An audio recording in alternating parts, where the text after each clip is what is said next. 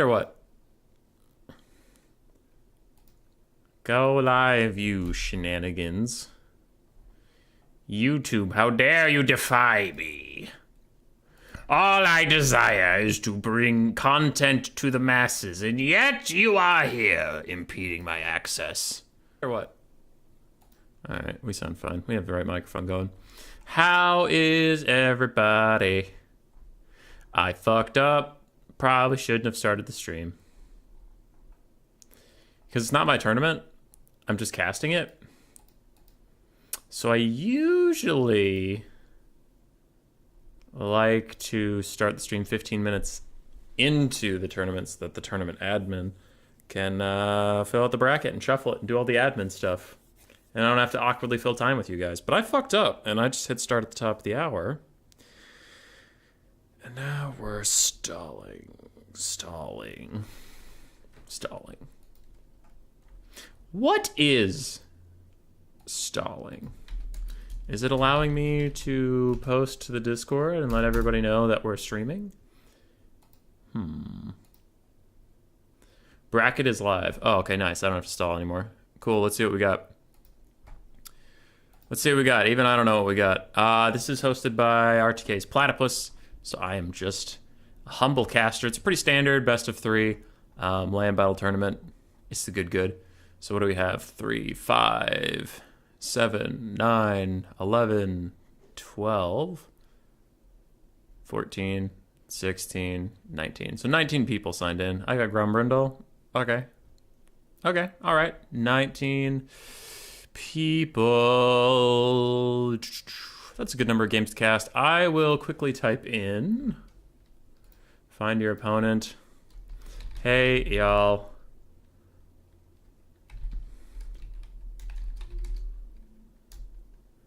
Anyone know Akin's real Discord name? No idea. What's up? Sure.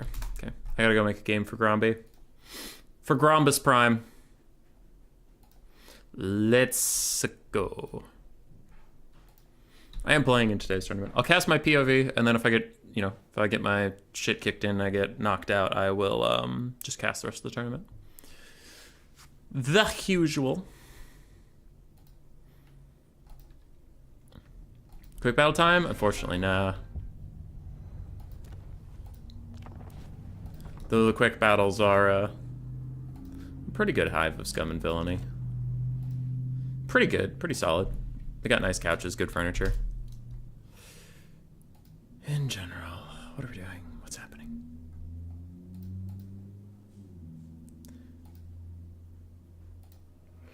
Alright, what maps are we dealing with here? Lost Crater, Troll Run, and Shimmer Sword. I could deal with that. My tournament favorites for today, out of 19 people, I can pick a favorite and a dark horse.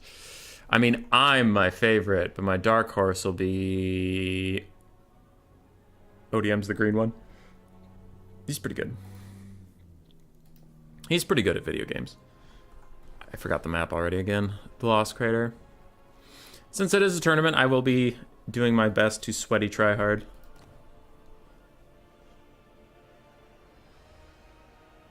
Did you work today? Where's the cat and dog? I worked yesterday, not today, and I work tomorrow. So today's my day off. Nice. Cat and dog, they're out with Grace. I usually shut my door when I'm streaming and Grace is home because she doesn't want to hear me screaming. Screaming!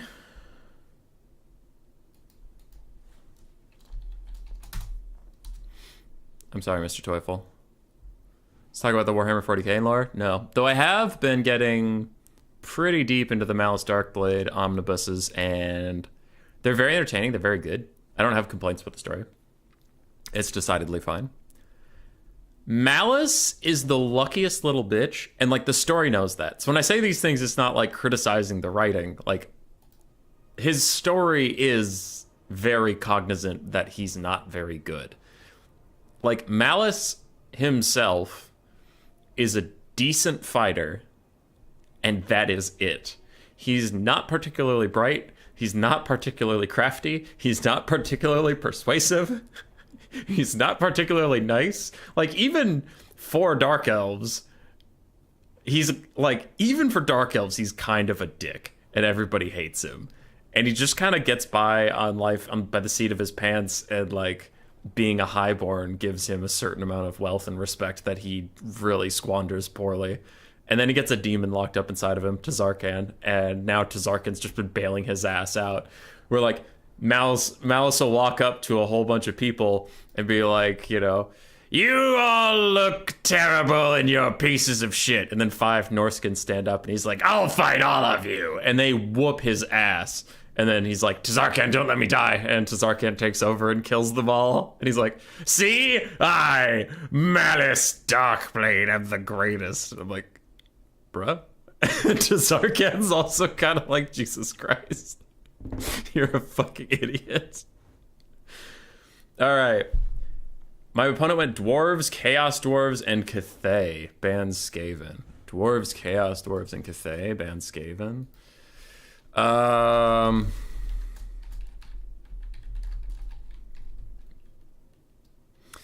Dwarves, Chaos Dwarves, and Cathay.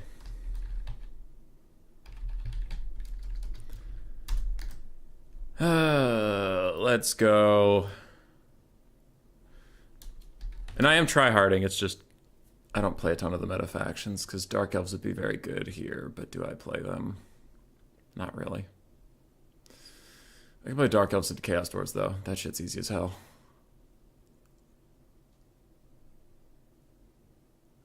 Can I play Dark Elves into Cathay? Is that a thing I'm capable of doing? Probably. Yeah, let's go Dark Elves, ban Dwarves. Do I even need to ban Dwarves? I don't know if I need to ban Dwarves. I might ban Cathay. Yeah, we're fighting one of the 2 Dwarves with Dark Elves.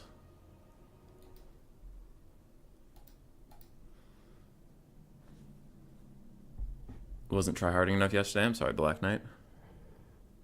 Hey, for Poland. Pick Skaven? He banned Skaven, unfortunately.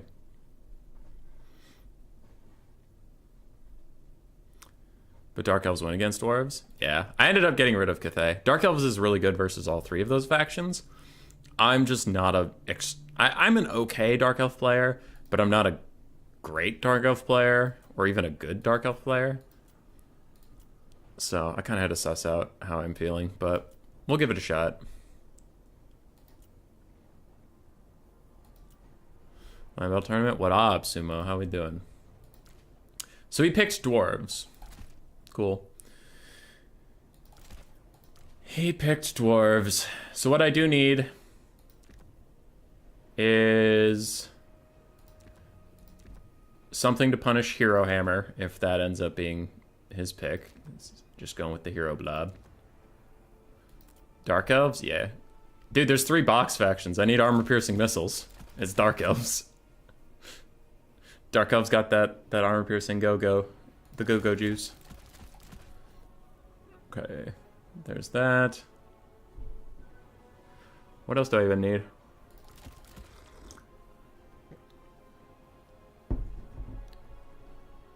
Hubbis, you have to win now? I'm gonna try.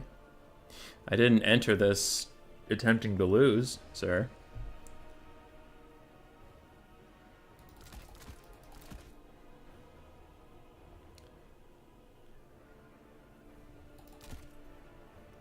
Is that seems like plenty of those.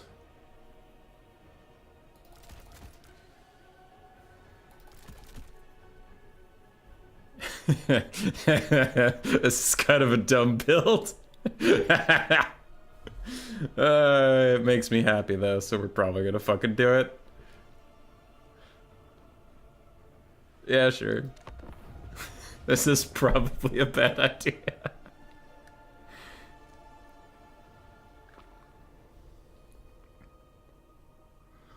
Bring a bunch of squigs? Squigs are not on the Dark Elf roster, you liar. They're in the campaign exclusive.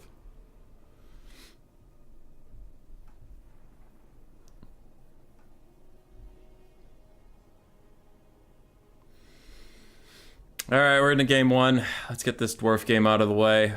Win or lose, at least the rest of the series will be better without them.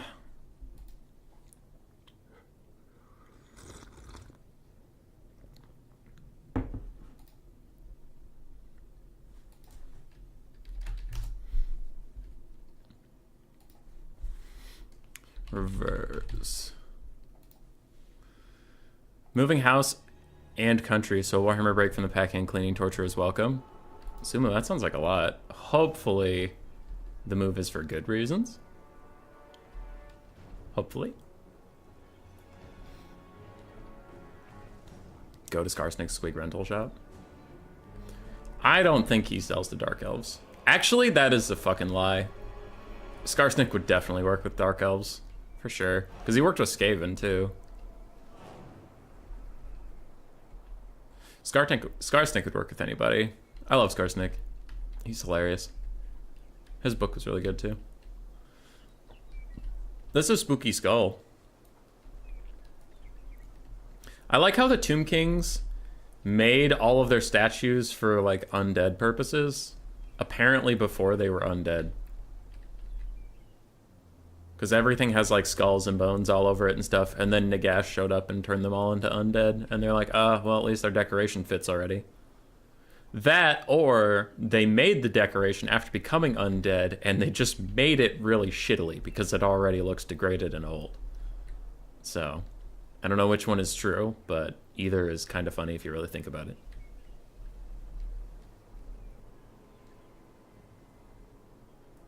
You confederated Skarsnik as Aztag? Nice.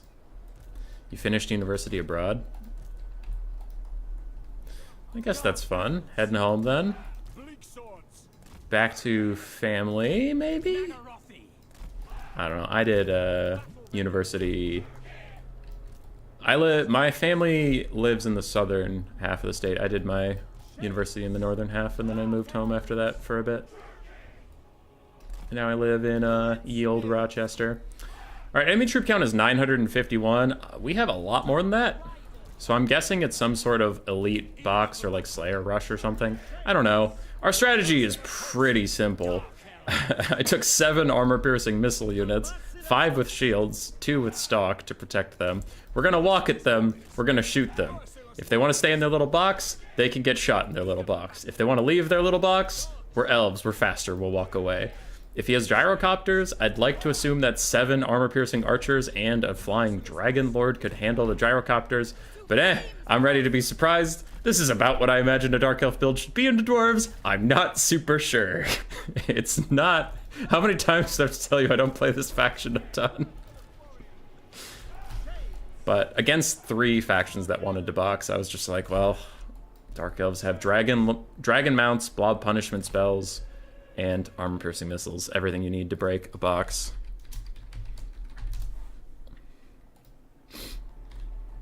They had a huge death cult even before Nagash. Lies, slander. Flame Cannon, Ungrim Iron Fist, a Runesmith, Master Engineer, Ekron's Miners, Dwarf Warriors, Miners, Slayers, Norgum's Ironbreakers. Okay. Okay. We're feeling pretty good overall. I'm gonna wander as if I'm not gonna beeline for that Master Engineer, and then I'm gonna beeline for that Master Engineer. Dodging some cannon shots. Alright. Nice. Dark Riders, run around. Oh, there are Rangers hidden. Okay, that changes how I want to do things, so I'll just back off for now. Sounds good. Not you. Nobody wanted to select you.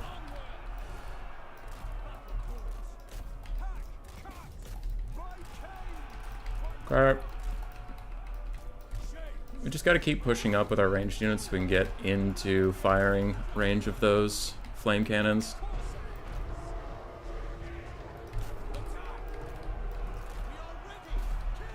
He might have deployed too deep for us to really do that, though. We'll see. We might just have to YOLO in some Dark Riders.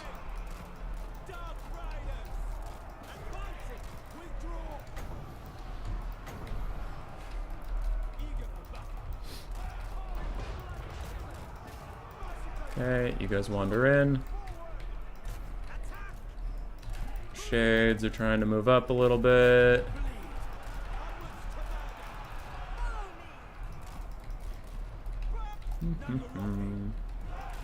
Alright, those shades got really fucked up somehow. New miners are just moving in.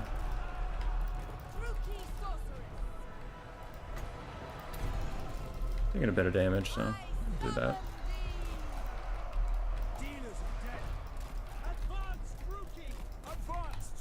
Try and dodge that. Somebody's sleeping somewhere. You're just distracting them while shades kill their flame cannons. Okay. Any sleepies? Apparently we're sleeping over here. I know my Dark Riders are sleepies, but that's just how that's gonna go. Okay, let's go dive that Master Engineer. That douchebag got into my shades. They're all doing pretty good damage versus the shades. We have dove on that Master Engineer guy. Man, we were having a tough time shutting these cannons down. Merciless host with the merciless most.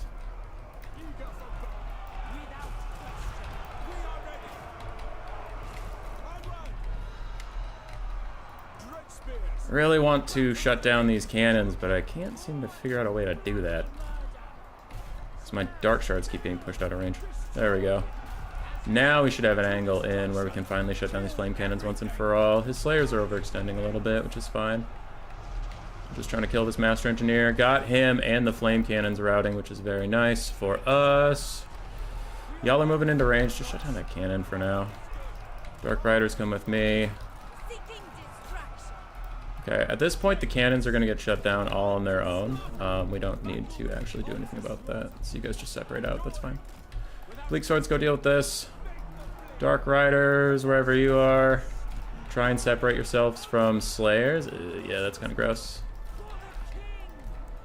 Okay. Seems fine. So my ranged units are just trying to kite out Ungrim. You guys are going to organize into a straight line and do absolutely nothing, which is also an acceptable way of using your time, I suppose, if you're an idiot. If you're a fucking dunce. Let's use a breath attack soon on Norgrimlings, but for now I really want to punish this Master Engineer who's really far away from Ungrim. And Ungrim's the only thing I'm scared of on the ground with the lady. The lady awaits. Okay, shades are trying to reform. I have some sleepies again. Welcome back, sleepies. And I do need for this guy to go get active.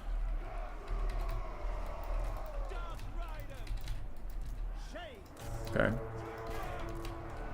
So we're crushing that. We are hunting down this little runesmith guy. I could just walk through the slayers and do that. Shades are back again. Dark shards are back again. Y'all are back. Okay. Slayers are continuing to do Slayer things. Cab's gonna go run down that. And how is hunting the runesmith going? Not ideal. Okay, let's walk away. After what looks like a bad start, we are reclaiming a little bit of battlefield agency, because that's how most defensive matchups go, is it takes you a little bit. Take a lot of damage on the way in, and then it gets better. Okay, those Slayers need to be hit by Dark Riders, so we just gotta take them out. You're up in the sky, everybody's in the same place. That's Soul Stealer time.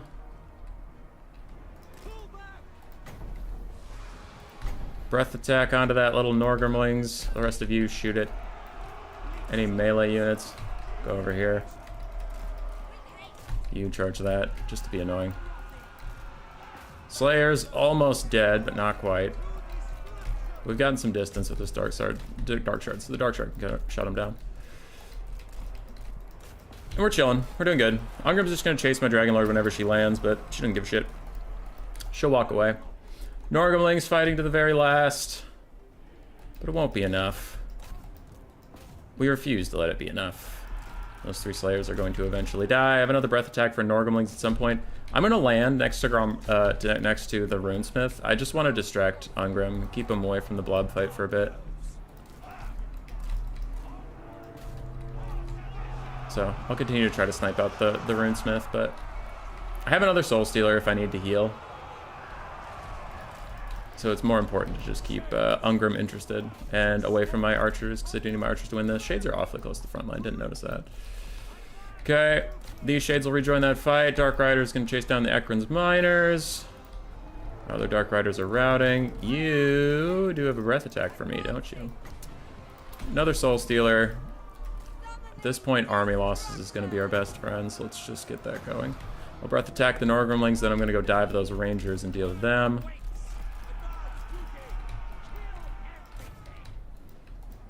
Okay. Nice Soul Stealer, nice breath attack. You Shades need to back up a little bit. You Shades also need to back up a little bit.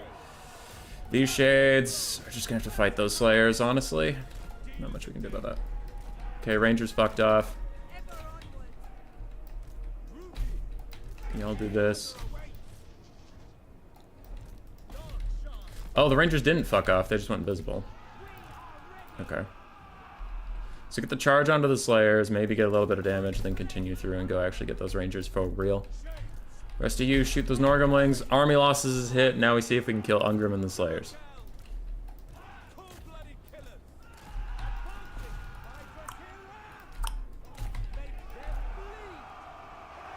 Silly Slayers, there are 3 of you.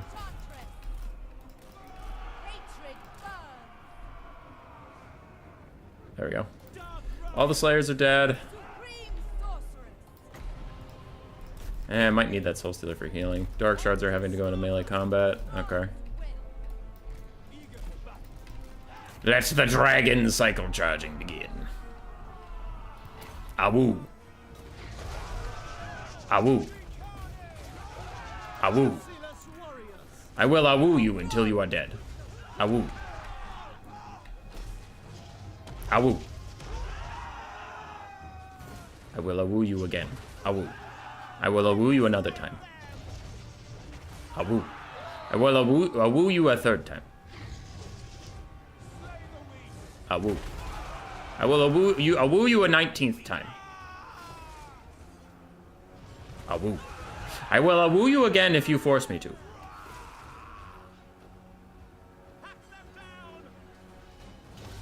Awoo. I will now Soul Stealer you. Awoo. I will awoo you again someday. And when I do, you will be in very great trouble. Awoo.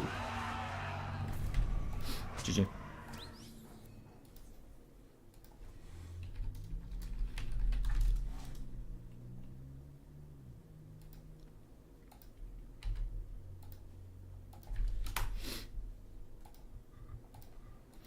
Shoalstila, Dragon Lord, 3,500. Shades, plenty. Blackguard Corsairs did fine. Dark Shards did fine. They just had to get up there. But with most like Dwarf or Box type builds, you take a lot of damage on the advance, and if you can just get in there, then you can shut them down. Ungrim did okay. He did solidly. Norglings did fine. Flame Cannon did great. Regular Cannon did not great. Oh god. Okay. The heroes didn't do that well. Slayers did alright. Rangers did fine. Blasting Charges did well, but GG.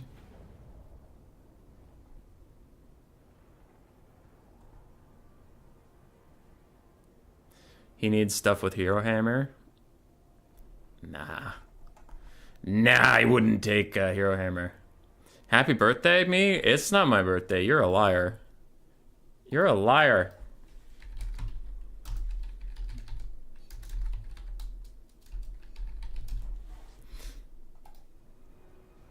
It's not my birthday. It's never been my birthday. I don't have one. I was never born. I was imagined. Spawned into the ether. Alright, Troll Run. Next map. I have to pick 3 now. Oh boy. Let's go. Let's do High Elves, and see how he feels about that. I know Grombrindle loves elves, dude. He loves elves. Skaven, Greenskins, Empire, ban. Skaven, Greenskins, Empire, ban what? Ooh, Grand Cathay. I don't want to fight Grand Cathay, because if he goes Grand Cathay bans Skaven, I have to either play Greenskins or Empire into them, which aren't terrible matchups, but they're just not great. And I have a ban, so I shoot myself in the foot. Skaven, Greenskins, Empire, ban Grand Cathay. We'll see what he does. Judging by his previous picks, he's probably going to go Chaos Dwarves.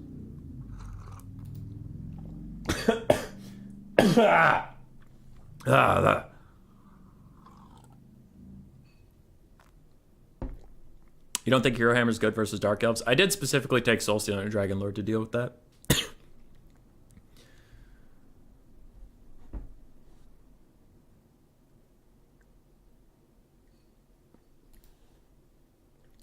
Du Bois. Those are my tryhard factions. What's funny is when I stream, you guys see... So it's all your fault. When I stream, I don't want to just play Dark Elves, High Elves, Vampire Counts, Grand Cathay, whatever's meta, you know? Because you guys see too much of that. So when I play, I'm like, I'll do something fun for the stream. I'll play Greenskins. And then when it comes tournament time, most of the time I play is on stream these days because I'm busy. So then it's like, what factions are you comfortable with? Ah, shit. Greenskins, Ogres, Beastmen. Whatever's not popular at the time because I keep playing it for stream is now what I'm good at. So it's just funny. Greenskins aren't that bad right now. They weren't even that bad last patch. They're fine. They could probably use some buffs in certain areas, but right now they're feeling actually pretty cracked. Beastmen are also fine. I was just saying, in general, it's like, I don't practice the meta factions because they're boring to watch over and over and over again. And then when it's tournament time, it's like, shit. What are good again? Dark Elves? I kind of know how to play them. High Elves? I don't know how to play them. I can't play High Elves at all, dude. I'm so bad. I enjoy playing High Elves, but being good at something and enjoying it are very different. I'm bad at Vampire Counts. I'm pretty bad at Cathay. Yeah, I'm just shit now. Ogres? Ban Empire. Oh, he went Ogres. I had been working on Skaven into Ogres. That shit feels super cursed. So let's go Greenskins. Greenskins into Ogres feels... Wait, not... Sorry. I mean, that probably is also quite bad, but Skaven into Ogres is goddamn awful. Ogres and Beastmen are both good? Yeah, now. They didn't used to be. They didn't used to be. Alright, fighting ogres, huh?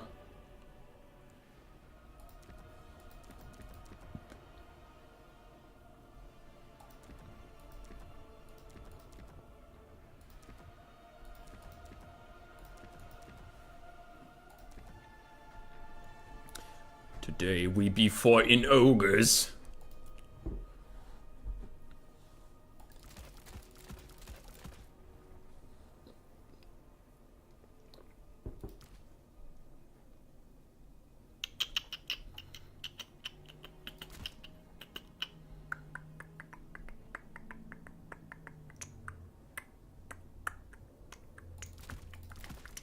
Let me think. This isn't a matchup I've had to run into very often, honestly, so I have to think about how to do it. I gotta think. Gotta think. That's probably good. That's probably not. Boarboy Biggins just constantly disappoint me. Do I need them here? Possibly. Poor boy Biggins. Total Tavern is getting a land battle ready to update soon to track factions, etc. Should be good. Yeah, I'll start hosting more land battle stuff there if they get those things. Is Zatan any good? No, Zatan's trash. Zatan is hot garbage.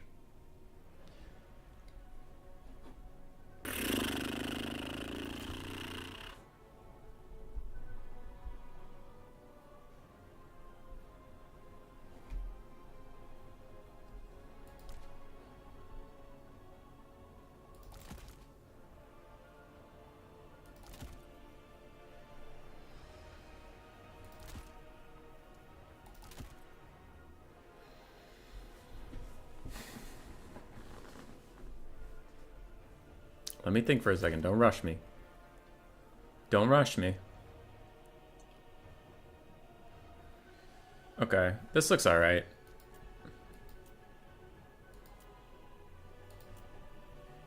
We'll see how it goes.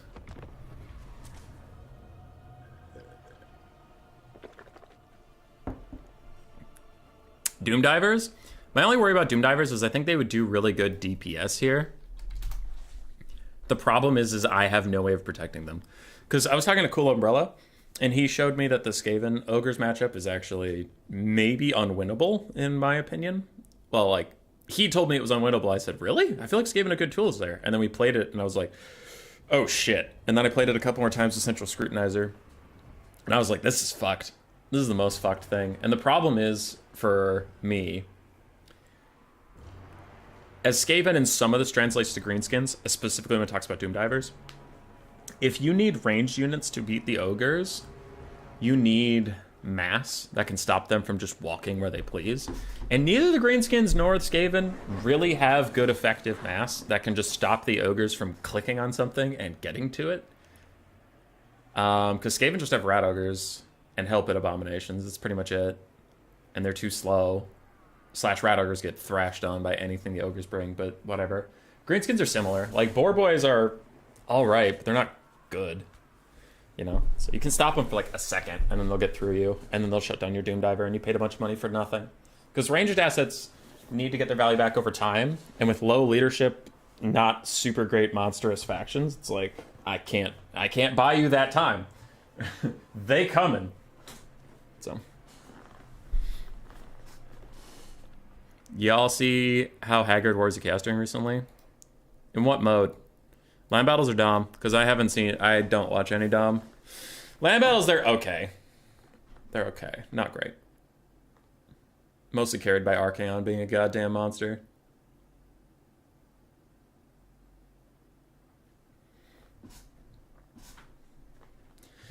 I thought about taking Savage Orc Boar Boys. Honestly, you might want to in this matchup, because they have physical resist. Ogres don't have the most magic damage.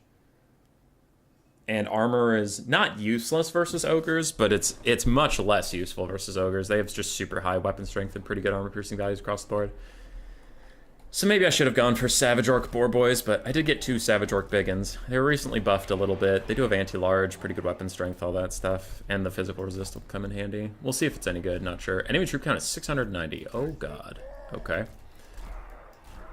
We got Wurzag, just because he's my favorite lord. The ogres don't have the best sniping tools, and his army-wide buffs make the greenskins feel like a real faction. I do have the Arachnarok Queen, because she got buffed, and I like her. I don't know if she's going to be good in this matchup, but I do like her. She'll at least help me protect Wurzag. 2 Boar Boys, just to provide some battlefield control a little bit. Our ranged is 3 skirmish cav, 1 with armor piercing, 1 with poison, and 1 just regular. Just to keep them safe, I need to keep them moving. That's the entire analysis there. Is if I can't sit and shoot, all my shooting needs to move with me. All right. Goblin frontline is just very effective at charging up. Squig secondary is good armor piercing support. So yeah, that's the whole build. It's the whole plan. We're gonna do great. You were thinking Black Orcs?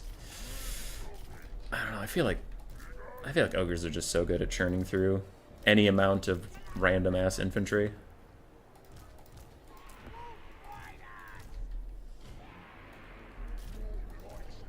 My brain isn't working too good right now.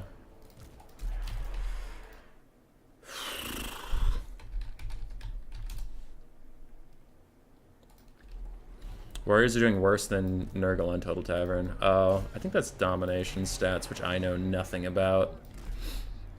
You're gonna have to ask someone smarter than me. Someone wiser than me. Okay.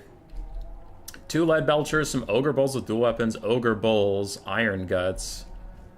More iron guts and ogre bulls. We have a Slaughtermaster with the Great Maw with Bone Crusher and the Healy Heal, and then the Snowhorn of Morn. Stonehorn. Okay. We're feeling pretty alright about our build. You know, Daka, like I said, I have 3 skirmish cav, but that's about it because of what I was talking about with the Skaven matchup, but it's similar for greenskins. I can't protect any of my shooting. Like, I just can't.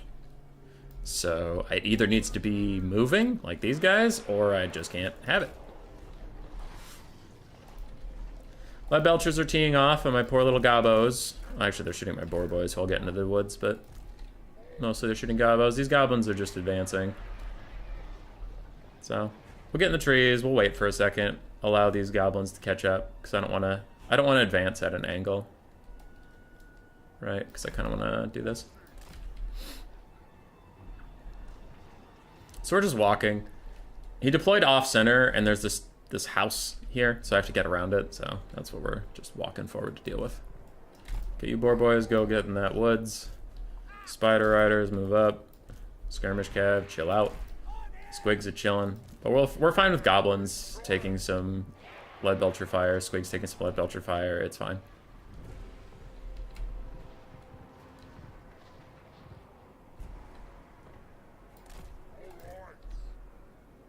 Okay, he's falling back. I was gonna consider walking up and Wurzag netting those lead belchers. If he got way overconfident, just stood there shooting me in the face. But looks like we're alright.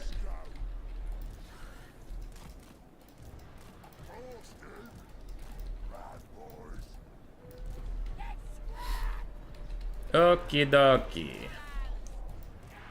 So the advance is coming in. Don't want my squigs to eat a charge from ogres.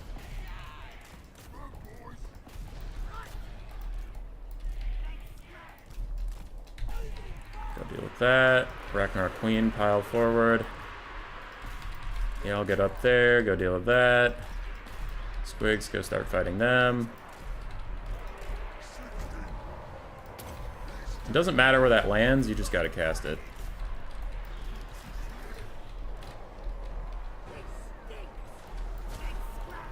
Okay. So Spider Riders are gonna try and sneak up and through. You're gonna try and sneak up and through. You're doing alright. Let's go to Spider Summon out there. And we'll buff these Savage Orc Biggins. Mostly for the army-wide buff. These spider summons have to go find lead belchers. You guys are doing this. Waz charging up nicely. We are pushing through slowly. Okay. You're all doing your best. Those guys are routing, so fuck them. If they're routing, we don't care. Push through, get to the lead belchers. Okay. You're all fighting that. Savage Orc Biggins, push forward. Spider Riders, push forward. Ragnar Queen, go get this guy. I'll net him for you. But just hit him. Okay, the rest of you, your skirmish cav is now turning into regular cav. I need you to chase down things. Make sure they don't come back. Go get that. Go get that. Y'all are chasing this. Let's pop out a quick wah. I need a gaze of Mork somewhere. Doesn't matter where, just get it.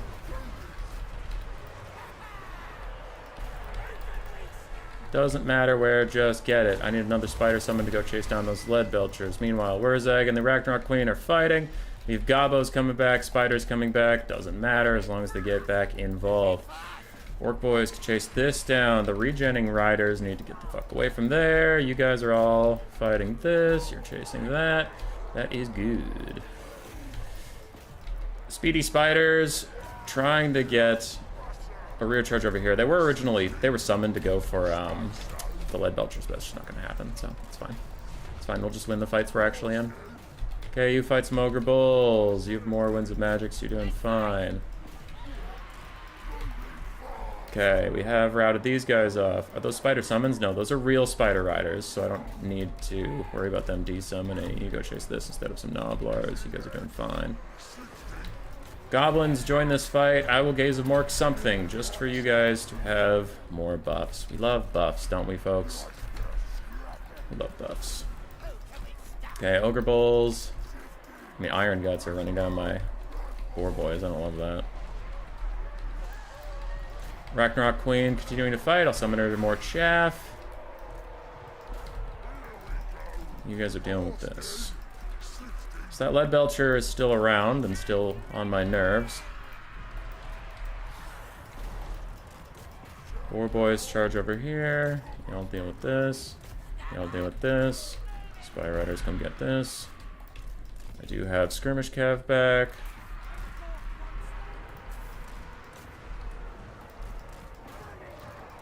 I just know these guys are gonna rout in a second, so I'm not bothering with it. Alright, boar boys are back. You can try and chase these ogre bulls. The rest of us are gonna go harass some lead belchers.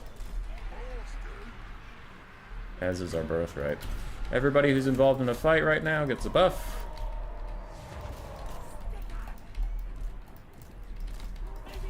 And we're chilling. We're chilling. Ragnarok Queen's about to tear out those guys, which is good.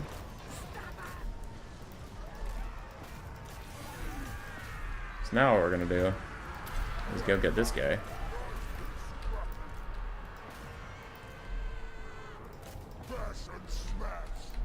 Oh, he reset my cooldowns. Okay. It's mildly annoying, but it is what it is. Spider Riders, go get those guys, unless they're gonna rally. I'll try to stop them. But Wurzag almost has his net back up. We're chasing that. Okay. What we're gonna do, we're gonna send Wurzag after the Lead Belcher. We're gonna send this guy after that, net him. So no more of that shenanigans. And now with Wurzag's buff and that Spider Rider coming in, we should be able to rout off these things. We really don't want these Iron Guts to come back. Sometimes that's the way the cookie crumbles, ain't it? Okay. Wurzag, come over here. Spider, don't get distracted. We need to snipe out their Lord, and that's what we're gonna do. Spider Riders can deal with making sure those guys stay a little honest. You finish running them off the map. Wurzels is going to give himself a bonus, because the Ragnar Queen doesn't really need a bonus versus large. She's already got plenty stats. I just need Wurzag to actually hit some stuff, which is fine. Okay. That Ogre Bull will probably just go off the map on his own if we let him. Ragnarok Queen, take this fight. Wurzag can finish chasing that guy off the map. So everybody hit the Stonehorn. Wurzag's got it. Wurzag's got it. Okay, Lead Belcher's running out of places to run. I thought I told Wurzag to get, and I thought I told you to fight this. I don't know why that was so complicated. But apparently it was. Okay, Wolf Rider's trying to finish off these Noblars. Just you fighting it out. Wurzag will give everybody a little bufferino.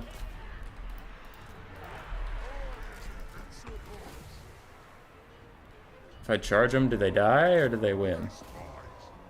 Why am I so slow? Oh, the Ogre Army ability. Okay, he went off the map anyway, nice. I was gonna say, he might come back. Okay. So y'all are fighting. We routed a bunch of stuff. Those guys shattered, so we don't care. Ragnarok Queen could use some help. That guy's like heal capped. Army losses is coming in hot though. Because they're about to lose their leadership, and when they rout, we win. Give everybody a buff. Big boy's running away, and we can't stop him, so just let it happen. Let's get those Iron Guts while they're stuck. Oh, fuck. Get the Iron Guts. Let the big boy chase Wurzag if he really feels like it. It's fine by me. I don't care. Okay. We've routed most everything. Everybody pile on that guy, except for these squigs will chase those dastardly man-eaters. I think at this point we're gonna be okay. Oof, that was a toughie. It was getting risky there for a while. Get him! Get him! Get him! Nice. GG.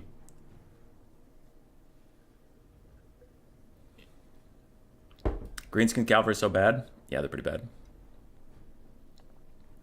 They're pretty bad, but they're necessary. Savage Orc Biggins did fine. The Arachnarok Queen did great. Wurzag did amazingly well. Squigs did fine. Gibo Gabos did okay. And Skirmish Cav did nice. For the Ogres, it was scary for a bit there. It took me a while to shut down the Lead Belchers. The Snowhorn of Morn was very annoying, but I can mostly ignore it. The main problem was just the Ogre Bulls slapping around most of my front line. Those bastards. So GG. GG, well played.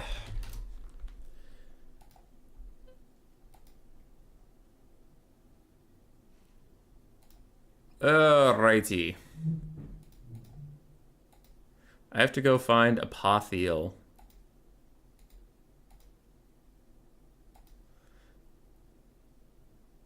Apothiel. Sorry, 1 second. This Total Tavern thing wants me to report the matchups, so I'm trying to figure out where the fuck greenskins are. Please select one of these options. I don't want to do it. Pothiel. Yo, yo.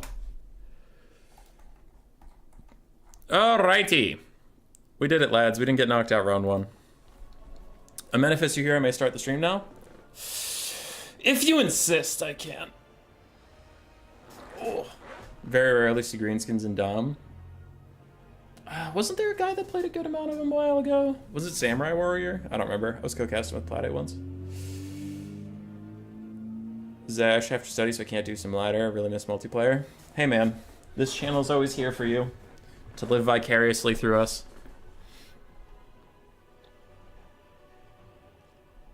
Where's the feral mammoth? In your bum. In your bum.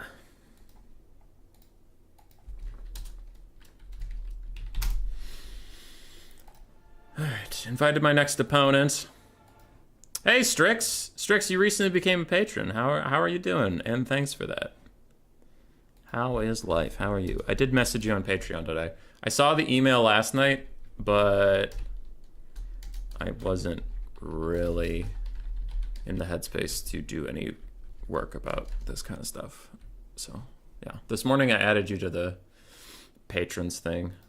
So I have videos recorded out until May 7th. Yeah, I have videos recorded out till May 7th, so you'll see your name pop up after that. Anything that hasn't been recorded so far.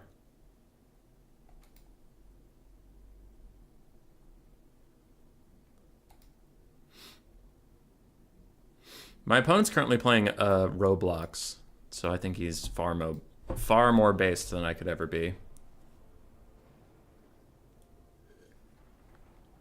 Anyway, I am tryharding. Today, but if there are some picks you want to see, shout them out. For ideas for you, I am generally comfortable playing Beastmen, Bretonia, Chaos Dwarves, Empire, Greenskins, Khorne, Lizardmen, Norska, Ogre Kingdom, Skaven,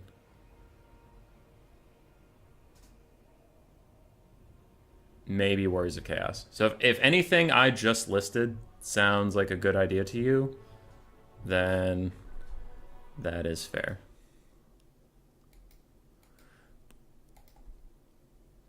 Who pick? Shagarth Strand, and Apothiel is apparently Super Mario Fried Chicken, so he's in here. Shagarth Strand. Shagrath Strand. Unlimited time. Okay, I pick first. She. All right, I'm gonna throw Skaven in there because it's my most comfortable blind pick, no matter what he does, unless he bans it.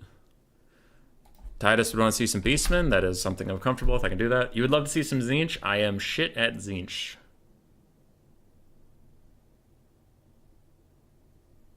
Corn Freak on a leash next time, Jukebox Man.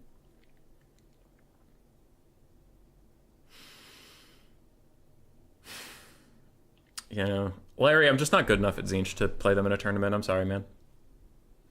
If you're tryharding, go Warriors of Chaos Arcan. I'll try some walk. Skaven, Beastmen, Warriors of Chaos. What do I want to ban with that? Cathay? Yeah, probably Cathay. Because if he bans Skaven, then I have to fight Cathay with Beastmen or Warriors of Chaos. And Razel can do it, but I'm not fucking Razel. Not that good. You Beastie Boys? Alright, the Beastmen seem to be pretty popular. If he doesn't hard counterpick them, or ban them, I'll go Beastmen.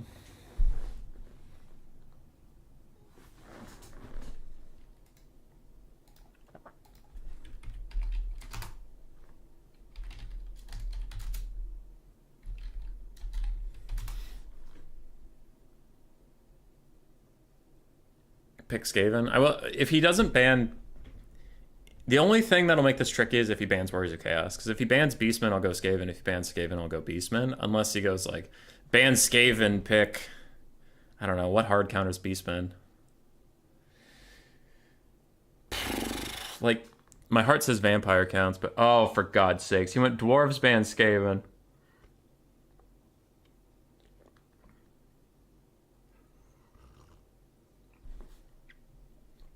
Grand Cathay or VC? I banned Grand Cathay. I listened to Strat Game. I listened to him. All right, he went Dwarves, ban Skaven. I am going Beastman, because Warriors of Chaos is better against the ground forces, but if he goes Gyrocopters, you just get completely fucked.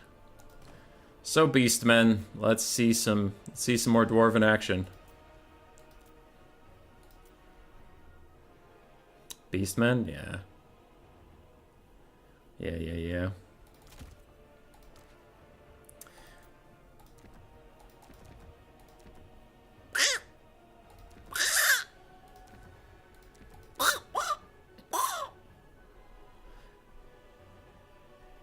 Is this going to be Hummus versus a Dowie box stream? Apparently. That's just what we're going for. What's this do? Yeah, he can't box today. I can't box any day. Every day I'm boxing in. Every day he boxing in.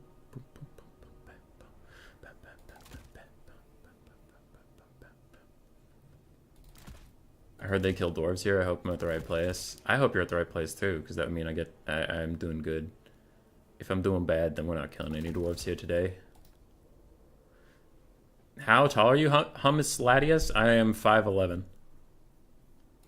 Not quite 6, which is also why I get absolutely no romantic interest from the opposite sex. Just none. I don't give a shit. They don't give a single shit. I once talked to a female, and they said, "Ew, gross," and called the police. It was embarrassing for everybody involved, because I was the police.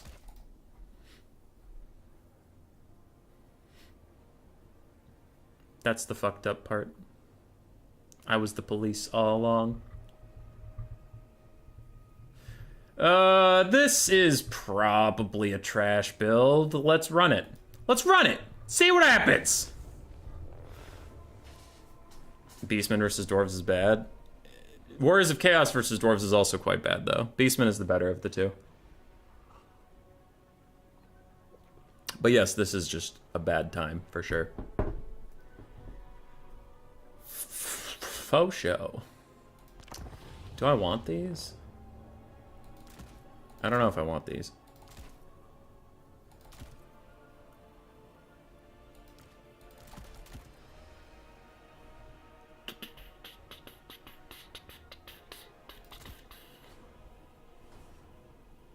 Let's try this. Change that flag, Hummus? What, the original Beastman flag? The original Beastman flag is the best flag. Look at Mr. I've talked to a girl over here. Yeah, Grace and I are the same height. And it was funny, because, like, when we met up, she was like, oh god, if you were even slightly shorter, this would be tough. Can I post a link in this chat? Strix. Hang on. Now you can. There, I gave you a blue wrench temporarily. I'll take it away when you're done posting whatever you want. It was me, Barry. I went back in time. I was the female in your story. Hummus, I'm tryharding today. I am tryharding today. I got blasted in the pick ban because I'm a dumbass, but... No, I won't play any faction I'm actually dog shit at. I'll play smart.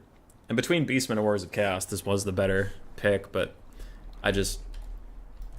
You know, Dwarves was a really nice pick into my pick 3. Short! Enemy troop count 865. Someday I will fight an opponent with 1,000+ troops, but it's not this fucking day. Alright, let's go. Let's do it. So, for the build. We have Blackthorn's Ravagers and the Destroyers of Drakwold. I feel like I remember them always doing quite well for me. We do have 2 Tuskor Chariots for some disruption. Now, Chariots still aren't doing that well damage-wise, but I'm just going to use them for their Chariot functions of getting into the backline and stopping things from attacking or running around, doing the usual. I do have a Jibber Jabber Scythe. They do pretty nicely at things. They do nicely at things. They do good at charging up and down lines and doing lots of damage there and getting places. They're kind of like a chariot and just like a disruption piece. Do have 3 Ungor Raiders to shoot at Slayers or the Hero Hammer, but Ungor Raiders are just generally quite nice. 2 Harpies to at least keep Gyrocopters honest. If they exist, doesn't mean I'll be able to kill them outright, but it will keep them a little more honest. No Gorgons? Yeah, I don't know. I know you really like that Gorgon, double Gorgon jabber thing. I don't know if that's that good versus dwarves. Because Sabrus trained a lot with Super Mario Fried Chicken as far as I know for their 2v2, and Sabrus, I feel like a couple Trollhammer torpedoes just wrecks that shit, but I don't know. I've never played with it, so I don't want to bust it out first time in a tournament. Usually try to stick to at least stuff I'm generally comfortable on. Alright, let's go. We'll see if the new buffed Bestigors can do anything.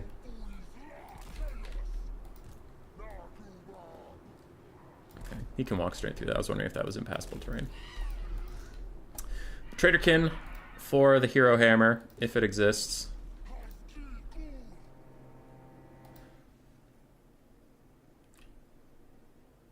Women on dating apps are height supremacists.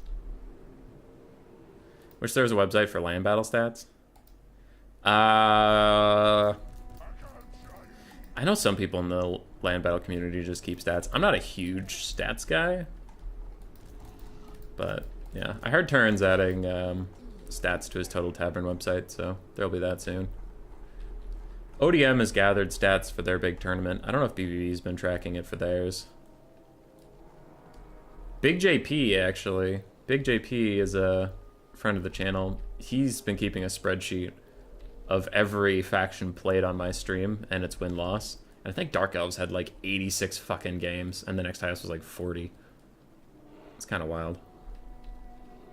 What is this, by the way? Like, what are these giant pieces of wood? Because you need perspective. You might be like, yeah, what? Like, that's not that big. That's a tree. That's a tree. It's bigger than a tree. Each of these planks is bigger than a tree. What the fuck is that that's burning over there? Alright. Yeah, green one's a good source. He's part of ODM, Zash. So, green one, if you can direct him to any of that, that's fine. Okay, what the fuck? Hero Hammer, Flame Cannons, Trollhammer Torpedoes, Quarrelers, Longbeards. Okay, seems legit. So no Gyrocopters to worry about, which is already a huge boon for me.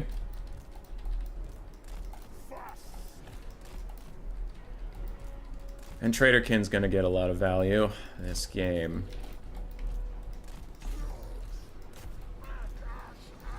Okay.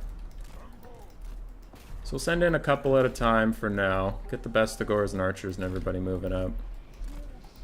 Get the Razorgore into range soon. Tuskor Chariots can take up the backfield. Traderkin Caster is awaiting his time of glory. And what we're going to do, because we're already so close, we are just going to use Archers on the Flame Cannons. Because they're a little too close to really get their full effectiveness out. So the Archers can take them down. I don't need to Suicide in a Fury for that or anything. I'm going to Traderkin the whole blob. You guys all move up. Move up, move up, move up. Blackhorn's Ravagers and the Jabber Scythe are going to come up from behind. Move up. Move up. I don't want to engage you just yet. I just kind of want to poke my Archers for a second. We are taking a lot of damage. Double Overcast feels good, but we did get at least the whole blob, so at least the Overcast damage will probably be worth it. Okay. So Harpies are going to fly in. And they are going to YOLO it down for a second. Because I want to break charge defense on these dwarves before I really hit them. So you guys are just going to stop those Longbeards for a second. And now we're in there. Chariots can come in. Jabber Scythe is rolling through. And Archers need to stop walking forward. Because now you have a new job. The Slayers are almost dead, kind of. But whatever. Shoot them. It's fine. Harpies back out for a second. The other Harpies already routing. Chariots need to fuck off. And now, with everything all shitty, let's send in the second wave. And the second wave involves Bestigors, which are our favorite kind of gores. Harpies redive. I need you onto those troll hammers. Where are you? You're just mortis engineering a bit? Okay, come attack this. You're taking damage from something. Don't really know what. Don't really care what. It's fine. Just back off for now. Harpies are up and alive. Tusker Chariots are back in. Tusker Chariots come back out. Razor is dealing with that. My archers are completely unhindered. They are firing. Saving up for another overcasted Traderkin. It's not quite ready yet. Jabberslice is taking a lot of damage, so we do need to charge him around a little bit. Hopefully his charge animations will take him out of here. Yep, thank you. Beautiful charge animation. Get outside the box for a second. We'll call you when we need you. Overcasted Traderkin on everybody in the whole box. Tusker Chariots, get back in there. We are getting Harpies back to chase off anything we can. Jabber Jabber, come back at her. Another overcast did a lot of damage to me. Don't love it, but it is where we're at. Trollhammer Torpedo's doing Trollhammer Torpedo things. You guys are all fighting. Bestigors are still doing good. And we are chilling. Jibber Jabber getting at her. I need another charge attack to take me out of this area as Gotrek and Thoric and the Blob come back for me. So we need to find somebody that's far away so I can go whee to safety. Thank you for the safety. Tusker Chariots are out. You guys are back out, all of you. So what are we shooting at right now? Slayers? Okay, let's switch on to Thoric for now. You're waiting on another overcasted Traderkin because it might be the last cast you get before you kill yourself like a dumbass. Bestigor is still trying to push through. Razorgore is still trying to push through. And Jibber Jabber needs to go around the sides. Somehow someone in there is still shooting at my frickin' caster, which I just find wild. But okay. Chariots are back in. Chariots are back out. Jibber Jabber's trying to find a home. Let's go all the way over here. Woo! Let's go! Meow.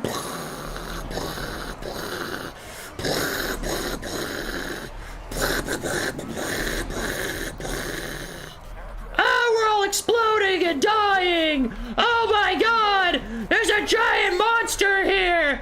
Somebody do something! Why have the gods let this happen to us? Why? We're such good boys! We're such good dwarves, and yet there's a giant fat flying monster just fucking up our whole day! Jesus Christ!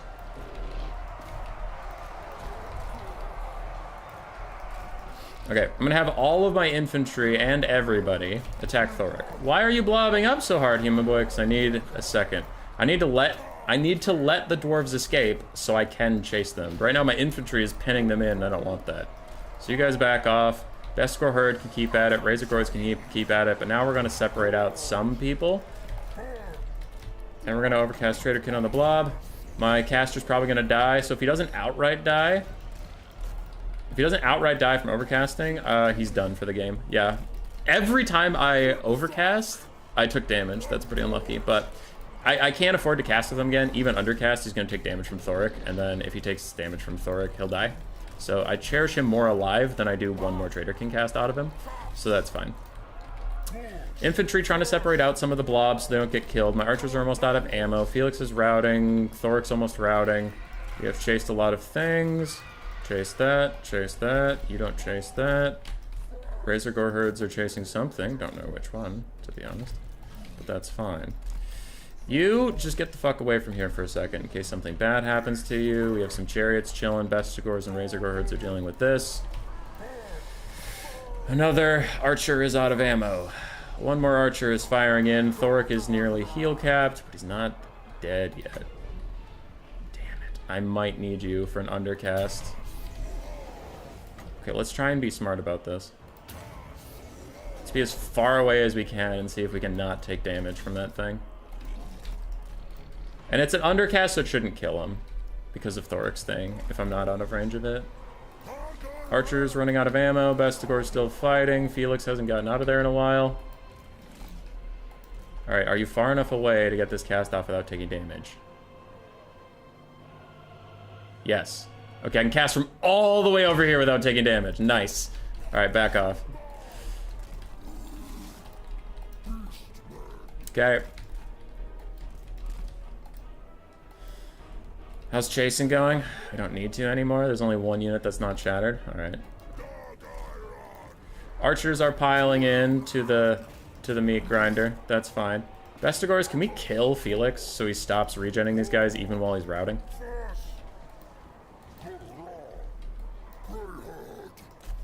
Okay, everybody just go get that.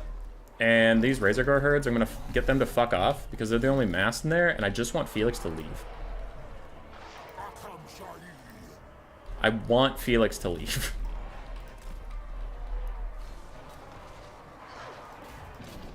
Fuck it. Okay, you can cast at max range. We determined that.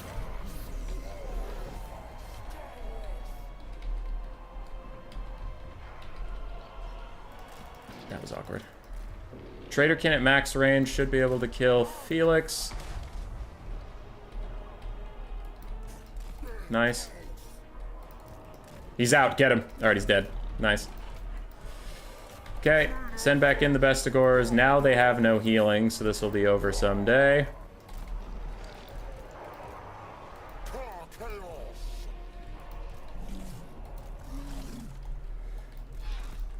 Harpies. Harpies. We're down to 2. It's officially down to 2. Okay. I have 0 winds of magic left, so that's all the Traderkins you're getting out of me.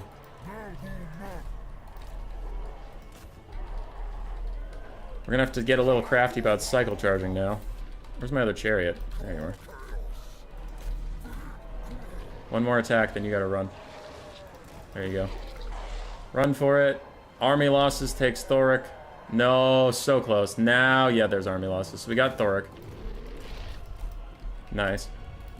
Jibber Jabber, let's get at her. Decides to dive on Gotrek and doesn't complete its animations. Now it's just T-posing.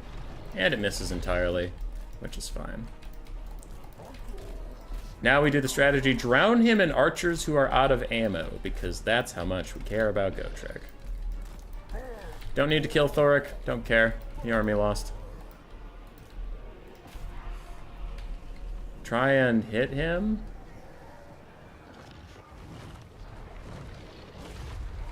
There. I was hoping the belly slam would get some free damage and he couldn't swing back while he was flying through the air, but we'll see.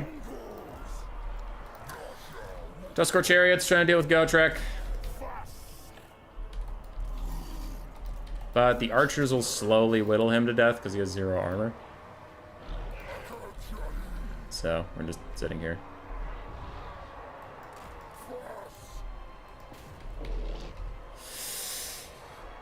Hero hammers need to learn when to surrender.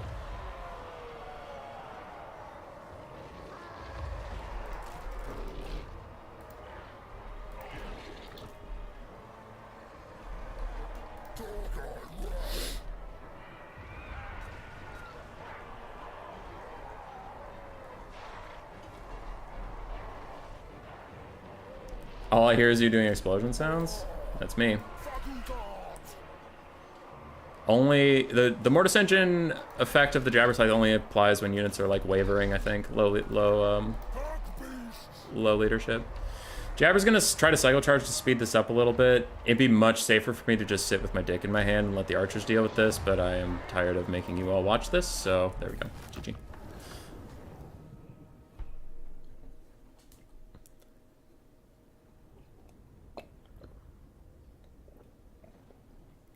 Hi, Caradoc.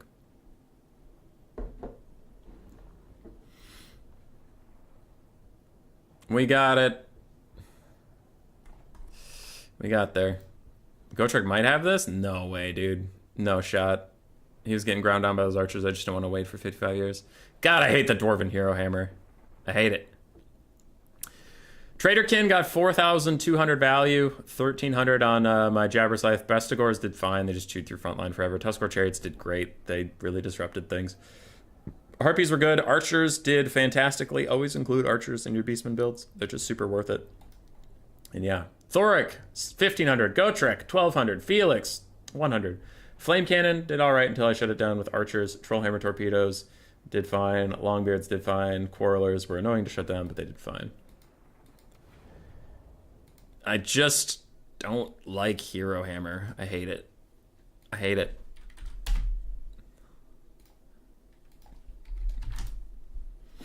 Hero Hammer is the bane of everybody's existence.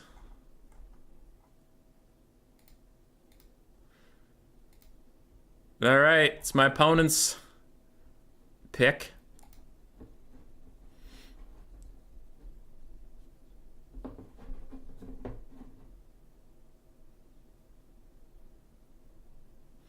What is Hero Hammer? It's a general concept of relying on a single entity squad to carry, like Nurgle does the Exalted, the Chaos Sorcerer Lord of Nurgle, and then 2 Exalted Heroes on horseback. Chaos in Warhammer 2 used to do Exalted Heroes, 2 Manticores, and Archaon. And currently a big meta thing is Dwarves going Gotrek, Felix, and Thoric. That's Hero Hammer. Where the point of your army is to get down to a single entity blob and win from there. Which is tricky.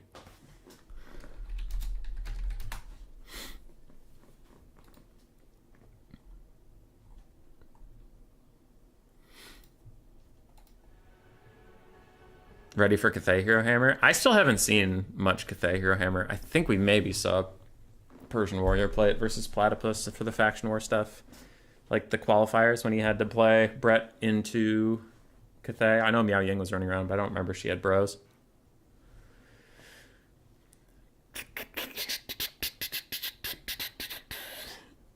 Torox Doombull Double Manti. Yeah.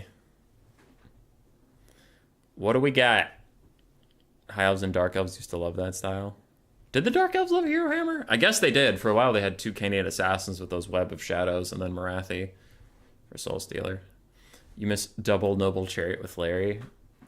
Yeah.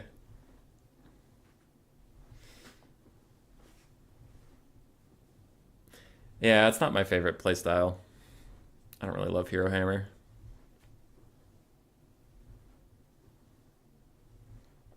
When did High Elves have a Hero Hammer? Phoenix King, I actually do remember that. Larry Double Noble was pretty meta when I was entering the scene, so it was like early Warhammer too.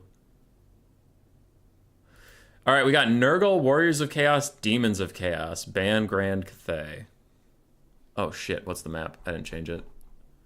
Schwarzhofen, okay.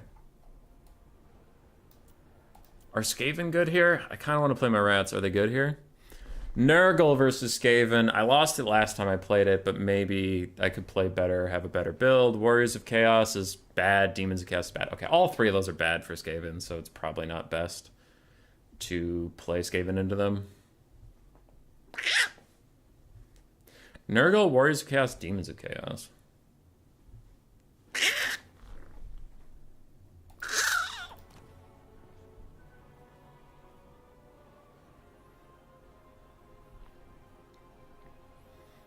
Oh.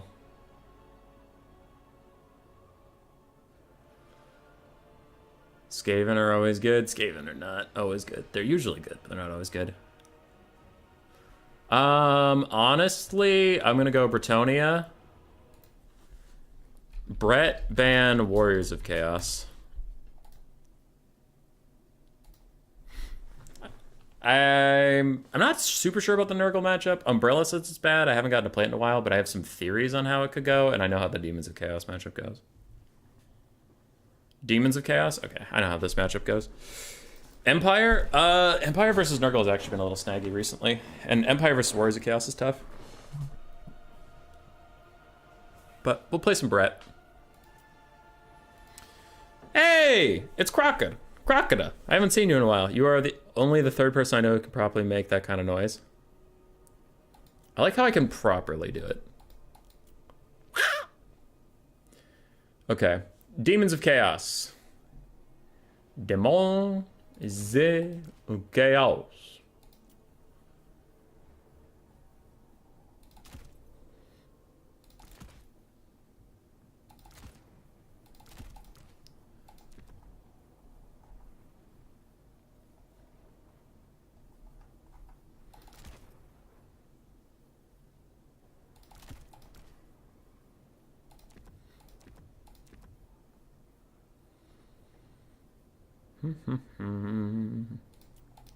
I'm thinking, and if you don't like that, too bad. Fuck you.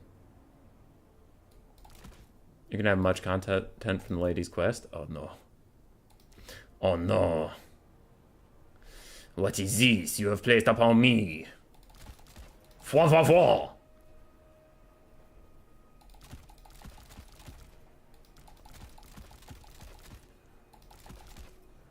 Okay, there are those.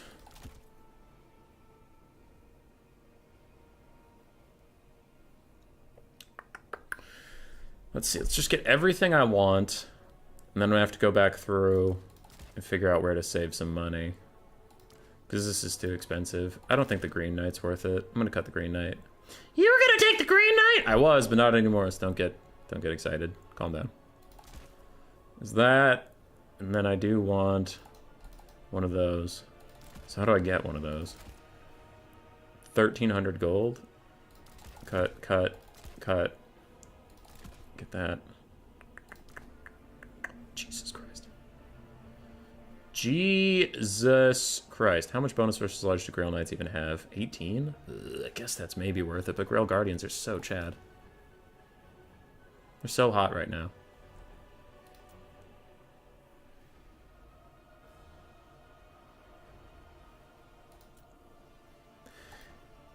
How cheap are you?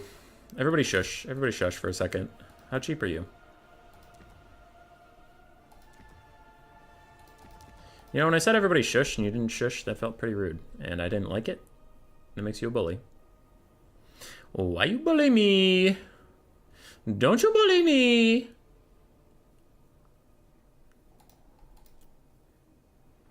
Yeah.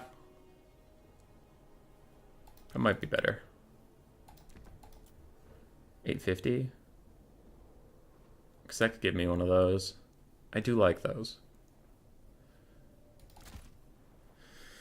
Oh boy. This is tricky. This is tricky, boys and girls.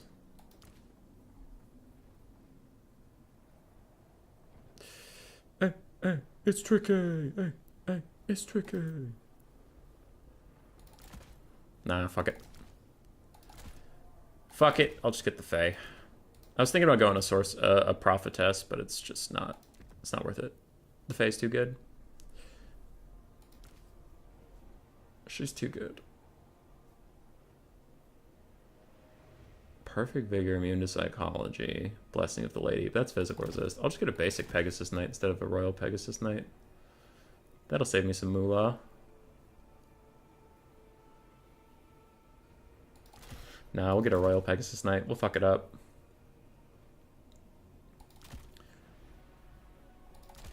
Let's go.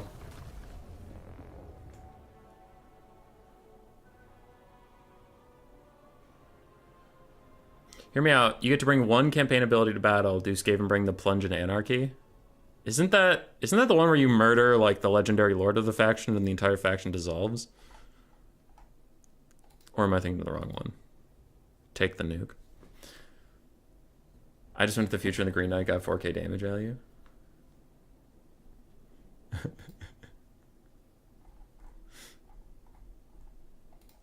I don't know if he did, because the Demons of Chaos Lords can just fly out of that shit like nobody's business.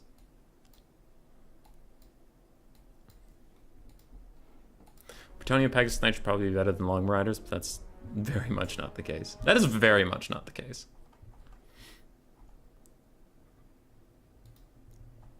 The fact that you would even imply that anything could be read better than the Long Riders makes you a chump. How dare you doubt our Lord and Savior, Long Riders?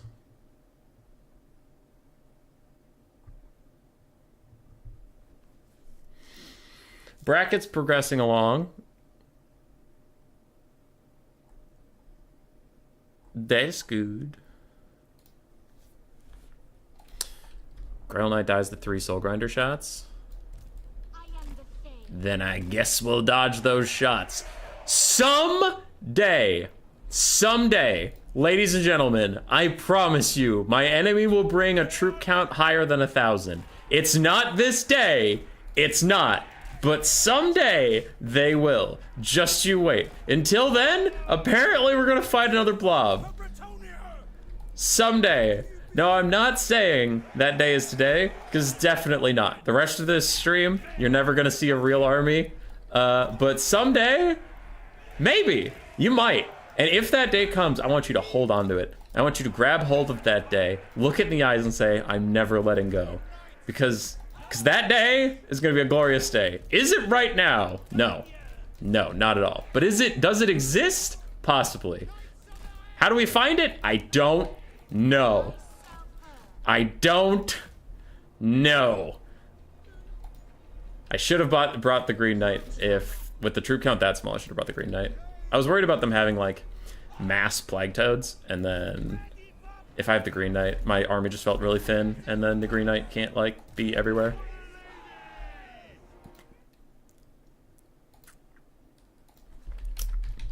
All right, let's see. Let's see how this goes.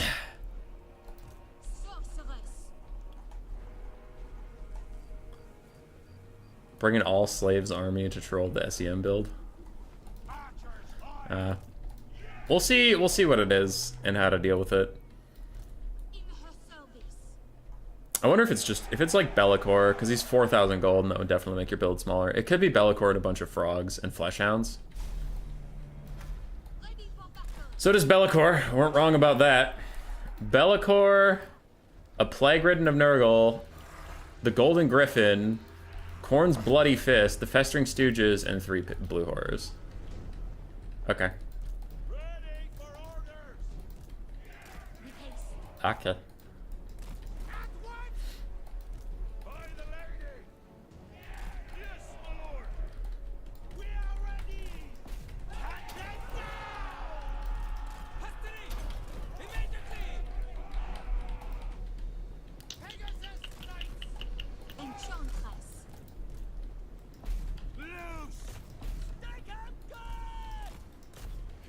Okay. So we'll leave the single entities alone for now. We'll take some Grail Knights and charge into them, but we want most of our other cav to focus on taking out any of this infantry support that exists. So that's what we're mostly focused on. We'll let archers deal with that. I'm gonna buff up these guys. Wherever the Festering Stooges are, I do want to combat them at some point. Okay, Pegasus Knight needs to fuck off, apparently. That guy is almost dying. Okay.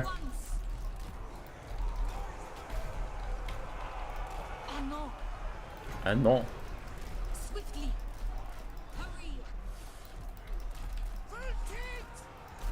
Keep running, little lady. Keep running. I'm gonna throw down this chalice before I run out of anything to throw it on. You go deal with the Plague Ridden of Nurgle.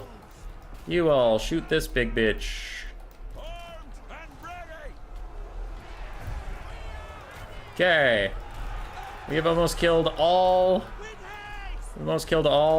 melee units. Sorry, infantry units.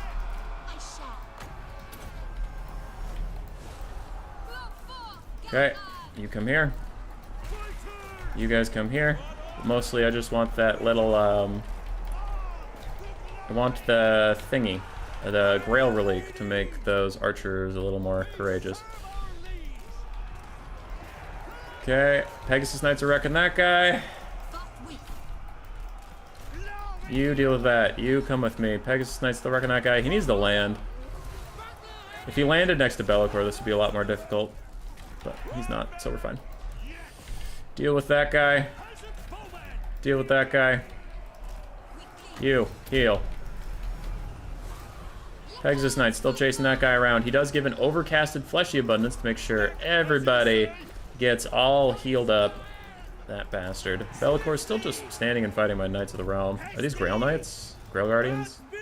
Yeah, so Grail Guardian should get onto him. We have some peasants. His caster is dead. Well, his healing caster is anyway. Actually, yeah, stay in the fight. Fight that Khorne guy. You're better off up there, honestly. I have another heal for you in 11 seconds. His Grail Guardians, just deal with this guy. You're gonna fall back. All of you are here. Shoot a Be'lakor if you can. We're real close to finishing him off, and that would be just, like, super lovely. Okay, there's that. Here's, like, a fuckload of melee attack. You have 85 melee attack and bonus versus large. Kick his ass. Okay, Faye is still trying to drain down the Festering Stooges. You're all out here. Archers just shoot Bellicor. The rest of you, I don't know. You're chilling. You're doing your best. But we do have them in, like, just a blob of armored knights, and that's fine for our purposes. As long as they're there, our archers can shoot at them and do their little poke damage over time. We're getting good shots in. The Gravelry's gonna make sure nothing fucking routes. My Pegasus Knights have taken a big chunk off the Corn guy. Yeah, 2,200, they've doubled their cost, so... Festering Stooges are kind of fucking up the Fey Enchantress, though, so I'm going to have to throw a heal over here, unfortunately, for her, because I left her in that combat for too long. Bellicor is getting danger low. He has reblobbed with everybody, but we are just going to fuck him up. He doesn't have Pit of Shades or anything, so I'm not worried about blob punishment spells at the moment. There could be a Gehenna's Golden Hound, so I should probably get some of these knights out of here. Yeah, I'll get some of the knights out of there. The Fey. Throw down that, and then dodge it. Bellicor is disintegrating, and without Bellicor, we win. Goodbye, Bellicor. Okay, use the last of that. Those guys are crumbling. Army loss is gonna hit soon. And another blob dies this day. No blobs. No more blobs. No more! You have filled your quota of blobs for the day. There are no more blobs. No more!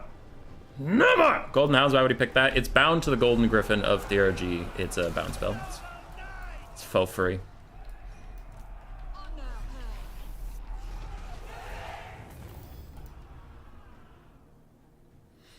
Alright, GG. Grail Guardians did fine. Royal Pegasus Knights did super great. Knights of the Realm did super fine. Archers did fine. Everything else, all my infantry was like, oh, we had literally no one to fight. Yeah. GG. Alright, he's already gone.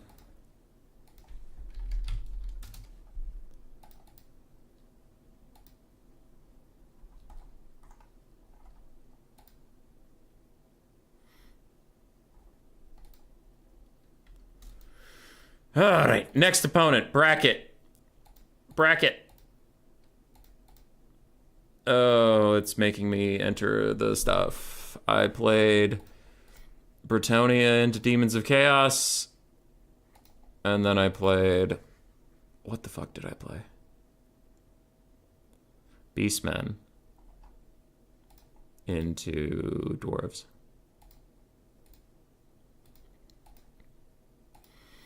Okay, left screen. Cool. So this is the updated thing. I have to go fight Zegzi, whoever that is. I'll find him. The green one had advanced over Geraldo. Valkanos and Will Francesco are fighting right now. Tretch is fighting Big JP. Ted's Demona advanced over Nuriel's PA, and he's waiting for the winner of Stingers and Prussian Prince. So good. I have to go fight Zegzi now. I will find him.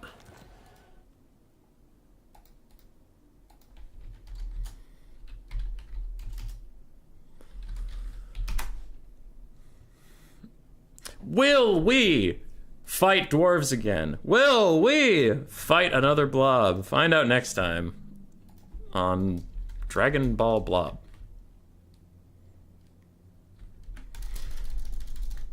Okay, Zegzi.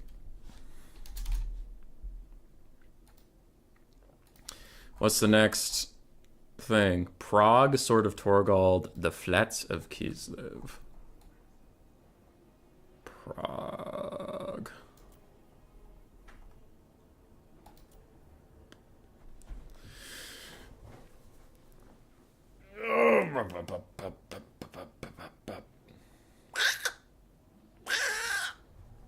Some people think, well, yeah, I don't know if they think, but some people just want a blob, sure. But I know there's a lot of conversations on Discord and Reddit where it's like blobs are super strong in land battles, and I don't think they are.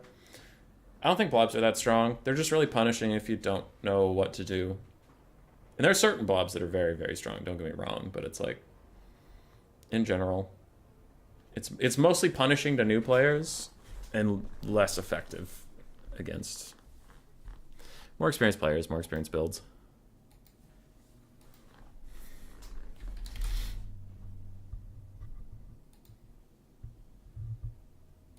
Immortis Engine. I don't think any of those SEMs had a Mortis engine capabilities. Am I top of the bracket or bottom? I'm bottom. He has to pick first. Nice. Nice. Wait, fuck. That means I have to pick first on Sword of Torgal. No! I don't want to first pick there. That map sucks. This map's good. I don't want to do it. Mortis engine. How's the LEC finals going? Is it over? Oh, shit. Okay, I won't spoil for anybody who cares about that thing. I've been loosely keeping track of it, but...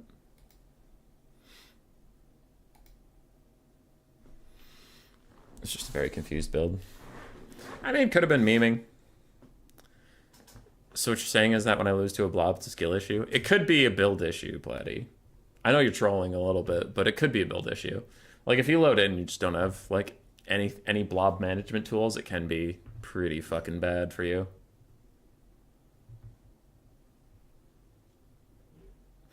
Okay. My opponent is allegedly coming. He said I am here, maybe. So he'll be here soon.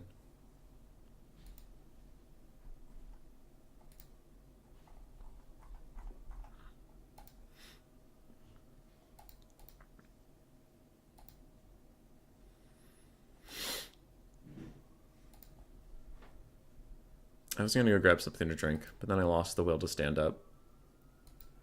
Alright, I'm gonna stand up. I'm gonna do it. Oh, here we go!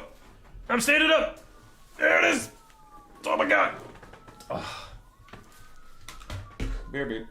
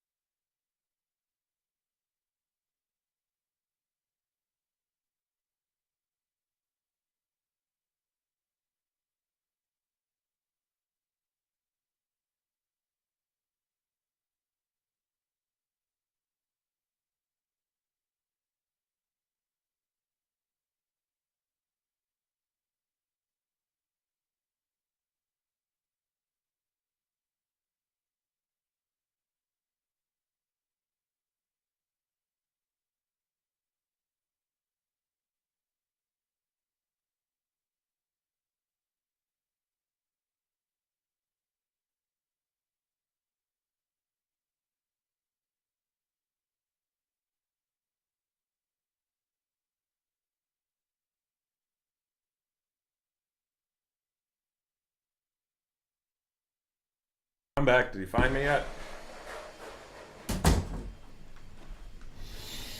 All right. You got a blob and dom if you want to take an objective. No choice. Oh.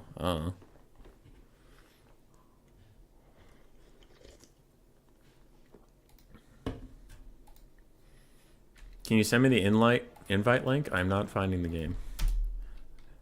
That one.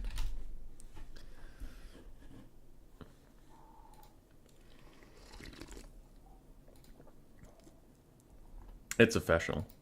Whoever this Zegzy guy is, I hate him. I hate his guts. He can't find my game instantly? Fuck that guy.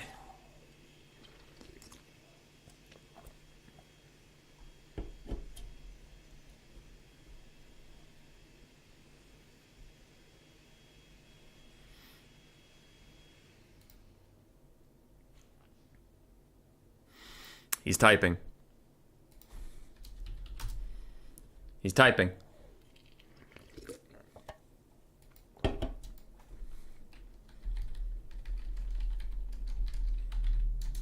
Guys, he might be listening to the stream. He said I'm mean. Ah, shit. Ah, shit.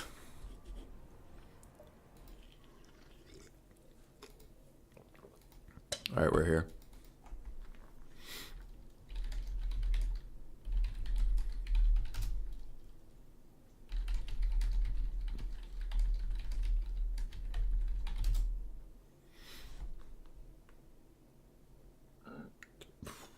Excuse me.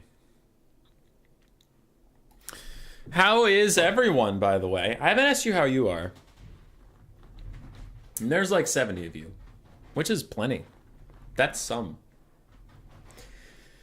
I mean, it's no 762, but it's some. It's all right. All right, Zegsy's gonna pick Nurgle Skaven Lizards, ban Bretonia.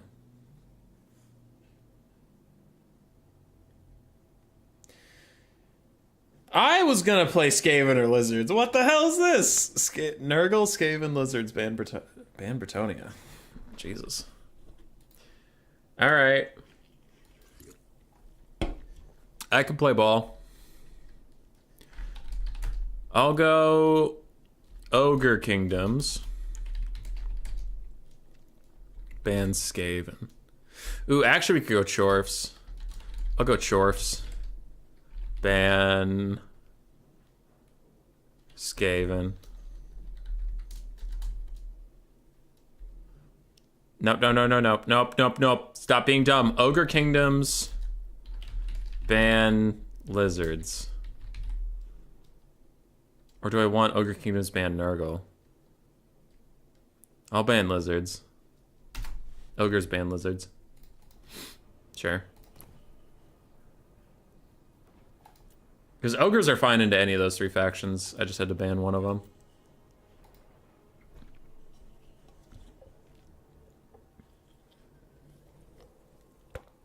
JB, you're not tired. It's not 9:30 p.m. Everything is a lie. Stay up forever.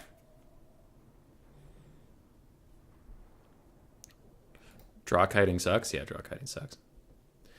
I already went Skaven. I have declared this is an unwinnable matchup for the Ratties. Time to put up or shut up. And if I shut up, it's going to be very, very sad. Because then I can't win this matchup, but I just get bodied in it.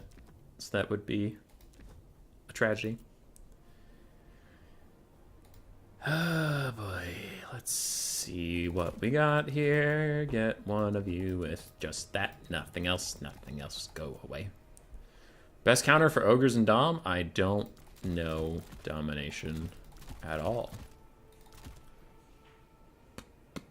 I mean, I see Chaos Dwarf spammed into Ogres a lot, so I'm gonna just assume those and ask you to have a good day.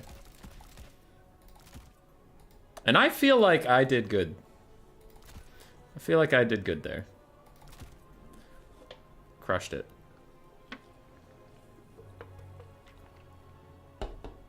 Is this the build I need? This looks like the build I need.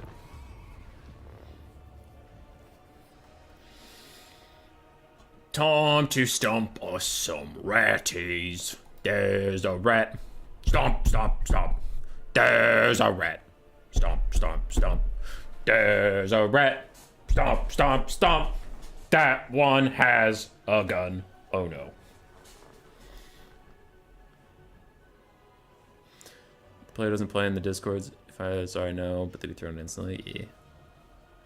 Ogres can't really beat Norska and Dom? Really?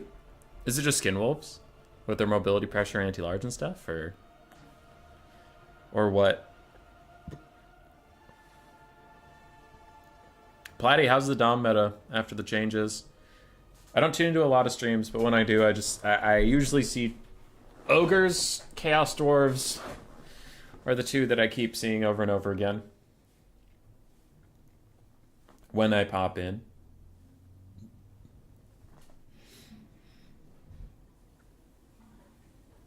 I'm trying to think who else I saw. I don't think I saw Skaven. You told me Skaven's good.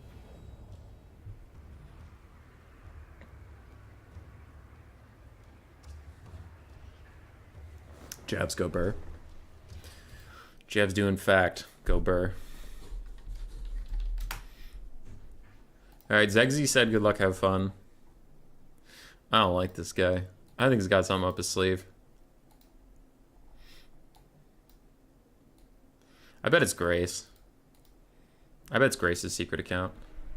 You haven't played much lately, to be honest? Alright. I'm sorry I asked.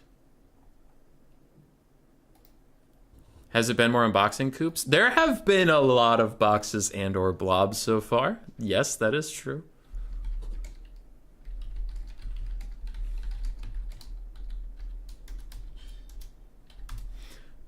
A lot of blobs. Though so far the blobs have not prevailed. Too many people playing Chorfs at the moment. Distorts the meta a little bit for Dom. Oh. Yeah. There are sometimes like that where like the most popular faction isn't actually the best faction.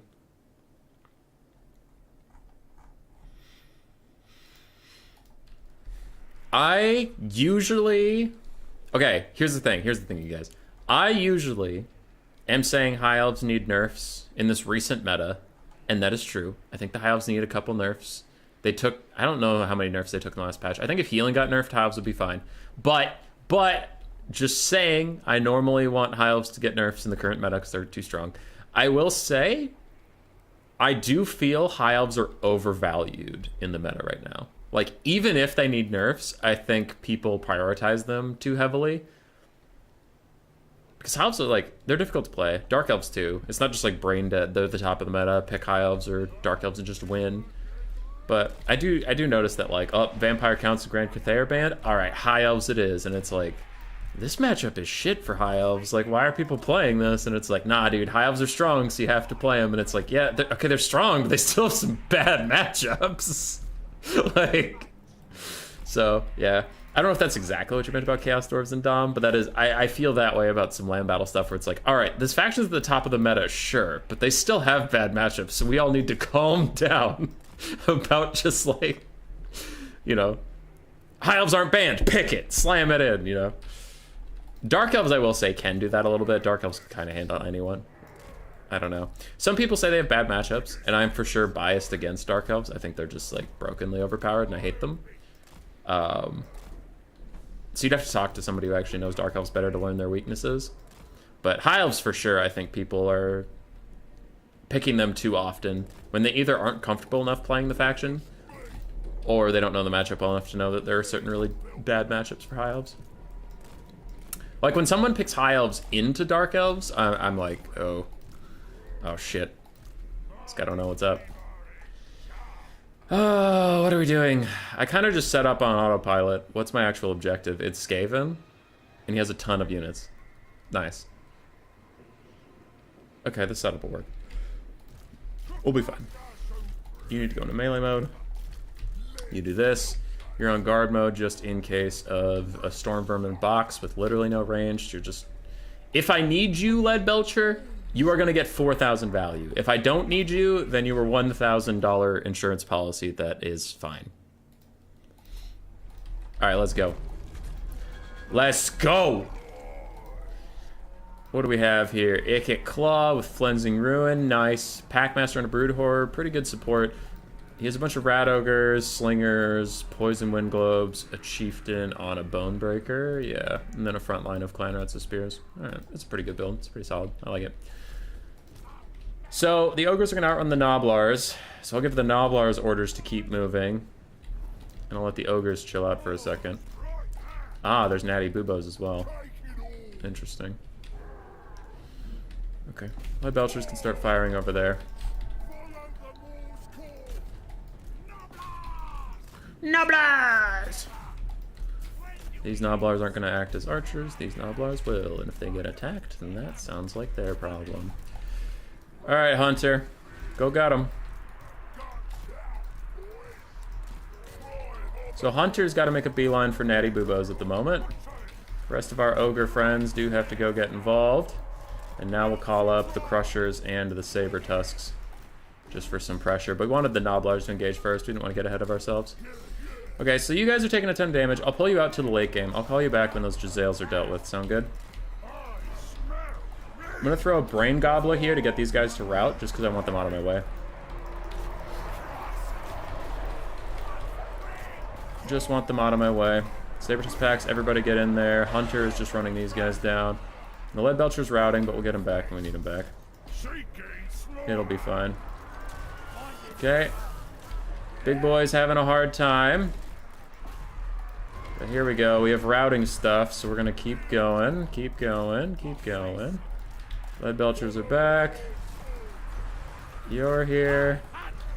Keep getting this. In the backfield, these Saber Tusks are just going to get me a bunch of kills while chasing stuff. Okay. You're getting Flensing Ruin, so I need you to walk away from all of us. And I want to give you a Troll Guts, but I need more Winds of Magic, so just get out of here for now.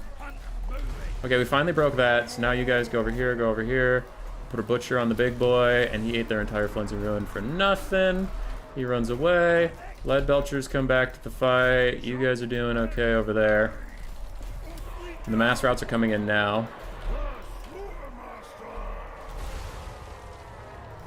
Okay, he's still getting butchered, so I'll wait on that. Actually, the Crushers can be here. Ogre Bulls can be here. We'll give everybody in this area more damage. But the rest of us have got to keep chasing things. Yes, we do. Yes, we do. Keep chasing things. But with a Crusher surround, we should be okay over here. Okay.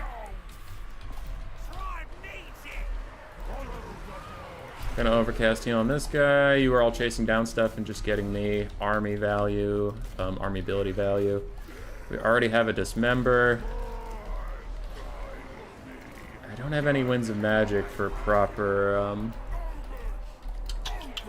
Oh, Rat Ogres came out here. Okay. But I don't really need the Lead Belchers. There's no target for them. They were here in case of like a Stormvermin Halberd blob, and that didn't come to fruition. So the Hunter is running away. I mean the Chieftain guy. Okay. Ogre Bulls come back here. Y'all are running. Do we have Sleepies? I don't like having Sleepies, you guys. You should know this about me by now. This is a no sleepy zone. Okay, we're gonna Brain Goblet Ickit, because he's pretty close to dead.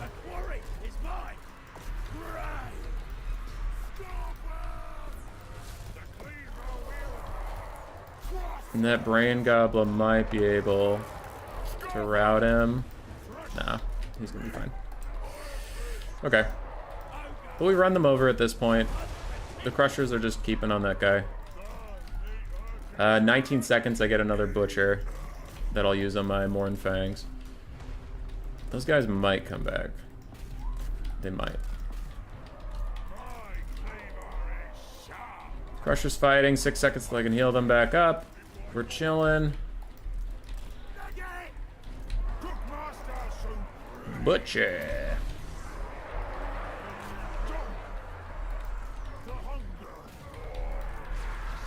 Okay, you guys are all pushing through here. Let's just kill what we're on top of.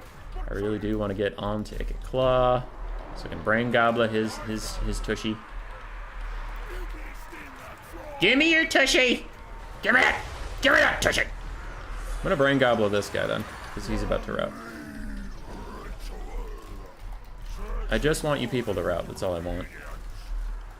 Okay, that Flensing Rune's attached to somebody, so I'm gonna try to get my Lord out of here, but it doesn't look like that's really gonna let me do that, but we've got it at this point.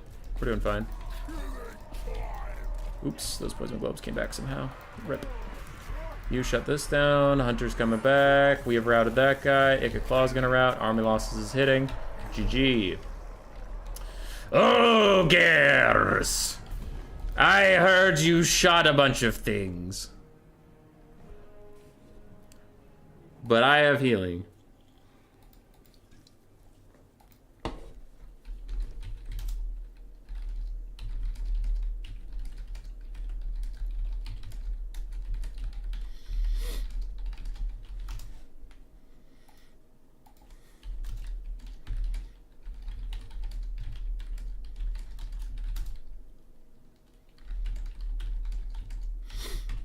Zegzi actually... He actually did better than I did practicing this with Central Scrutinizer, I feel. So I'll give him credit for that. The Chieftain did really well, so did the Packmaster, like, compared to the builds I was running. Ickit Claw did really nice. Yeah. So he did better than I did, but this matchup just fucking sucks. It sucks so bad. Yeah. I really liked when he took his Rat Ogres and just ran down my Lead Belchers. That was very nice, very clutch. That surprised me that he did that, but as soon as he did it, I was like, well, shit.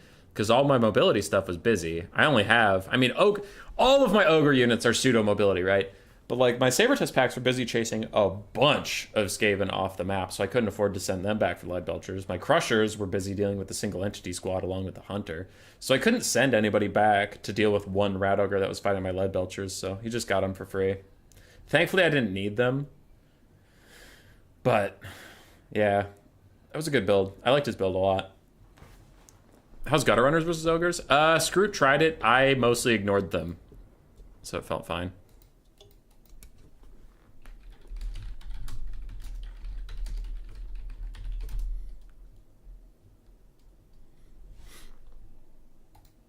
All right, Zegsy says he's a new player and he hopes the beginner tournament will be on the weekend soon. We have 84 people watching. Now seems like a good time.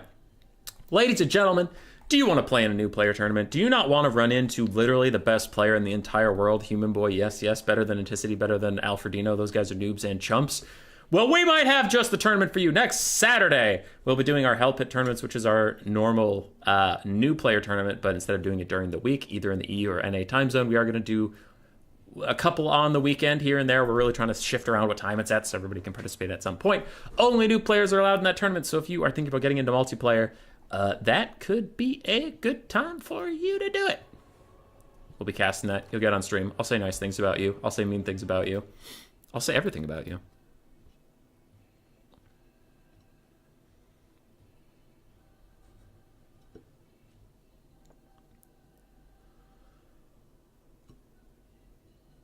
Hummus uses patented stats approach again. Yeah, just run stats at him. Best AoE spell for blobs? Oh god, Final Transmutation probably still. Heart of Winter if it's a multi-entity blob. Final Transmutation if it's single entities. Traderkin also if it's single entities. Alright, I'll give myself a point. We gotta do some picks. People have wanted Lizardmen. I do like Lizardmen. I'm gonna do the Hummus Classic. Lizardmen, Empire, Skaven, Ban, Grand Cathay. Those are, besides Greenskins. Greenskins, my order of faction skill right now is probably Skaven, Lizardmen, Skaven, Greenskins, Empire, Lizardmen. Everything beneath that is worse.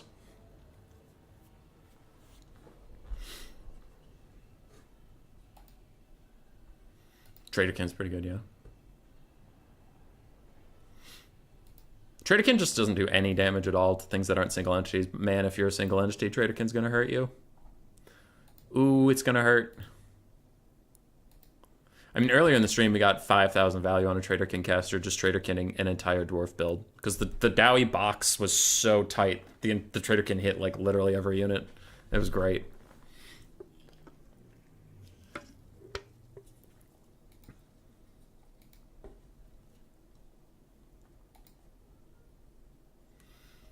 Hummus trying to use elf races can be a bit painful. It's so bad. Like, I am passable on the Dark Elves. My High Elf play is hilariously terrible. It's so bad. If you compare me to a good High Elf player, it's atrociously bad, dude. It's so bad. And then Wood Elves, I don't know.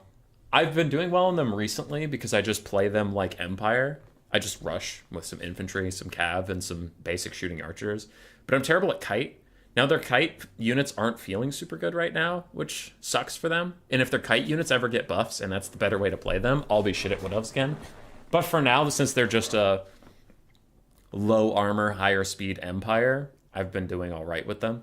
Because, you know, I take a front line of Dryads and Spears, some Glade Riders with Spears, maybe a Great Stag Knight, a Caster Lord, and a bunch of Glade Guard, and you do a basic pike and shot formation and walk at them. Mostly that's fine. It's not great, but it's passable, and it's the only way I can really play them. So yeah, Wood Elves and High Elves are really not my cup of tea. I'm just bad at them. Kyle Martin with the $10. Hey, thanks, man. I like the Captain America picture. He's probably my favorite Avenger, but it's hard to tell how much that is actually Captain America or how much it's just the actor, because I love that actor. It's fucking great. I like Robert Downey Jr. too, but I hear that guy's an asshole, so I have a little bit harder of a time feeling good about liking the Downey. I'm seeing a bunch of trailers on any streaming service I have right now that has advertisements for The Flash. I keep hearing mixed things. I hear the DC universe is dying, and then I also hear that they're trying to compete with Marvel. And I'm like, which is it? And I know you're going to say both, but they're failing. But I meant like dying as in they're pulling out money and they're resetting and they're redoing things after Black Adam flopped. But then also I keep hearing reports of like, this Flash movie is going to be the next in the DC universe. And it's like, well, are you abandoning it or are we pushing forward? What's going on, DC? I'm hearing multiple things here. All right, Zegzi, banned Skaven, picked High Elves. I'm comfortable with either Lizardmen or Empire here. What do we want? What do we want? Lizards or Emp? Either's fine here. I'd say both matchups are either even or High Elf favored slightly, depending on your opinion. Doesn't matter. So I'll play whatever. Both are fine. Unpopular opinion, I'm tired of superhero movies. Yeah. So I wrote a book once, right? I'll let the vote stream in for a second while I talk about this. I wrote a book once. It's up there. If you want it, it's in, I think one of the links leads to it, but I don't know. It was a basic fantasy book, right? And I liked it, but it was pretty standard. Nothing really that special about it. Wrote a fantasy book, and I was trying to go through like literary agents and all this stuff. Lizardmen's winning pretty convincingly. Nice. And something really bothered me, and it was I tried to get this published through a mainstream publisher forever, and they were going in trends where I would contact them. It's like, oh, I'm not looking for fantasy books right now.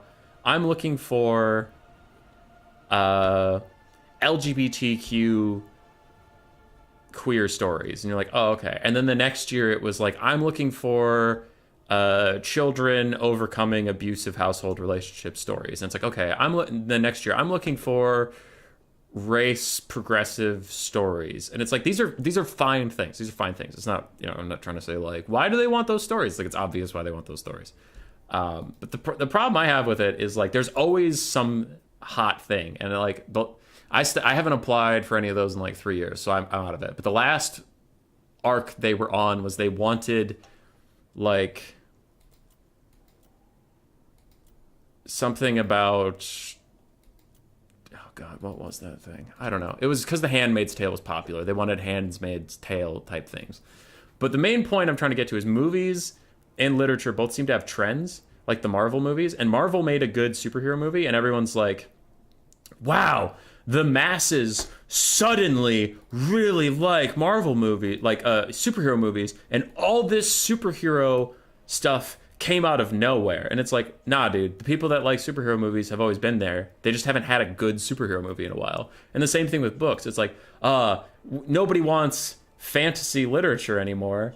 Everybody wants this one type of story, and then every fucking publisher out there wants that one type of story, and then they glut the market with it, and there's a million fucking books about the same thing, and everybody gets bored of it, and then the industry's like, people don't actually like reading this stuff. It's like, no, people like reading those books over time. People like watching superhero movies over time, not all in the same fucking day. Okay? Just calm down. And that's how I feel about superhero movies too. I like superhero movies. I don't need a million superhero movies, but I like them in their own time. I just don't need all of them. I hate how media is produced.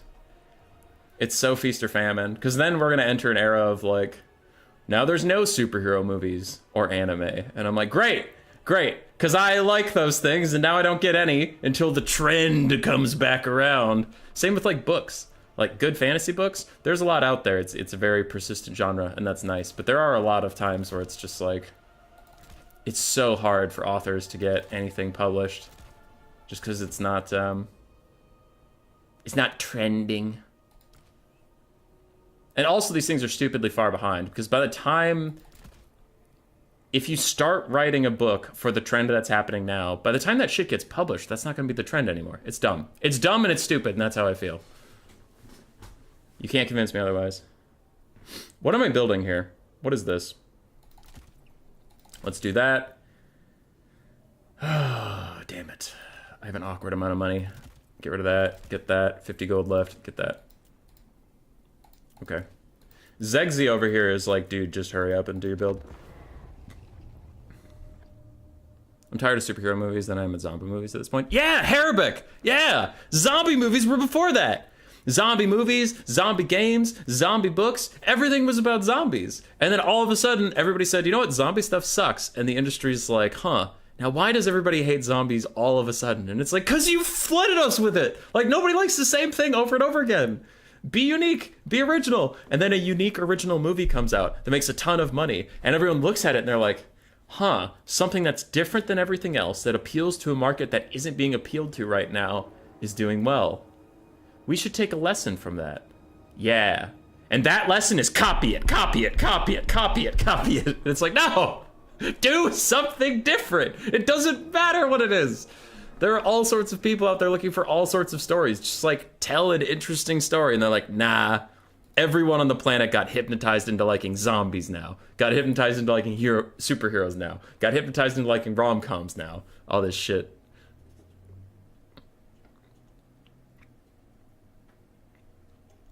Urson and Jar, how's everybody doing today? Pretty good. Dragon sickness was just Tolkien seeing Jeff Bezos in the future. Dragon sickness. I had to live through the sexy vampire days. Yeah, dude. Here's the thing. I love vampires and werewolves. I love those stories. That shit was great. Does anybody remember, I think is it Van Helsing or Helsing? The live action movie with Hugh Jackman as Van Helsing, and then he gets like bitten by a werewolf, and towards the end of the movie he turns into a werewolf and fights Dracula. That is my shit. Pump it straight into my veins. I don't care. I don't care that vampires are out of the meta now, and like nobody wants to do anything with vampires or werewolves. I love that shit. I need it on IV just going into my brain. I'm a little emo boy at heart, and I'm okay with it. Had the waves of Harry Potter and Hunger Games knockoffs, yeah. Or in video games right now, it's the Battle Royales, right? Fortnite did it, and Fortnite was really cool. And then Call of Duty has a Battle Royale. I think Battlefield tried a Battle Royale. There's too many. There's too many Battle Royales out there, man. It's a good game concept. It's just like, I feel like they're dividing their communities too much. Because when you have 1 million Battle Royales, you split the player base so much and then they die much quicker. Now some have lasted. Like, is Tarkov?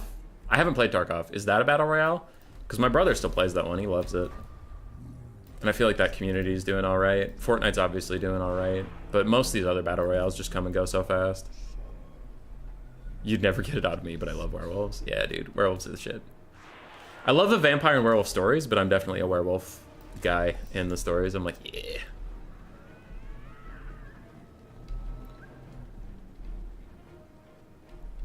MOBAs. I like anti-hero characters. Warhammer needs more like The Witcher. Complete side tangent, but The Witcher was so good. The Witcher was so good. I loved it. Some people have said it's gone downhill. I either am not caught up or I don't have that opinion, but it's so good. Henry Cavill is just the best Geralt. Okay, what are we doing? We need to focus on this game. I took a Salon of Fire with just Burning Head to clear out archers and stuff. Plus, I like his buffs and all those things.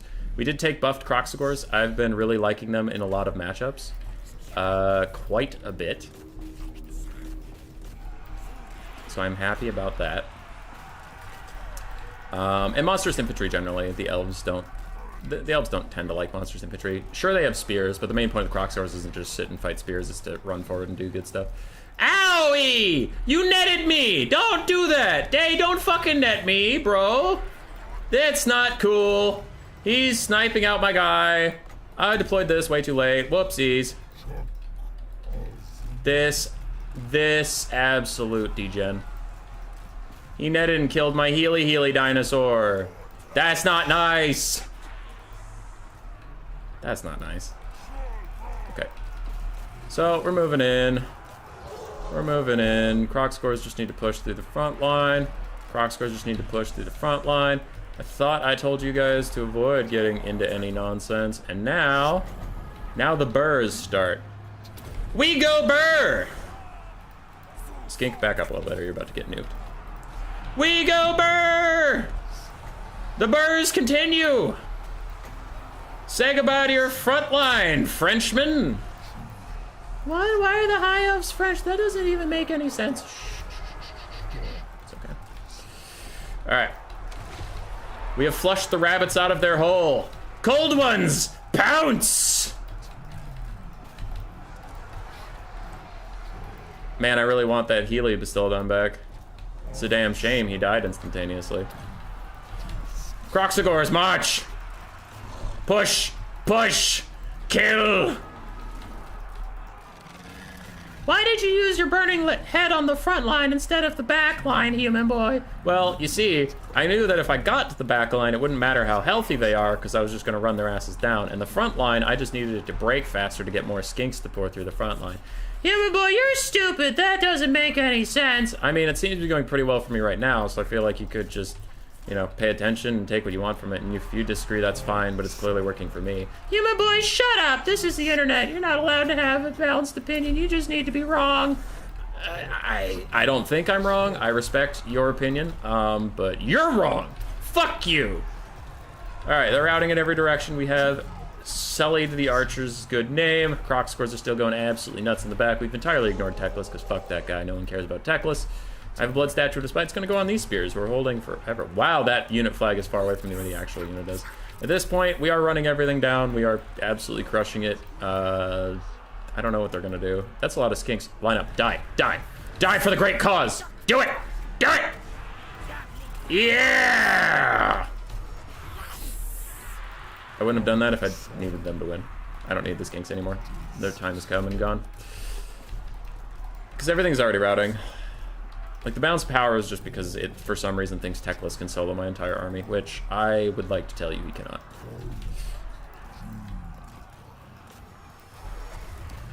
Croxies continue to chase anybody that routes, because that's all we really care about. As for the rest of the map, it's just Teclis.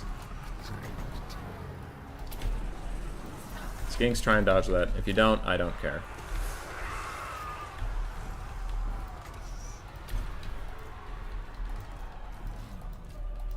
Where is this balance of power coming from?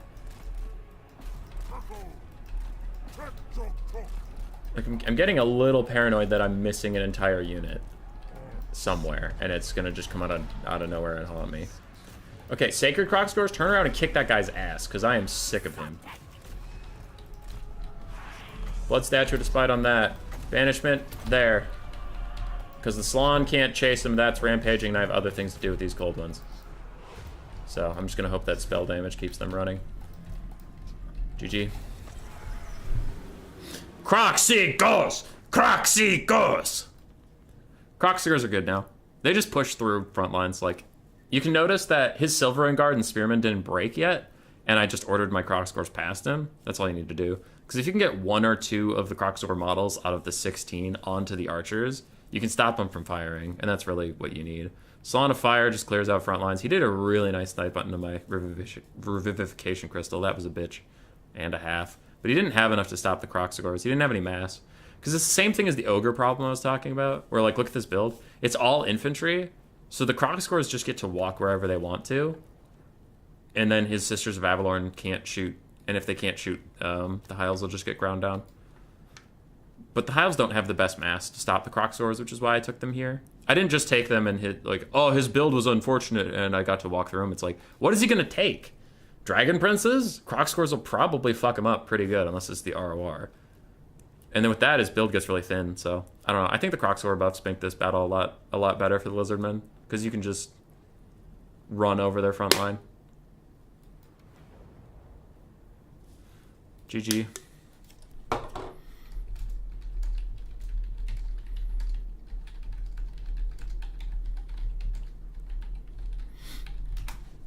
All right, let's check on the bracket, lads.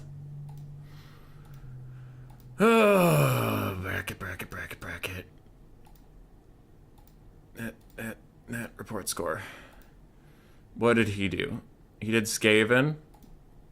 How have I not played Skaven this round, but my opponent did?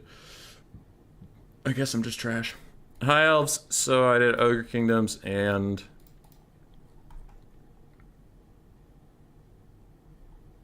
Lizards. No. Lizards. Alright, GG. Page is gonna reload and let's see where we're at. Big JP messaged me. Is it about something? Tretch is in the semifinals. I'm in the semifinals. Will Francesco and Valkanos are still going. Really? Seems odd. Okay, we might have to go find a game. Let me figure out where everyone's at.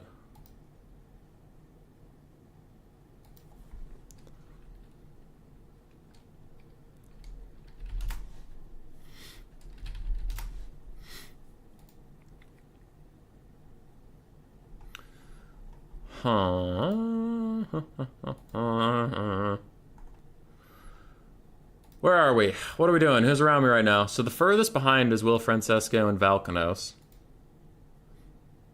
And that's usually the best place to start casting, because then you just follow that person until they get caught up. Stingers and Tids Demonin still going. I'll message Stingers. He's usually pretty responsive. Because if they're done, we could cast the other semi-final while we wait, and then we'll get both. How is it going? Score. Spec slot. Unless he's endgame right now, then no shot. We just started the first game. Nice. Cool. Cool, cool, cool. What about Will?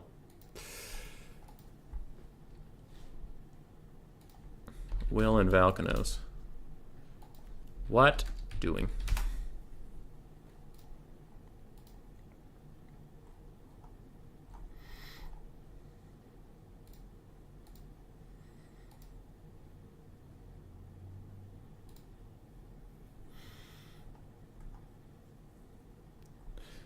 Time to catch up on chat. Henry Cavill's the only good thing about it. In and out of the show, writers hate and mocked Witcher and Henry both. Really? Ooh. That's a shame to learn. From Yu Yu Hakusho is also total badass, even shorter than Vegeta. High Elves are basically Atlantis. Where's your Atlantean accent? I wasn't playing the High Elves. I was playing the Lizardmen. I was playing the Lizardmen.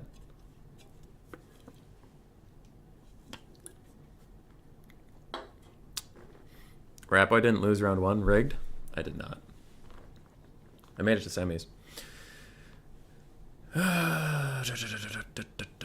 The animated Witcher thing they did was okay.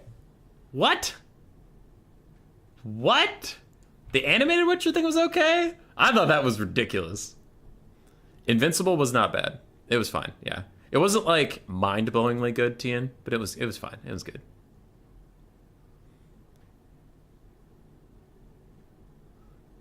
Vox Machina was fun. Good.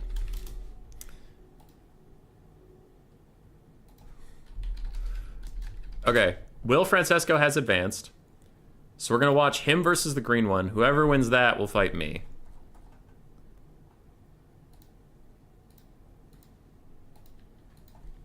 Can I spectate? Sorry about the stall. We're trying to figure out where we are in the bracket here. Let's go find him.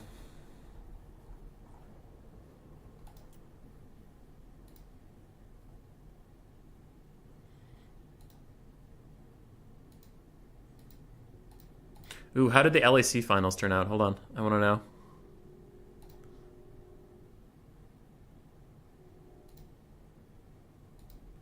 Ha! Ha! Ha! Ha! Yes! Oh, that's the best. Oh, this is a good day to be a North American League of Legends fan. Get fucked, LEC. Get fucked. MSI, free win. Easiest thing I've ever seen in my entire life. Goddamn. Goddamn. Cloud9 and Golden Guardian's gonna smack, clap some heads, crack some skulls. Cancel our most interesting people after one season. The coding stuff. The Expanse. I haven't watched most of these shows you guys are talking about. All right, Will Francesco and the Green One are going to begin battling. They have sent me an invite to their lobby, so we'll go spectate that.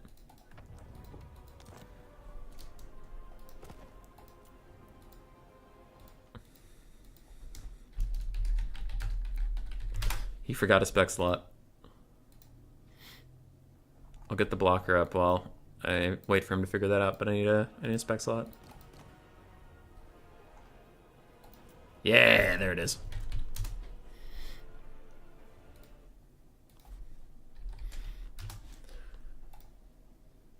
Okay. TTS was garbage, not your fault.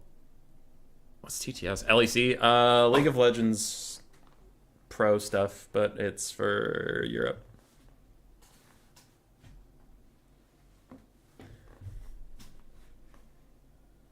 Love the Mando show, and I'm yet to watch season 3 because I'm lazy. I hear mixed things on Mandalorian. Like, a lot of people like it, and then I have a couple friends who are mega nerds like me, and they hate it, so then I'm worried that I would hate it because they usually have the same taste in things that I do.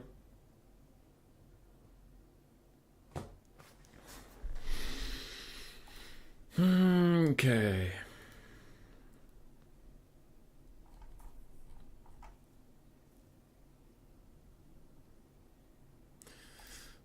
So the bracket right now is here. Stingers and Tids Damonin are fighting to see who will fight Tretch. Will Francesco and Green One are going to fight to see who fights me, and we are currently spectating Will Francesco into Green One. That's where we're at.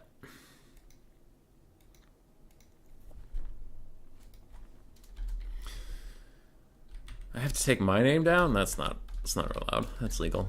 Green One versus BBB Will Francesco.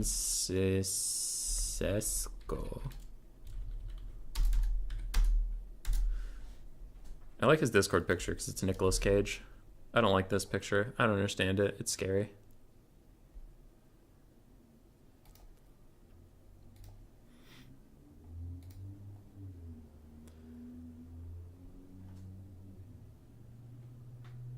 Text-to-speech device is the comedy parody done by Alpha Busa. Oh, is that 40K thing I'm too fantasy to understand?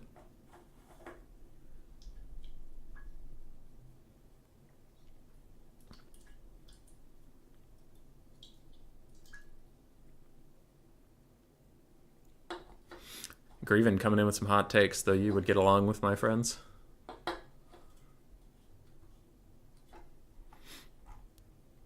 Okay, all right.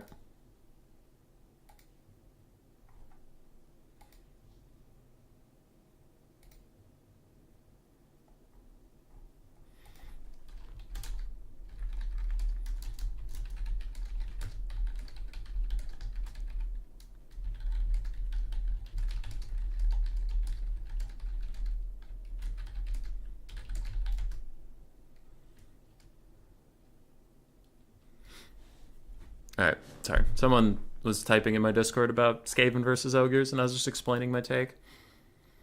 If Nameless Order is still here, not that you were attacking me in any way. Oh, I feel so attacked. No, I was just saying that, like, yeah, if you come up with a good Skaven build versus Ogres, for sure share it with me. I'm trying to figure out how to play that matchup. If it just feels really bad. What I've tried so far is my standard Skaven stuff. You know, some globes, spear frontline, rat ogres, etc. Ikka claw with cleansing ruin. I tried that. It didn't quite hold back. I tried Skrulk, 2 warp grinders to slow them down, and then when they're netted, I could throw purple globes at them and slingers and stuff. Tried that. It did okay, but didn't quite win. The Stonehorn and the Crushers just rolled through me, unfortunately. Then I tried Deathmaster Snitch for his leadership debuff and his spin. So if Crushers surround him, he can just spin and do like half their health, which is pretty good. And Then I took a Plague Caster for summons, though I should probably just take a Flensing Ruin Caster. No, I took a Flensing Ruin Caster because it uses Mortis Engine effect. Pretty good. Anyway, did that, 4 Triads, a bunch of Clan Rat Spears, Skaven Slave Spears, and some Rat Ogres, and I rushed them. Oh, I also had a Hellpit Abomination. That was the closest I got to winning, but I got kited by the Ogres. So I didn't get to face a rush. They kited me, and it was kind of close, but in the end, he won by a non-negligible amount. And by non-negligible, I mean it's not like, if my RNG had been slightly better, it was like, oh, I mean, he had some pretty clear and significant advantages. And then the last thing I tried that did not work at all was throw out the Unclean on foot, a Chieftain on foot, and then a Warlock Engineer on foot, and a Halberd, Triad, Rat Ogre, Blob, and you just give them all bonus versus large. That didn't work at all. We got completely fucked up. And then Scroot tried versus me. I played Ogres into his Skaven because he was practicing it with me, and he's like, well, I want to try this thing. He tried to kite me with Gutter Runners, Night Runners, and a bunch of slings, but that didn't really work either. I just ran Crushers and Ogres at the Gutter Runners, and they could catch up to them. Even like the Ogre Foot Infantry could catch up to them pretty well. I didn't really notice too much damage, and when I did, I just healed through it, which is a big problem with the matchup. Yeah, so I just ran it down. So that's my experience with it, but it's hardly conclusive. It's like, oh, we played 4 games, Skaven lost every game, it's over. Matchup's completely fucking unwinnable. It's like, oh, maybe there's some more stuff here, but if it feels rough. Stream gone or just you? I'm not having issues.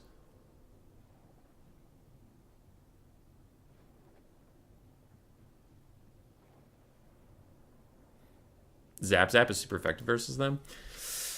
I tried that. It did okay for a bit. The problem was what I was talking about earlier, where that Stonehorn can just plow through anything the Skaven have. And I don't mean like damage them. I mean literally just walk through them and get to the Warp Lightning Cannon and shut it down. Which is why I was fighting, I think Zegzi was the one that took it, right? His little Hero Hammer blob, the Chieftain, the Packmaster, and Ikit Claw with Flensing Ruin, they actually did a lot of damage to my Stonehorn. I wonder if there's something there. Because my biggest problem was that Stonehorn, I couldn't punish it in melee. I could only punish it with ranged assets. And he could just right-click on the ranged assets and stop them from shooting him. But maybe with that Hero Hammer thing of those 3, if he just runs at my Warp Lightning Cannon, they could fuck him up. There could be something there. The only thing about it is, like, is it worth learning that matchup? Because right now, as far as Skaven feel, there are 2 matchups I really don't want. Ogres and I guess still Vampire Counts. Yeah, Vampire Counts are still pretty bad. So Ogres and Vampire Counts. I can usually do a pick 3 that can avoid any issues, and then I can either just ban one of the 2. Yeah, because that's a good pick 3 for me. Is like pick Skaven, and then 2 counters to Ogre Kingdoms, ban Vampire Counts, or Skaven 2 counters to Vampire Counts, ban Ogre Kingdoms. And then if they pick Vampire Counts, ban one of my 2 counters, I have another counter to fall back on. So a good pick 3 for me could be like Skaven, Lizardmen, Norska, ban Ogres. And then if he picks Vampire Counts, I just have Lizardmen and Norska sitting there. Could be. Because I felt pretty comfortable with Norska into Vampire Counts after the buffs. The buffs feel good. Would Warp Grinders work for their net? Yeah, I tried that. They were good for their net. I just couldn't punish the Ogres enough to make them worthwhile. Dumb question. Who actually counters VC? Now, you're asking me, so I'm going to answer with what I feel counters them. That varies a lot by person to person and by faction preference. But for Vampire Counts, when I'm playing against them, I feel really strong as Norska. I feel really strong as Lizardmen. I feel really strong as High Elves.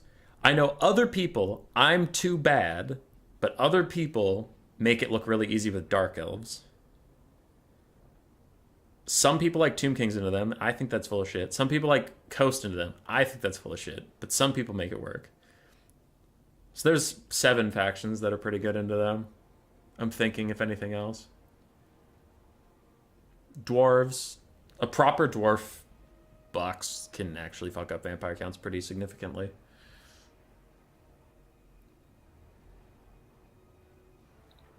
I go back and forth on ogres. I played some games as ogres versus vampire counts, and it felt awesome. It felt amazing. And then I played one game, and I forget who versus who, but I felt so helpless. It was terrible. And I don't really know what changed that. It wasn't patch to patch. Like, it was on the same patch. It was last patch. I fought it 4 times. 3 times it felt insanely amazing for me. And then one time I just got my shit kicked in. It was Cairn Wraiths. I forget who, but someone played Cairn Wraiths as their whole front line. And I loaded into the game and I'm like, oh, this is a joke. And then I lost. And I was like, what the fuck was with those Cairn Wraiths? Yeah, it's not the cavalry one. It's the infantry scythe ghosts. They fucked me up. I don't know why. I don't know how. And I forget who did that to me, but it was awful. Anyway, I digress. Ogres maybe counter vampire counts. I need to play it more. But one player absolutely had my number. And it was Kemmler! Yeah, it's all coming back now. It was Kemmler. Because usually they take a Dragon Lord. And if that dragon ever lands, the ogres just surround him, beat him up, and there goes the 3,000 gold Lord. But this guy took Kemmler, summoned Krell, and Krell was just on my ass all game. He never wore off. Kemmler was buffing up all these Cairn Wraiths, giving him a ton of healing, giving them a ton of melee attack. Then there were dogs to chase off anything that routed. Yeah, it was rough. Because Blood Knights are good, but Blood Knights need to be careful. Blood Knights don't want to run into Crushers at all. Crushers fuck them up. And then if the Ogres get their... They're going to get their army passive off of you, because you're undead. When you're crumbling... When you're crumbling, Ogres get a ton of army passive. So they'll use that slow, the tier 1 slow on your Blood Knights if they ever get the Crushers on them, and then your Blood Knights just can't escape. So Blood Knights are good, but you have to be super careful. That Cairn Wraith tech is something I'll have to check out. If it was a one-off thing and maybe I just played bad, maybe the opponent just played good, but it felt nasty. RR crushes the magic attacks now. Might help? Maybe. Because he also had... I think he had a Banshee to lower my leadership, and that was annoying. But then also the Banshee's, physical resist is pretty good, so... He just hounded my Lord a bunch with Krell and the Banshee. Kept me running, which was not nice. Because I took a bunch of stuff on my Lord for sitting and grinding. Like, I took that Winds of Magic thing where if I'm sitting in melee combat, I get more Winds of Magic. Extra ingredients, that one. I took the one where if I'm sitting in melee combat, I give minus melee attack. Took the one where if I'm sitting in melee combat, I'm regenning. Because I was expecting to find some zombies to just put my Lord in and get buffs for my army and stuff, but no. It was a bunch of fucking Cairn Wraiths. So anywhere he went, there was a Banshee, Cairn Wraiths, Krell following him around. So I just got to run, and I wasted like 400 gold on my Lord because he never saw melee combat. It was brutal. I digress. Normally, though, I like that matchup because Crushers are good. You can get a ton of your army passive. Man-Eater Pistols will always get their value back for you. And Man-Eater Pistols can usually defend themselves. If Blood Knights dive them, just turn them into melee mode, give them a heal like a Troll Guts or something, and have them just beat the shit out of the Blood Knights. Specifically the ROR. I avoid Lead Belchers, though, because Lead Belchers are too squishy on their own. Like, dogs can run up to them and get meaningful damage, which is just not something you can let happen. But Man-Eater Pistols are really good in that matchup. That was a ramble. I'm really sorry about that. Kind of had word vomit falling downhill there. What is going on with this build phase, my dudes?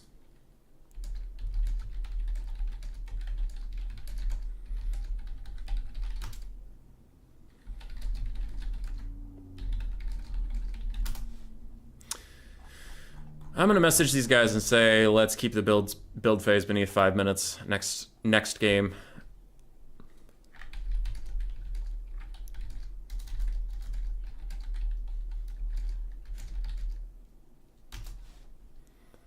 Because this is a little long, lads.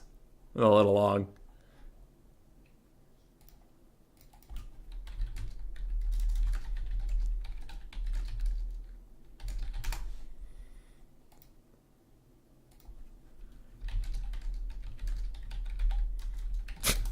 Will just messaged me back, you running out of stuff to talk about? Yeah, dude. If it was Alfredino, yeah, that would make sense. So this matchup, Counts versus Tomb Kings. I haven't seen this at least since like Immortal Empire's launch. I know it's been played a few times, but I haven't seen it. My brain tells me it's super Vampire Counts favored. I think the Vampire Counts are just a stronger faction than the Tomb Kings overall. But we'll see. I know Alfredino actually takes it into Vampire Counts a decent amount. So we'll see. Green one readies up. Will thinks about readying up.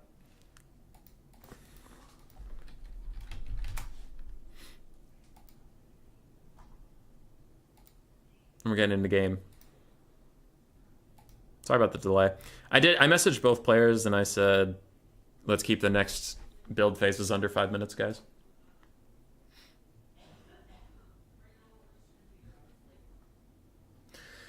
Cetra, why?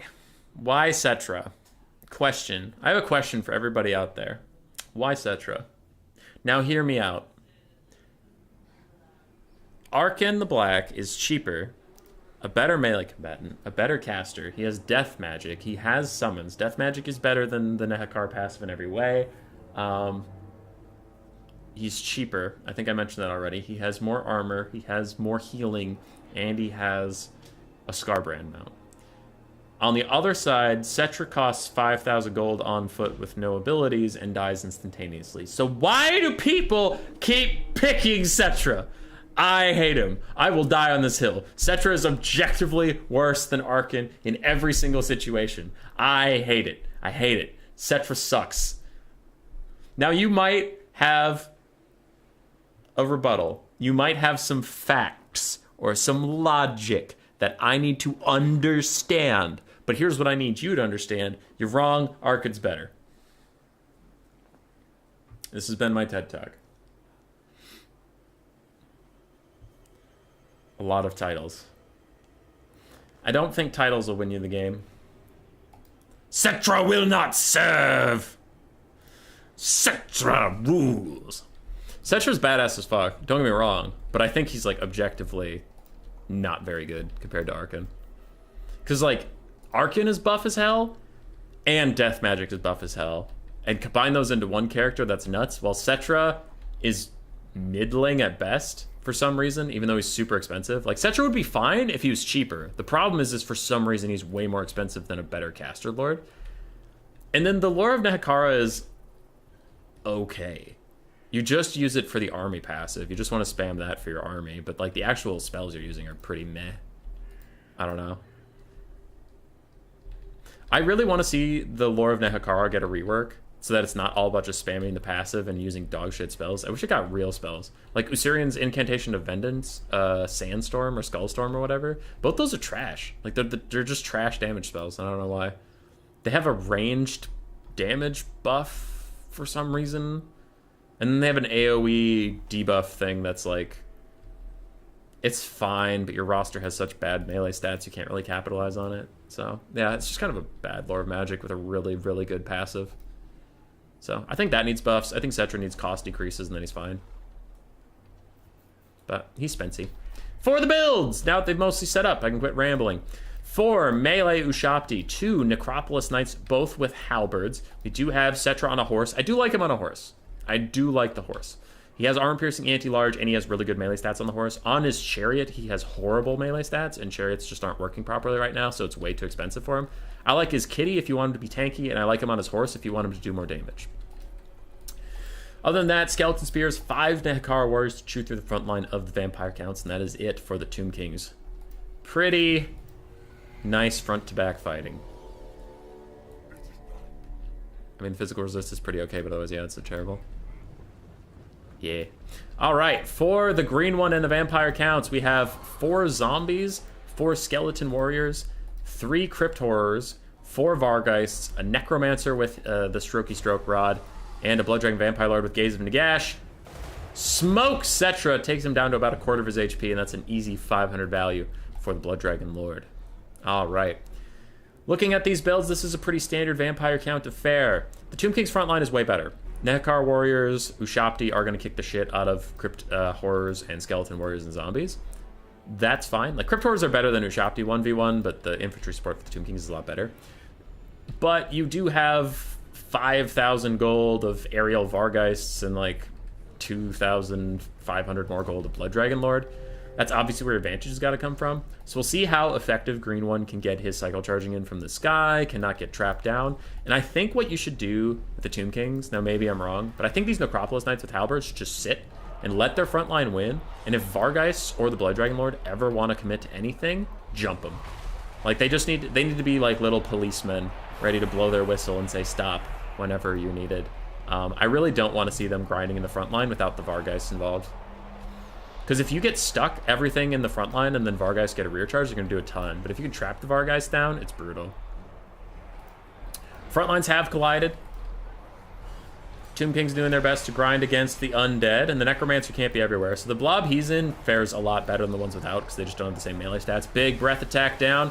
Half health off of a Nekar Warrior and some Ushapti damage, but Nero's Incantation of Protection is out on his Necropolis Knights who have dove in. Now they're going to get rear charged by the Vargeists, and this gives a lot more damage to the Vargeists, and the Vargeists can opt out whenever it turns against them. Now, thankfully, they are diving on guys with 40% physical resist, but yeah, this blob just got a lot worse with the Helm of Discord coming in as well. Blood Dragon Lord is in there, so we'll see how that goes. Meanwhile, elsewhere, the Tomb Kings are rolling through this front line, and Skeletons are even backing off to just try and get out of the meat. Grinder Cetra is also in here. In the blob fight, one Necropolis Knight with halberds is already down to about half HP. Another spell was spammed just to keep that army passive going for the Tomb Kings, but the Vargeists are doing great work. Ushapti getting melted down. We'll see. We'll see. Now, the Helm of Discord hasn't worn off, and that is pretty huge. Vargeists are opting out of the fight now that that buff is gone, but the Blood Dragon Lord is still down here. Thankfully, the Necropolis Knights with halberds also left the fight, so there's not nearly as much pressure on them. And the Tomb Kings are advancing on this bottom flank nicely, but overall I think the green one's okay with how this has been going. His Vargeists have been relatively unpunished. His Blood Dragon Lord is also just chilling, doing good work. Now, kills-wise, the counts are down about 500 troops. The Tomb Kings are only down about 100, so that front line is really winning, but you can see the value trade is about 1,000 in the green one's favor, so he's just getting more damage out where it counts. Another, third HP off of Cetra. Good shots in there. Gaze into Gash. Haven't seen that a lot since Warhammer 2. I know Bjorn was taking it a good amount, but no one else really has been. These Vargeists are kind of moving weird. I wonder if a couple of their models are trapped on the ground. Yeah, that's where they are. I was wondering why they were moving so odd. Okay, so some of their models were trapped in the blob fight, and that keeps trying to suck their unit back in, so Green One's been forcing them out. But his Vargeists are sitting a little idle right now. He needs to get much more aggro with them, because without them, there's just like half of your army's value is missing, and his army is losing without that. Like, I would kind of hope it would lose without half of it being engaged at all. So these Vargeists have to get a lot done. They're pouncing on this weekend fight on the top side. They just have more support here than the Tomb Kings. The Tomb Kings have nothing to punish them, so that top fight is sacrificed. All those Tomb Kings units are dead. Meanwhile, same goes for the Vampire Counts on the bottom side. All their units down here, they've just accepted they're dead. They're not really supporting them anymore. Blood Dragon Lord tries to land on the Ushapti. Instead, he T-poses, because for some reason the beta changes about that didn't go through. So that bug still exists as he just T-poses his way through it, decides fuck it, takes back off, and runs around. Tomb Kings are catching up on the damage value. Another Overcast Gaze and Catch, Nagash, Smoke, Cetra. And that Overcast damage really hasn't seemed to hurt this Blood Dragon Lord too much. Who already has 2,000 value from just smoking Cetra all day long. Tomb Kings are pushing down from this, it used to be the bottom side fight. So the bottom side fight that they won, they're just turning all their assets up and they're going down the line, taking them out. Where are the Vargeists and how are they doing? Crypt Horrors and Vargeists piling around. Blood Dragon Lord dives in with his Helm of Discord, gets a huge shot onto the Necropolis Knights. And the Tomb Kings guys on the top are officially done. It looks like we're going to get one final blob fight to end them all. Vargeists are all diving in to capitalize on the Helm of Discord. Vampire Counts take the lead on both the damage value and the balance of power. More infantry are committing. Necropolis Knights with halberds just struggling on the outside to really, like, do too much damage. Yeah, they're just not doing a lot of damage. I've noticed that about Necropolis Knights. For some reason, they feel more tanky than damaging, which is not what you need them to do at all. They are starting to crumble. They are pulling away. Vampire Count's running out of chaff to eat damage for them, so maybe the Crypt Horrors and Vargeists will start falling down, but I don't know. That Ushapti's a summon? Yes, the Ushapti summons out at least. That's nice. Something just triggered. It looks like Cetra's ability, when he gets low enough, he just starts damaging everybody. Still spamming out that army passive, trying to keep things healthy and alive, but his Necropolis Knights are just way too low. Another breath attack's coming in for that mostly misses on those Nekar Warriors, so good for that. Good for them, good for that. Though we do have a full health Ushapti that's not real. So once that fades away, this will look significantly worse. Cetra's getting awful low. He just doesn't have enough healing for himself or anything like that. Gazing the Gash is just going to smoke him. BAP! The boy is crumbling. Vargeist are even going to dive him and make sure his leadership gets low, make sure he crumbles away. He gives himself some physical resistance. That's going to heal him a little bit. Probably not enough. His leadership did stabilize, but it's not going to be enough. The green one all of a sudden is up 2,500 damage value, and that's just too much. That's just too much. Once that Ushabti summon fades, army losses might honestly hit. If Cetra dies, okay, if Cetra dies and then Ushabti summon fades, that's going to be army losses. So 8, 7, 6, 5, 4, 3, 2, 1. Goodbye Ushabti, goodbye Cetra. And is the Hummus prophecy correct? Oh, it was so close. It was so close to army losses, but just not quite. Damn it, I thought I had it. Because it's coming, it just wasn't right there. I think if he does like one good shot to this Ushabti, that'll probably finish it off, because that's the only thing with positive leadership around here. Manages to land. There's the army losses. Warhammer 3 release, forgot to push that in the save. Pretty much, man, pretty much. The vampire counts win. You can't out-grind the grind lords, unless you're Nurgle. Nurgle can out-grind the fuck out of them.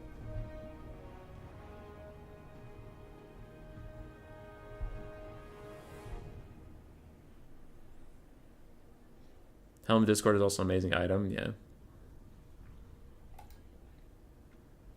Some units aren't real, they can hurt you. I don't love the Necropolis Knights with halberds. I know some people do, I think they suck, personally. But some people make them work. Cryptors did fine, they just block stuff up. Blood Dragon Lord, 3,500 value. Vargeists, not great value, but they helped clear some stuff out. Skeletons did okay. Zombies did okay. The other side, Cetra, 600 gold value. Fucking nice. Necropolis Knights, about 1,000 and 1,600, so that is solid for them. Ushabti, all around 500. Nekar Warriors, mixing around 300 mostly, and the Spears honestly did about the same as the Nekar Warriors. So, GG. You hate flying dragon casters with melee stats?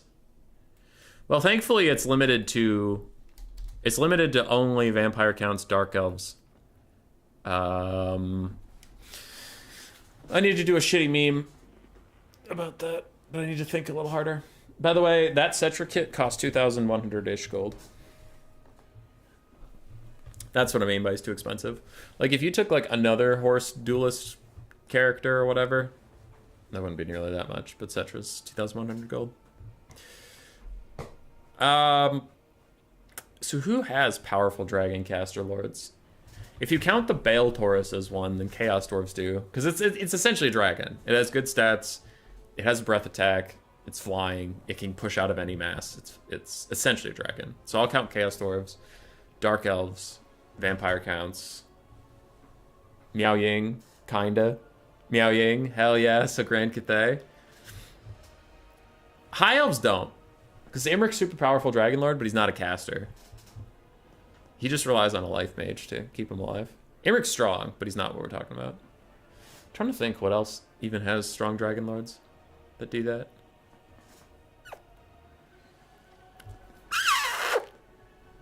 That might be it. The Dark Elf Sorceress under Black Dragon is actually insane. They tried to nerf Dark Elves, but instead of attacking... that was actually pretty funny. They tried to nerf Dark Elves because Malekith was too strong. So they fixed Scourge on Chariots, they buffed Bleak Swords, and they're like, there we go. Oh, what about Malekith? A minor cost increase. But will cost decrease a different caster lord who can use Soul Steal on a Black Dragon.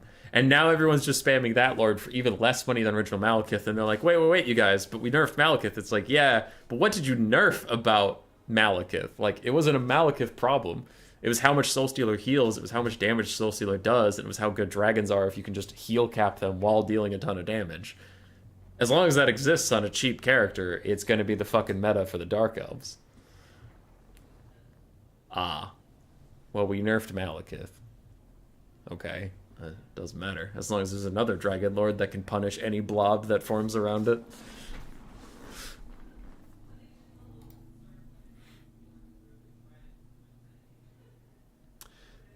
Did you hear something about this VOD tournament recently? I thought it was like canceled.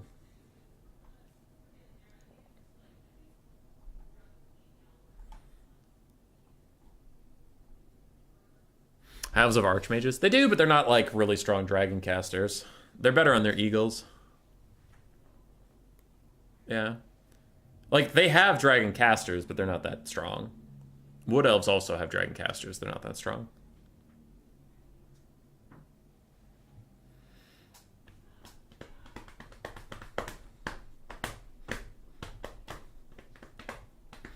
Tzeentch, since the Lord of Change, used to be better dragons. They don't have breath attacks.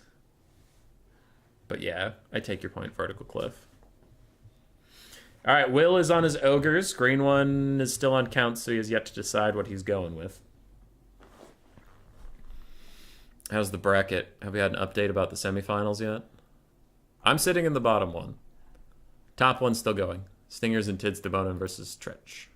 Well, Stingers and Tids Debonin figuring out who gets to fight Tretch. We have 90 people today. That's pretty sick. I think that's the second highest we've ever been. I think the highest we got was talking about the new patch notes. The patch notes stream, we had 110 people. So if you're one of the 90 hanging out and you haven't been here before, do please subscribe, because YouTube is YouTube. And if you have more subscribers, then it recommends you to more people, and then they subscribe. So even if it's not your favorite content in the whole world, if it doesn't actively make your ears bleed to subscribe, I would appreciate it. There's my pitch. If you don't subscribe, that's fine. Ogres and Dark Elves. I insisted for a very long time this was Dark Elf favored, and then I had to play it several times in a row, and it kind of feels 50-50. There are some people that would insist it's Ogre favored. I wouldn't go that far, but both sides actually have more teeth than I imagined. Now, Dark Elves have all the obvious stuff. Dread Spears, Blackguard of Naggarond, armor-piercing missiles from Shades and Dark Shards, armor-piercing missiles from Scourge and Chariots that are also anti-large, a Dragon Lord with Soul Steer that's good at sniping out characters, hooray! Also, you have Malice, Darkblade, who punishes your leadership. Ogres have low leaderships. They don't like that. You have Cold One Knights that have anti-large armor-piercing. Wow, Human Boy, that's a lot of good things for the Dark Elves. Why isn't this Dark Elf favored? Yeah, that's what I thought, too. In practice, Cold One Knights are shit. Dark Shards don't get a lot of time to shoot because ogres kind of roll over your front line. Dread Spears are neat until they're all fucking dead. Blackguard of Naggarond also get kind of murdered by crushers charging them as long as you don't just sit in them. So things get a little more spicy, don't they? So the ogres don't have a ton of things that I didn't just list there for the Dark Elves. It's just the Dark Elves' advantages aren't as pronounced as I would have assumed on paper. Crushers still do fine as long as they don't clump up for a Soul Stealer. I do think Malice is better than Malekith in this matchup, because Dragon Lords just don't offer the same utility versus ogres that they do versus any other faction.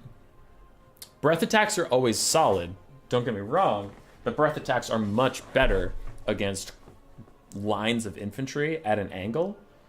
Well, ogres don't really give you nice lines of anything, so you can kind of breath attack some blobs, and if you get it just right, you can do a pretty good amount of damage, but it's difficult. Because, and the reason I say because is, if your breath attack targets one random fuck on the outside of the blob, you're going to do no damage. And if it targets one in the center of the blob, you're going to do all the damage. But you don't have an agency in that, so it's risky.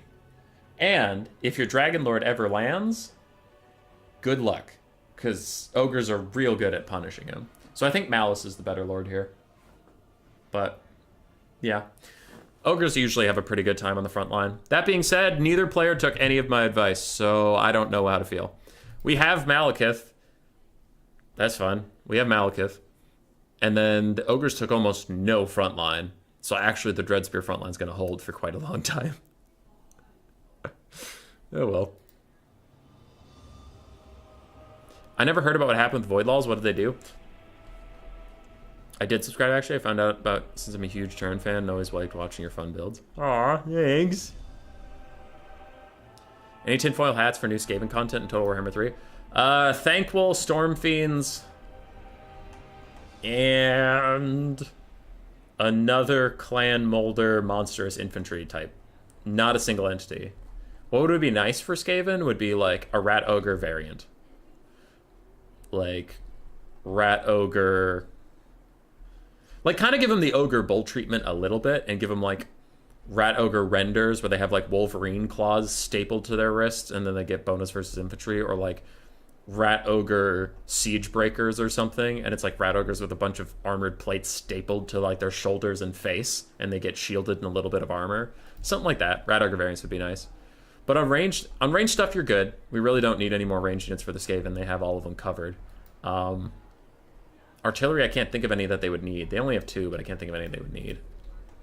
So, yeah, Rat Ogre variants would be welcome, and then Thanquil and Storm Fiends. But Skaven are pretty well fleshed out. Like, I love Skaven. I am absolutely a Skaven stan. Skaven are, like, third from the bottom for races that need DLC. There's so many DLCs that need to happen before Skaven. I kind of hope for the health of the game, they throw Thanquil in as a fun free LC Lord on a different DLC. But, like, Kislev, Cathay, Ogres, Norska, Tomb Kings, Vampire Coast. A lot of those are DLCs, but they just need more.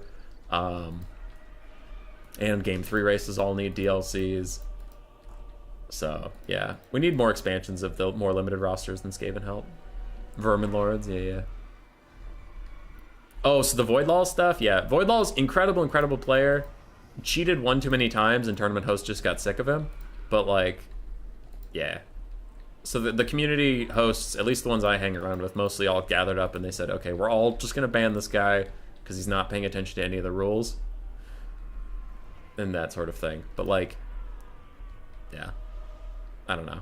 You can say that, and then some people will say, like, oh, Voidlaws didn't have to cheat. He was the best player of all time. It's like, you can be both. Like, you could be a really fucking good player, but also insist on cheating and just piss everyone off so much that they don't want to deal with you anymore, and then they kick you out. Like, yeah.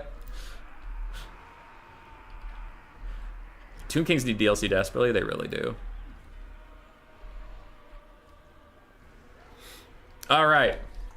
What do we got here? For the Ogres of Wilfred and Sesco, we have 3 Sabertusk packs, triple Crusher it looks like. The Sky Strider's Crusher ROR. Then we have another Crusher with Great Weapons and a Crusher with Great Weapons. Okay, I thought I saw Iron Fist, but apparently not.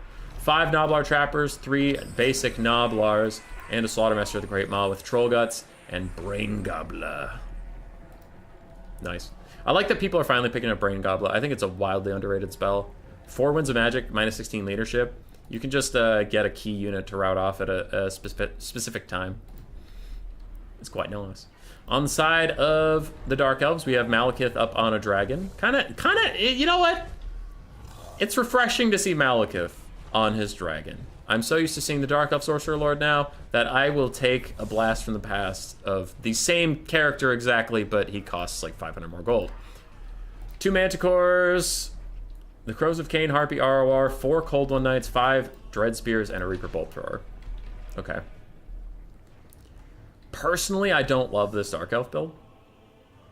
I feel like the Manticores are just going to dive down and get bodied. I think Cold One Knights have failed me more times than I can count. And that makes me scared, but I also don't really love this build. I think with a couple more Ogre Bowls, maybe 1 less Crusher, maybe? I don't know. I know people really like the triple Crusher, like overwhelming blob or something, but I feel like with a little bit of better of a front line, you could just run through here and saturate things. And Monstrous Infantry do well versus Cold Knights as long as you don't get naked charged. It's all about support, right? It's not like, just take a 500 gold Ogre Bull and sprint it straight into some Cold One Knights. It's like, yeah, support it. I do worry with the triple Crusher that they'll just get, like, 2v1'd, essentially. And if you ever get all 3 of them together, they're going to get Soul Stealered. I don't know. I'm scared. I'm scared and frightened.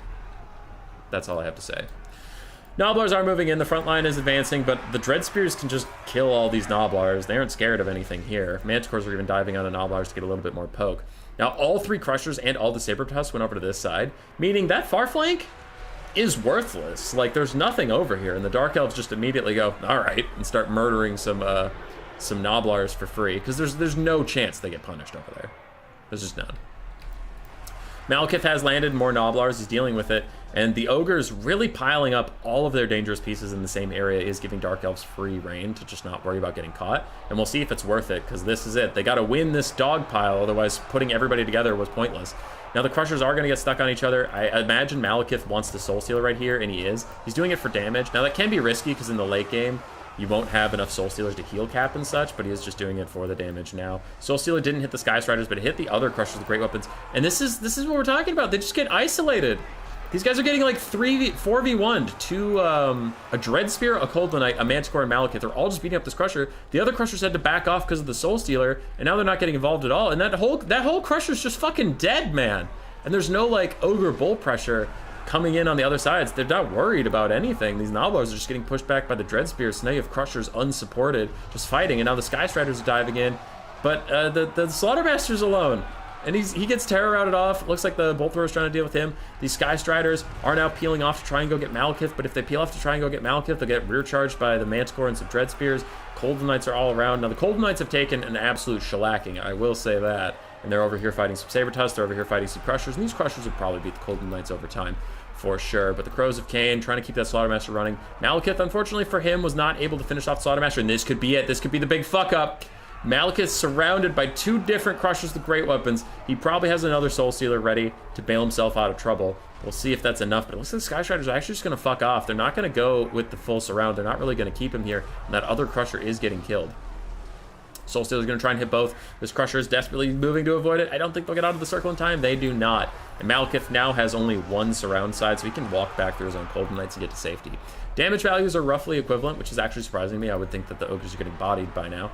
Frontline Noblars are still fighting Dread Spears forever and ever. Bolt Throwers are back online. Cold Knights really running out of gas, running out of juice, just fighting Saber Tusk packs and Crushers. They're getting good damage out, but I just don't know if it's enough to actually win them the whole game.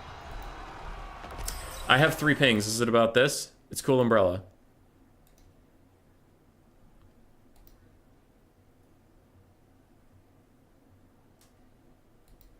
Okay. I'll deal with that later. It's not about this game.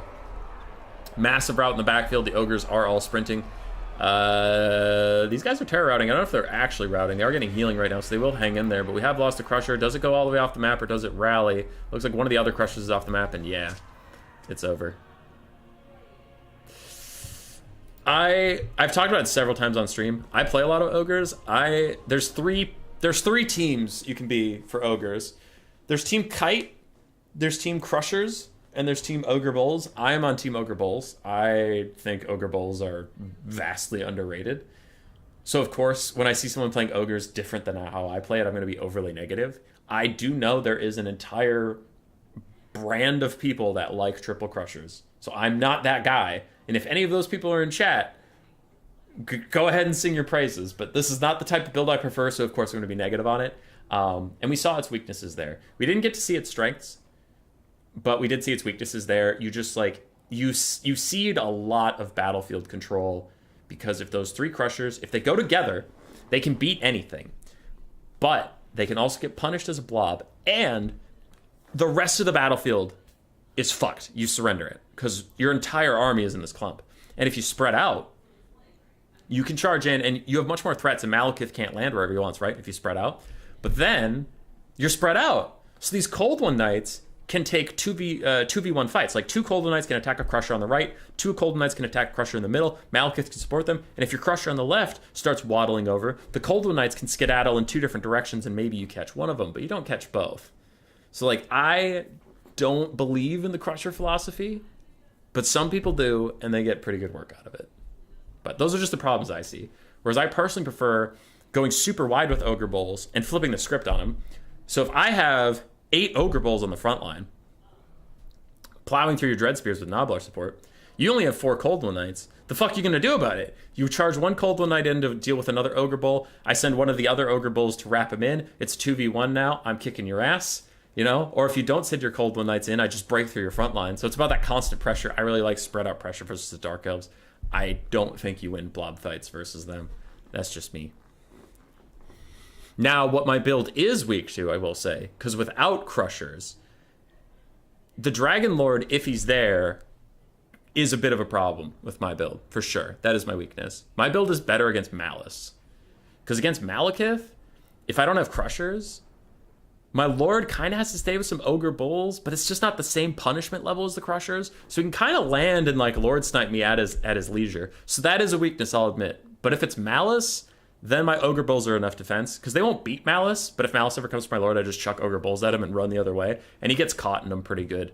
on spite, and he can't push through him, so he has to stop and fight him. But there's my pitch to you for the Church of the Ogre Bull.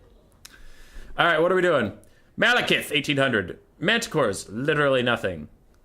Dread Spears, killed Noblars all game. Cold One Knights, got to fight some Crushers, they did fine. Reap Throw did fine.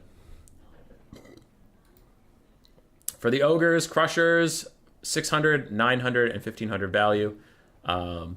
Saber-Tusk packs, 500 apiece. Ogre Bulls got kind of pooped on. Noblar Trappers did pretty good shooting. Noblars did all right. GG.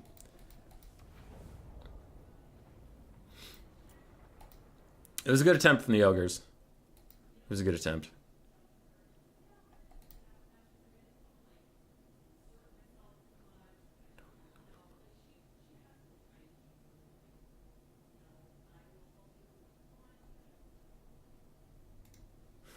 Okay, I'll deal with that later.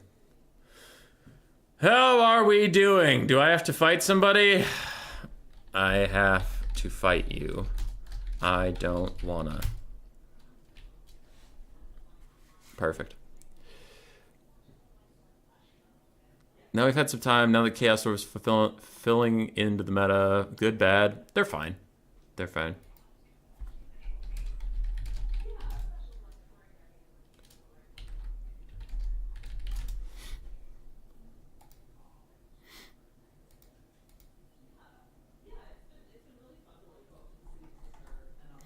All right, Stingers did advance to fight Tretch. Green one has advanced to fight me. Take a look at the bracket, even though I just told you, but just so you know.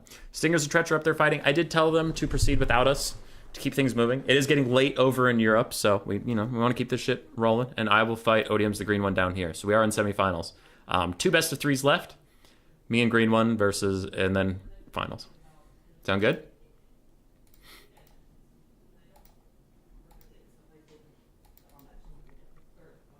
All right, green one accepted the dual forfeit, so I guess whoever wins Stingers versus Tretch is actually the winner of the whole tournament because we just gave up. No, I'm inviting him. I'm just being a shitter.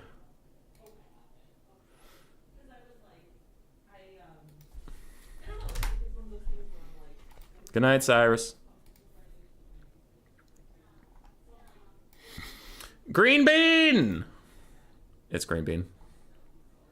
Does anybody use Mournfang Cav or is it crushed it all the way? It's crushed it all the way. I don't know why. I've tried to use Mournfangs as many times. They feel awful, but if you look at their unit card, I can't tell you why they feel awful. I just know they do. They're so fucking bad. They just don't do anything. Like, and their melee stats are cracked. Their melee stats are absolutely cracked, and it doesn't matter. They just suck and die. I don't have any great analysis for you. Because I don't understand it. Okay, green one's up top, so this is the right map, and he has to pick now. Cool. I'm going to change the names. Oh, green one's on the wrong side! That son of a biscuit. Now I have to do it all over again. Green one is my opponent in the faction war. Our game has already been played, so one of us is already sad. But you'll have to wait to figure out who that is later. Another day, because I'm not gonna spoil it here. All right, green one, what do you got?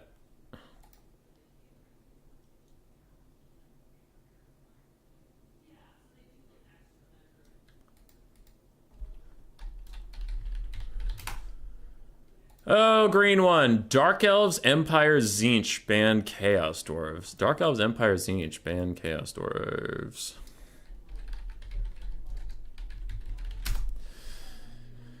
Oh, fuck. Okay, that's a good pick 3.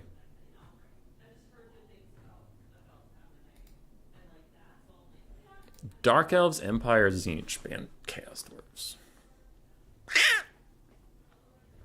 On Peak Pass, too. That's a big map with a big hill. Dark Elves, Empire, Tzeentch. I really want to take Dark Elves out of there. I don't want to deal with those fucks. So what would I be okay fighting Empire and Tzeentch with? Oh, Skaven. This isn't a good map for it. But yeah, Skaven would be alright. Yeah, okay. Ban Dark Elves, pick Skaven. He's probably gonna go Tzeentch.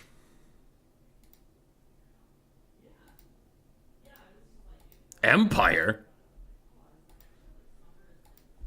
Okay. I guess on a non-direct map, maybe the Empire's gonna do better here? I don't know. I don't know about this one, Mr. Krabs.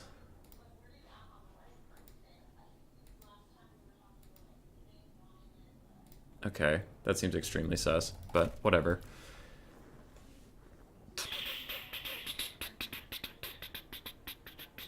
Giselles versus the Luminarch 2.0. If only.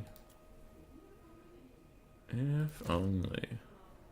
If only, if only the woodpecker cries.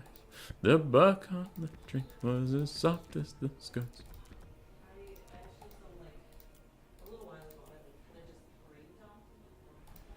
Alright. Again, I am filthy tryharding, so I will take the build that I think to be the best.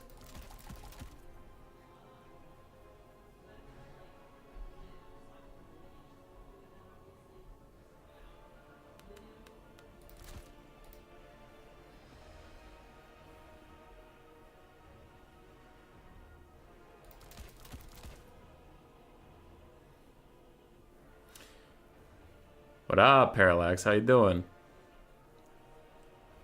How you doing? How you doing?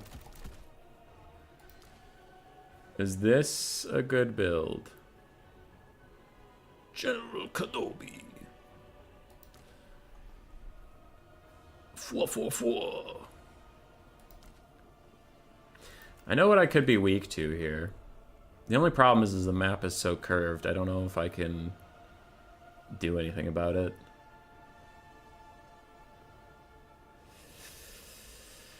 I could sell one of that and get a clan rat, but that's not really going to help me that much. I know what I'm weak to and I don't like it.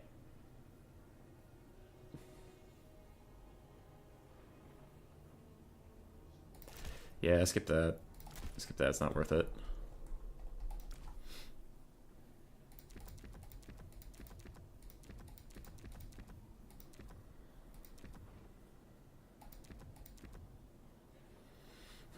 I need 150 gold back. I can turn you back into a Skaven slave. You are a pumpkin once more.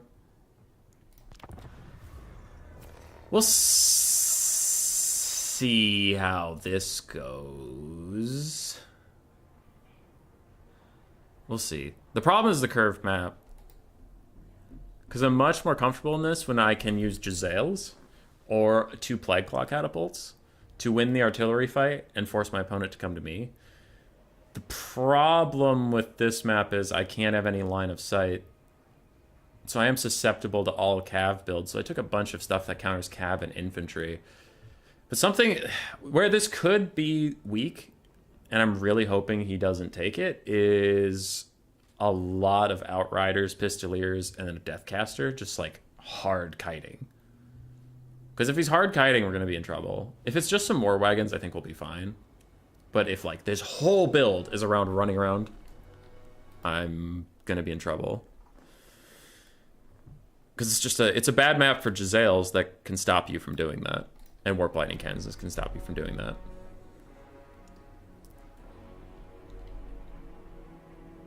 So it's not usually a problem for the Skaven, but on this map it actually would be. And I wonder if Green One has realized that I can't stop him from kiting me here.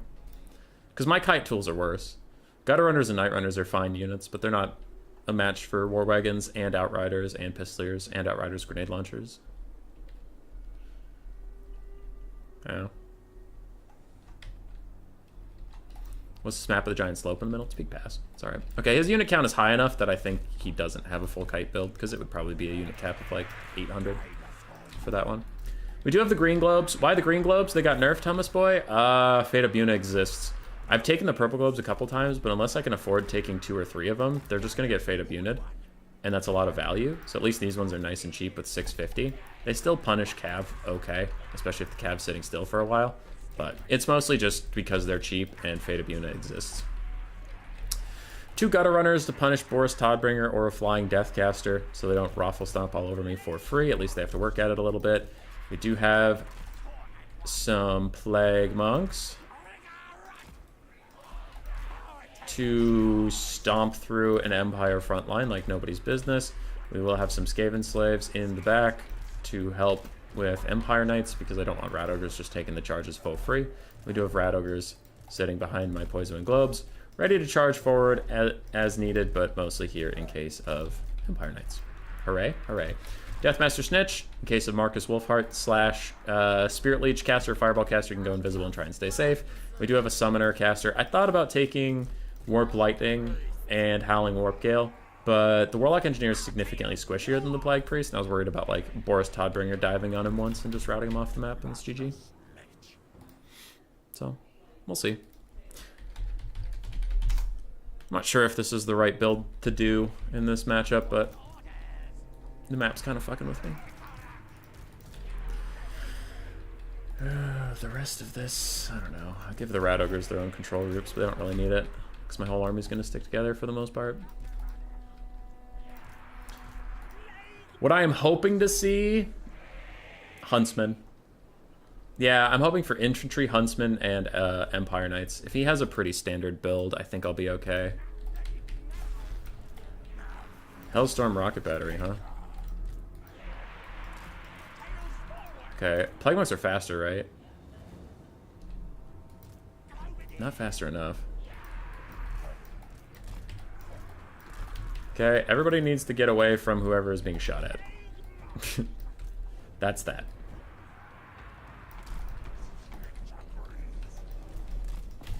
Kite that bitch. Goodbye, poor little Plague Monk.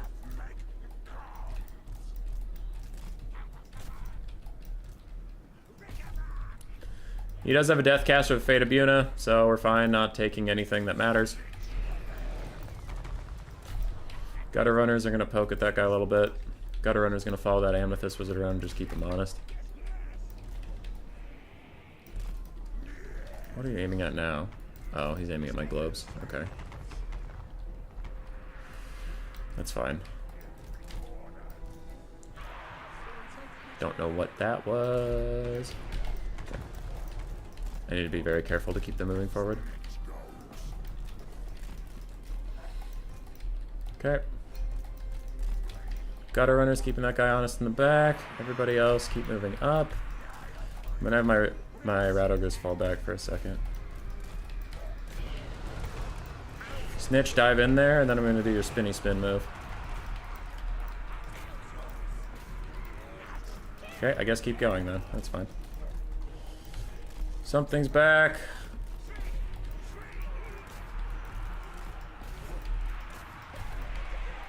Fate of Buna on my fingers. Snitch is in there, Snitch is spinning. Y'all are dealing with that. You try and kite away a little bit. Globes. The Plague Monks are doing fine on their own. They don't really need me. So it's mostly about getting Snitch into position to do well. I'm gonna have Rat Ogres deal with Toddbringer here when he comes down. Okay. They should be able to get some good damage off. Where are my other Gutter Runners? There they are. They just need to stalk this guy for a bit. But we are pressuring through the front line. I haven't even used my summons yet, which I really should do. Get a Plague Monk summon out there quick. Snitch needs to route these guys. You guys come over here. Plague Monks are pushing through. And Snitch will give a proper leadership bonus to these guys. How's not summoning those Plague Monks going for you? Jesus Christ. Okay, Rat Ogres are going to run them down. You guys stay here. Anybody who's real, keep running after these guys. Toddy is fighting with a whole bunch of stuff that I don't like. I should have globes nearby. Yeah, they're back here. Okay. So, we're doing okay. I'm going to have Rat Ogres come back here and try and deal with this. See how good they can do there. But We are overwhelming the backline quite significantly. Snitch might get a freebie over here, which would be pretty sweet. You come back here and kite out that guy a little bit. Skaven slaves just chase off swordsmen because you're worth like way more to me. I don't have spin up yet, so I guess I'll just do some damage with those guys. This is a summon, so I don't care about it. This is not a summon. I do care about it a little bit. You keep going. Okay.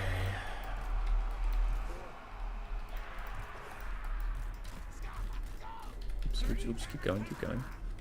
My bad, my bad. Okay, let him go, let him go. Just keep coming with me at this point. I don't know how you guys fell so far off the wagon, but you did, and it's making me angry. Okay, go over there. Rat ogres have officially chased those guys off. Slaves are gonna go do their best over there. I thought I told all of you guys to come with me, so stop getting distracted. You guys go over there, stop getting distracted.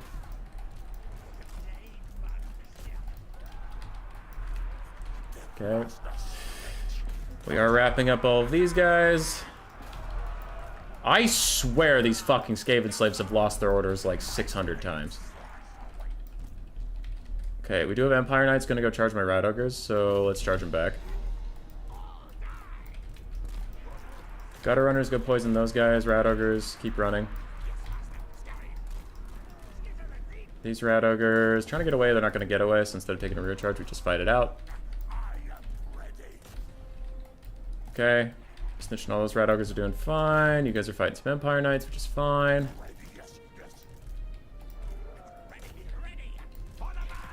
And I need you elsewhere. So Rat Ogres finish this. And the Wounded Plague Monk finish this. Skaven Slaves are still chasing this. I'm gonna throw someone out onto you and just have enough of this.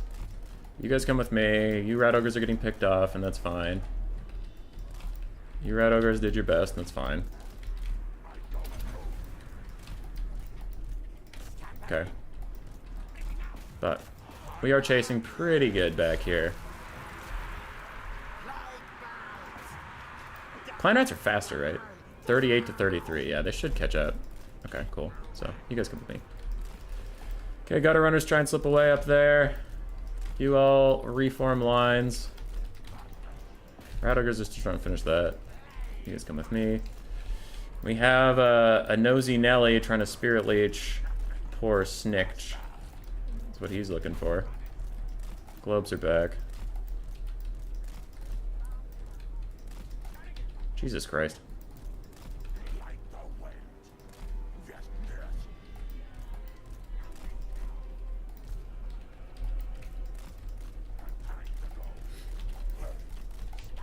Alright. Retreat a little bit.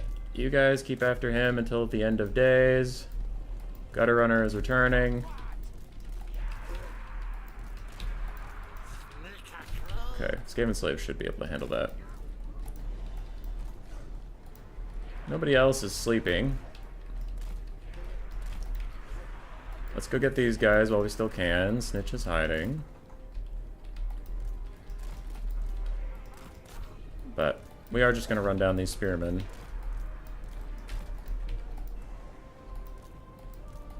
Gutter Runners are continuing to fight. You guys are continuing to run away. Skaven Slaves are still trying to hit these crossbowmen, and they do catch them yet again. Empire Knights are running over to help them, but we'll see. If they can bail out that one guy, that's okay. I'll clean up some spearmen on this side. And it'll be chill.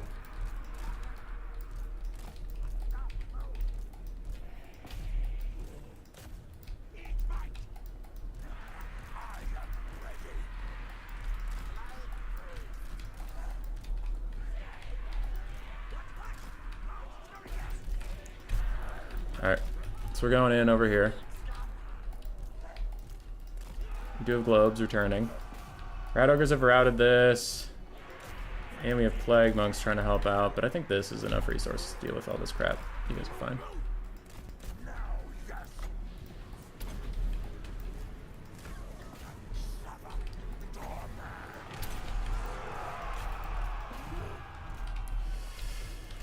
Okay.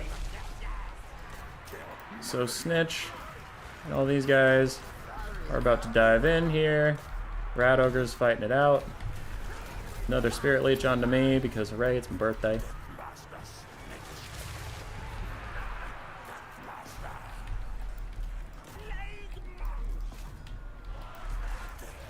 Snipe him out. Snipe him out.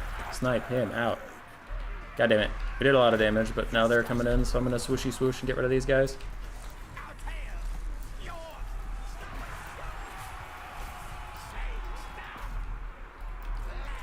Okay. Anybody who's not permanent needs to fuck off for a second. Globes are coming back. Somehow these knights are hanging on. But we are sending summons out to go fight some things. Got a big hit onto Toddy. He's just gonna regen it though. Now we're just getting Spirit Leech kited. Cause Spirit Leech is such a fucking dumb spell.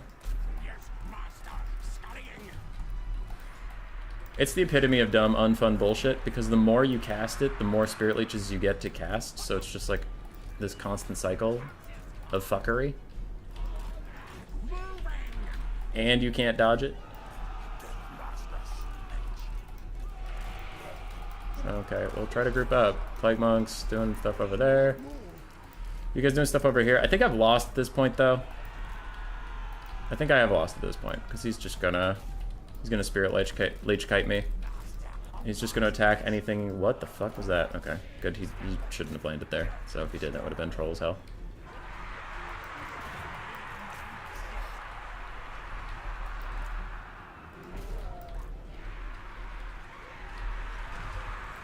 Let the Spirit Leech kiting commence. He isn't attacking anything right now, though. That's kind of fucked. Now he's attacking these Plague Monks, but for a little bit there, he wasn't attacking shit. Also, no one notices the stealth globes coming in. Okay, that unit's gone. You gotta attack me, big fella.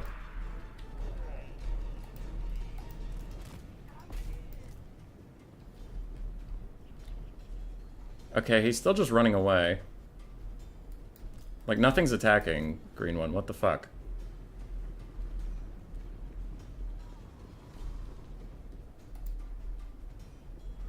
You can't do that?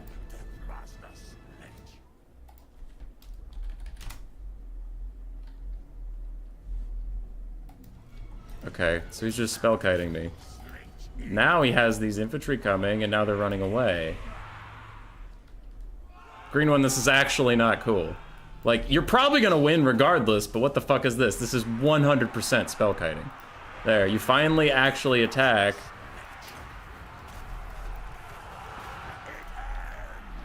But that was kind of fucked up.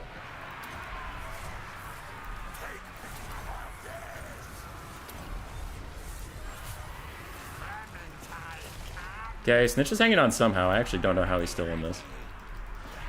Snitch runs in. Boris is getting danger low. What the hell? How is he supposed to routing? That's kind of fucked up. There we go. He was going to route Snitch, though, and then it'll be just fine. Another Spirit Leech.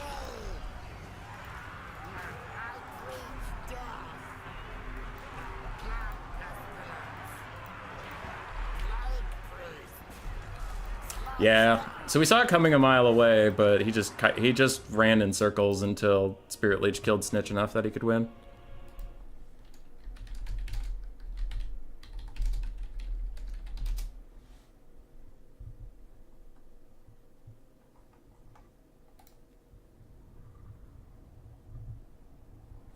Snitch did okay. He just got Spirit Leech kited.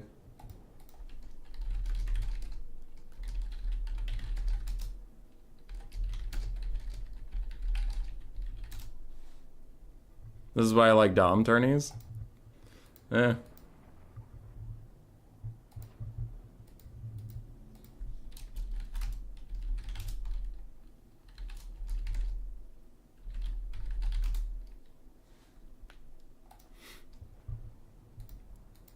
Spirit Leech should do like half the damage it does at the moment.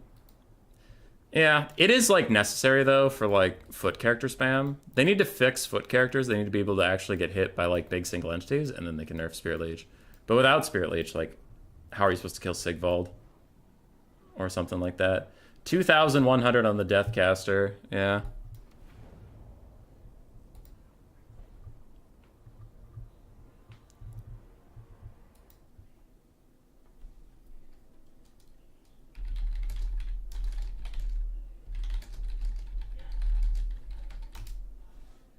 Later, Strix. Have a good night.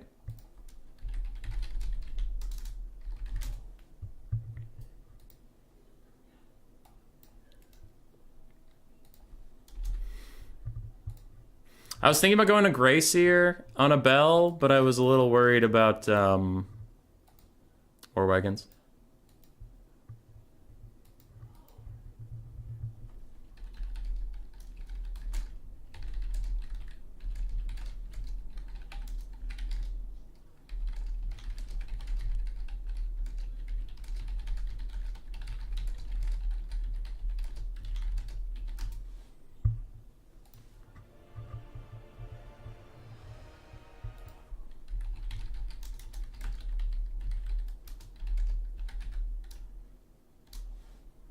What's the next map? Galbaraz, and I have to pick 3? Alright. Have you seen Dom where both players will do nothing at the beginning? Yeah. Most of that game was fine. At the ending, it was a little sus. But we were gonna lose anyway. Just because, like, he could have just sent one spearman in, Spirit Leech snitch 2 more times, sent that other swordsman in, Spirit Leech snitch, and then Boris could dive in and just end it on his own. Like, it didn't matter for the state of the game. It was just kind of fucked up. It was kind of a rude way of doing it. I don't know. I did not like that. That was Sag. All right, what do we have? Lizardmen, Empire. Lizardmen, Empire, and what? Ogre Kingdom? Sure. Ban Dark Elves. Don't want to deal with the stinky Dark Elves.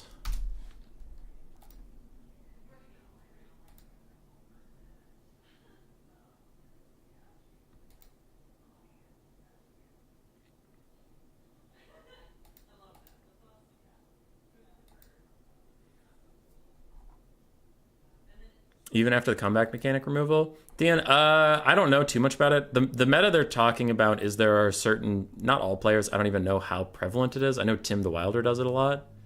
But there is a strategy in Dom that some people like to just build up like their whole army. So they'll spawn, they'll sit in their corner, and they'll continue spawning, and they'll just seed the map. And if the enemy doesn't have really strong ranged pressure, they'll just sit in their spawn and spawn like their entire army, you know, their backup army too, and they have this big massive blob. Like, it's not a blob because it spans the whole map, but it's like every unit you possibly own. And then you run them all at the same time, and either you crush the enemy, push them back into their spawn, and then they can't spawn anything and they lose, or you don't have enough, you don't push through, and then you lose. But the first 5 minutes of the map are just building up.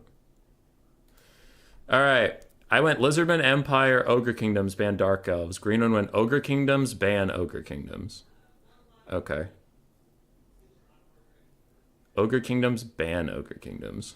Lizardmen or Empire versus Ogres?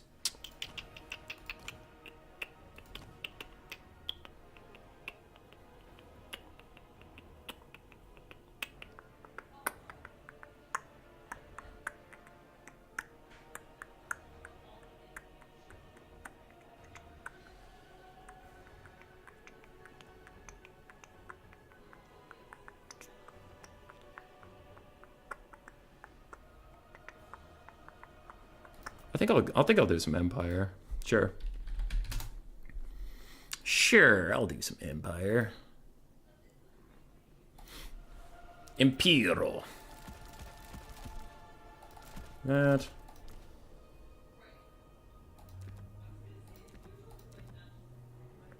Battleship Day. Okay, that seems fine. What else do I even want? What else? I have everything I could possibly need. I haven't seen a build-up strat working out that well in turn stream. I don't think it's an issue. Good. That's good. I just know that is the strat. I don't know how effective it is. I've never watched to completion. I am a fickle creature.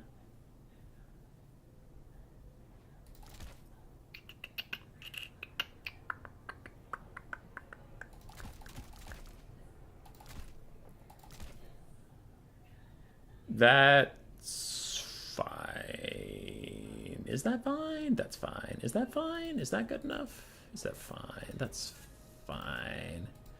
Is that fine?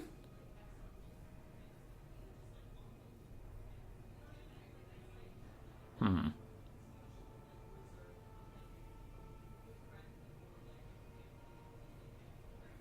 worried that's not fine.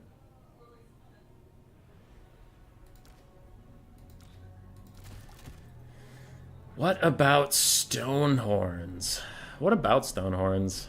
What about stone horns? If a stone horn comes up to you, what are you gonna do? With this current build, nothing. Just flat out nothing. And that's kind of a problem. We don't like that. Is that better? No. But why isn't it better, I ask? Because it's trash. Is this better? I don't know. It doesn't seem better. But what good is any of it? This is a real question. I don't know what to do about this right now. This is not good. But I don't know how to make it any good right now. It's trash. But what do I do to make it better? Looks like nothing. I guess it's just hot garbage. I guess it's just gonna be that way. It's here to stay. Who's favored in this matchup? Probably Ogre Kingdoms.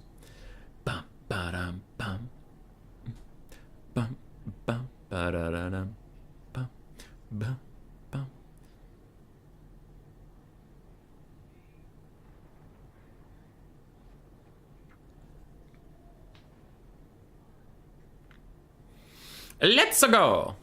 See if this is enough. Is our finalist waiting for us yet? Nope, not yet. Other semifinals still playing, so no rush. I'm sad I lost versus Empire, but at least the map was kind of janky, so I couldn't take my normal build. Man, what I wouldn't do for a couple Giselles there.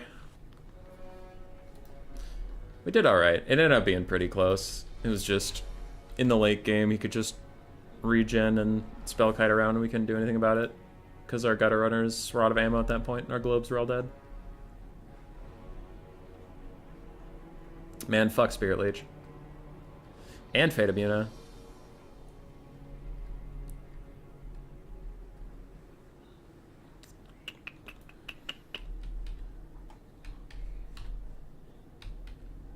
I probably could have ditched Snitch. I forget why I was scared for the Grey Seer. Oh yeah, because if he was kiting me. Because then the Grey Seer's tall and you can just get shot by Outriders super easily. And War Wagons. Yeah, because a Grey Seer could have been nice. Now that I know I wasn't getting kited, a Grey Seer would have been nice. He's less susceptible to Spirit Leech than Snitch.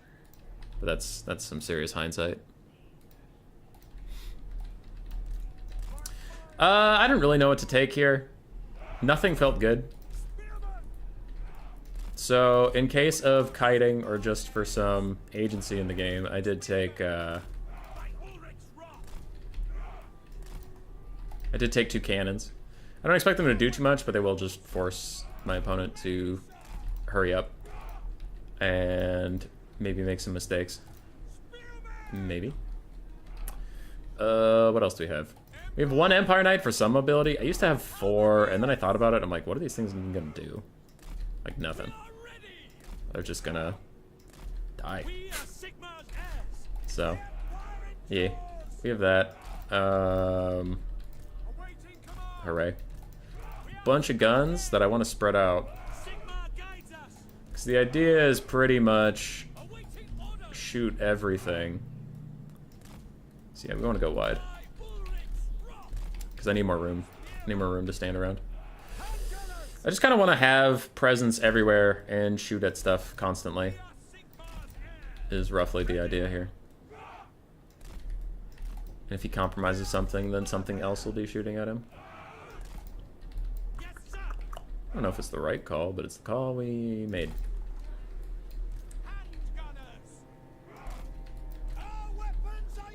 Our weapons are yours. I guess I'll put this handgunner here, and I'll put the Free Company Militia ROR somewhere else. There. Screw it. I have Ballstar Gelt with just Final Trans to deal with Crusher Blobs, or to Final Trans their Stonehorn Mount or something like that. War Wagons aren't good against Ogres. They are. I'm not good with War Wagons. So it doesn't matter how strong they are if I'm bad at using them. That's roughly how that goes. Okay, the rest of you are all just one patrol group. It's fine. Alright. He is trying to kite with Iron Blasters. So our cannons are useful. That's why we took them. I'm going to move my front line up a bit. Just to, again, we want to spread out this formation so that wherever the Crushers end up going, they end up losing.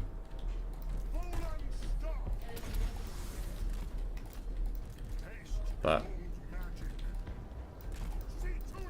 yeah, we can continue to advance. So the Iron Blasters can't get that close, and then we can at least counterfire at them. Because the cannons don't get more accurate based on distance, but the Iron Blasters get more accurate the closer they are. So we do like that. But there's only one Crusher. There's a fuck ton of Ogre Bulls. Okay. Not you. Not you. Move ahead of the ranged a bit. You come up here as well.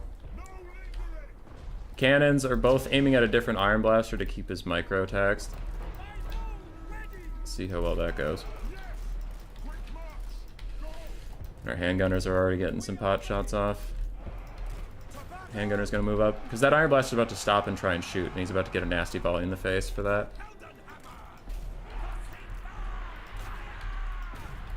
Yeah, so he fucked up a little bit there. It's a pretty good amount of damage.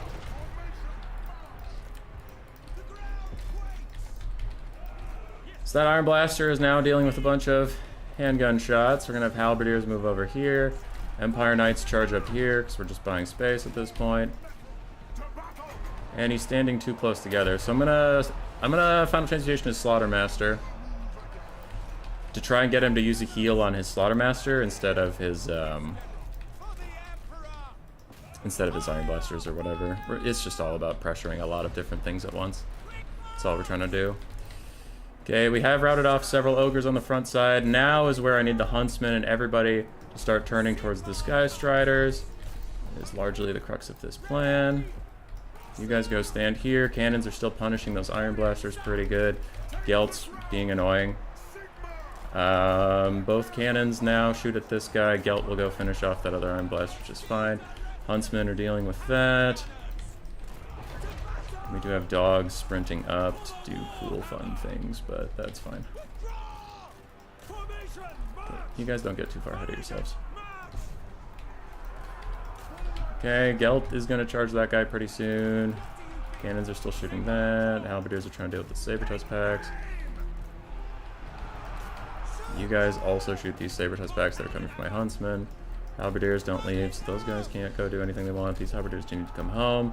Gelt has gotten rid of this Iron Blaster yet again. Two cannons are still punishing that other one. And Gelt's going to rear charge it to get it to rout off. Now is where this gets a little tricky. We'll see if we've done enough damage to make it out of here. Okay. Halberdiers continuing to fight. Our back line is still shooting. You guys need to go two different directions. You need to split that up. You shoot that. Halberdiers come over here. Gelt's just going to harass an Iron Blaster for a little bit. Crushers are coming for him. Gelt's up in the sky.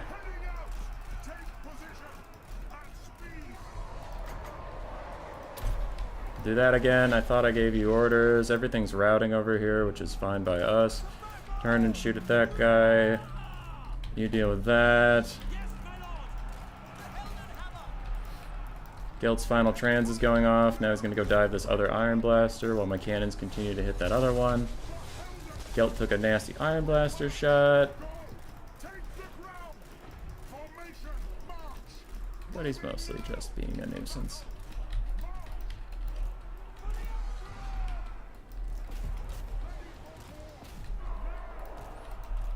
Okay.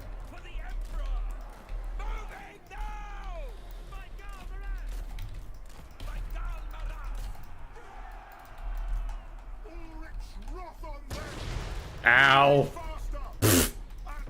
That was pretty funny. That Iron Blaster just nuked its own Iron Blaster through Gelt. That was great.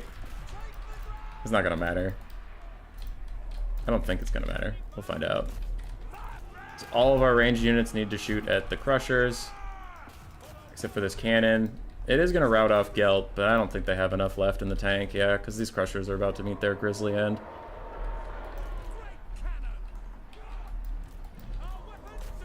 These cannons are still trying to kill that fucking Iron Blaster, though. And that's the end of the Crushers. Bye-bye, Gelt. Bye-bye. Double cannon is cooking, the green one. Eh. I mean, one of them barely paid for itself after all that, and one got 1200 value. Cannons still are missing way too much, but they're decent pressure pieces. I mean, green one also did some good dodging, but there were times there where he wasn't dodging, and they still just missed like a motherfucker. Gelt did fine. He almost paid for himself, but he just put pressure on the single entities.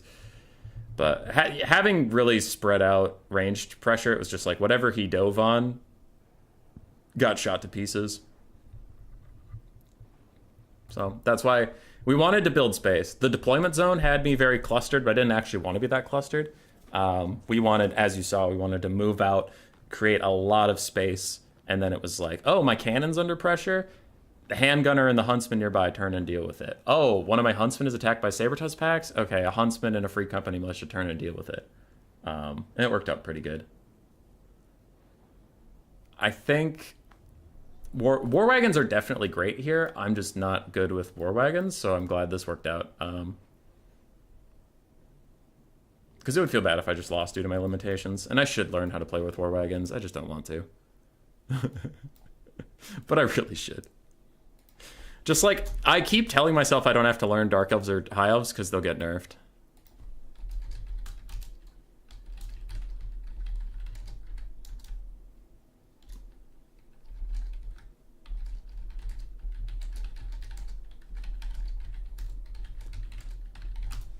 I loved at the end when that Iron Blaster just long live the king, its own guy, and fucking yeetist elitist Balthazar. That was awesome.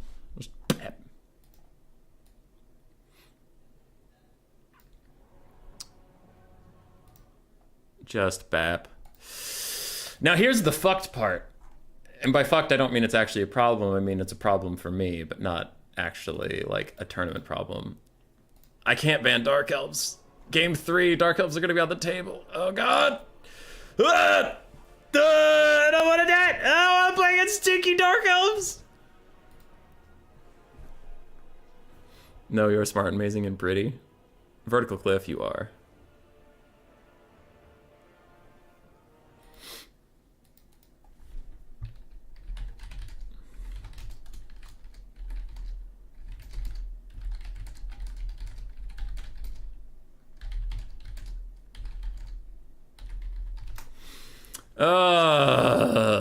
Ban.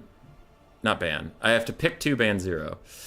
Pick 2, ban 0, eh? Eh? Eh? I don't know what to do. He's gonna pick Dark Elves and I'm gonna cry. I don't know. I don't know. I don't know. I don't know.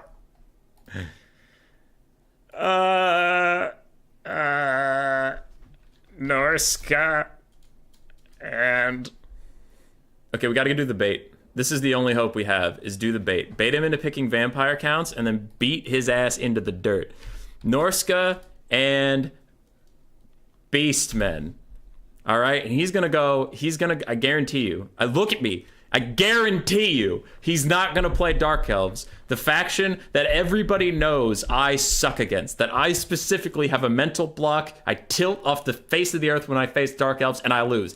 He knows that. I know that. But I have just successfully mind-gamed him into picking vampire counts, and then I can pick Norska, and I can easy win, easy clap, because it's the easiest matchup of my entire life. I've done this. I am the biggest brained human in the world, and if he picks Dark Elves, we are fucked.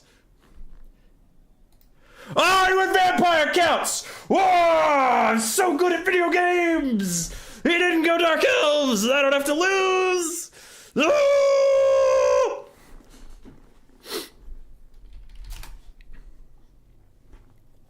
Norska! Norska! Norska! Also, I'm in love with you? Fair. Norska! I didn't want to pick Lizardmen because Lizardmen can be good into vampire counts, and I actually really wanted him to pick vampire counts because I have a new Norska build that beat Lenorm. And is Lenorm literally the best player that's ever lived? No, but he's pretty good, and it beat him, and he didn't know what to do against it. So if Green One beats it, then at least I'll learn what can beat my unstoppable Norska build. And if he can't beat it, then we cook it. So let's go. Let's do it. The new Norskin build that I actually think is really good, and I'm very curious what my opponent is going to do to beat it.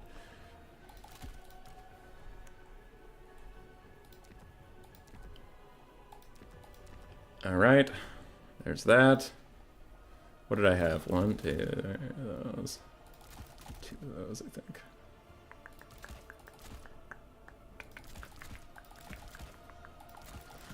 Where did we land 5 of these?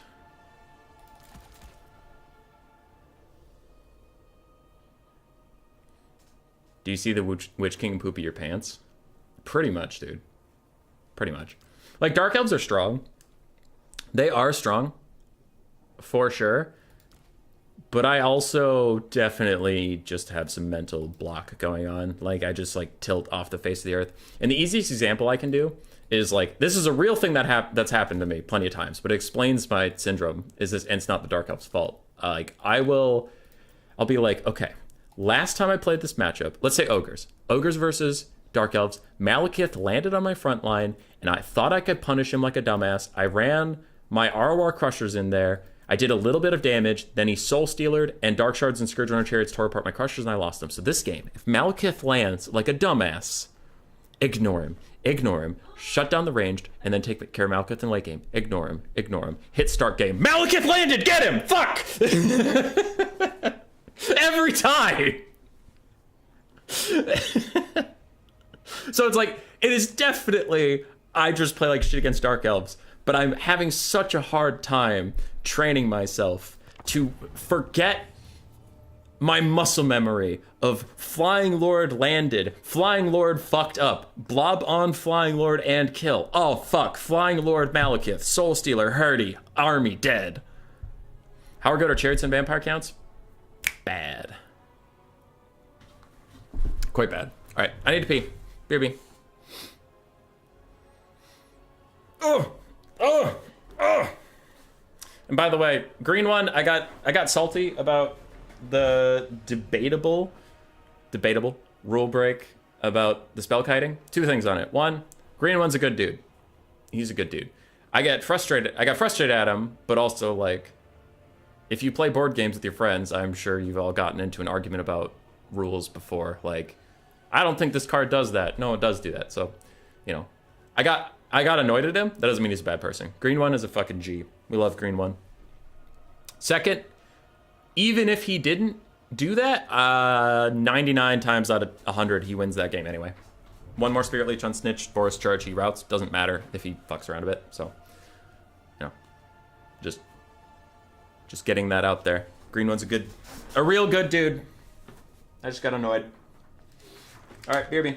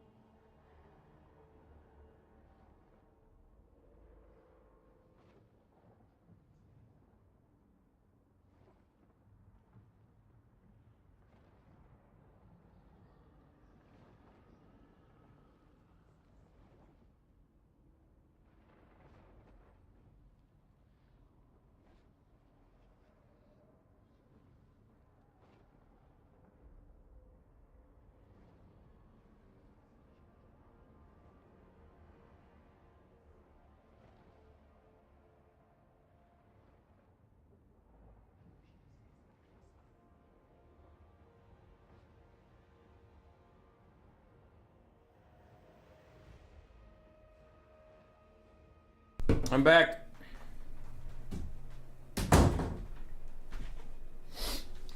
Ugh.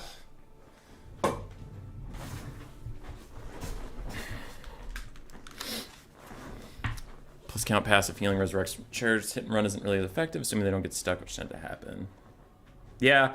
Also, chariots' main function in general, some of them do good damage, but like a chariot in general is meant to get into a formation that doesn't have good mass, disrupt the ranged units, and force their mass that they do have, if they have any, to react.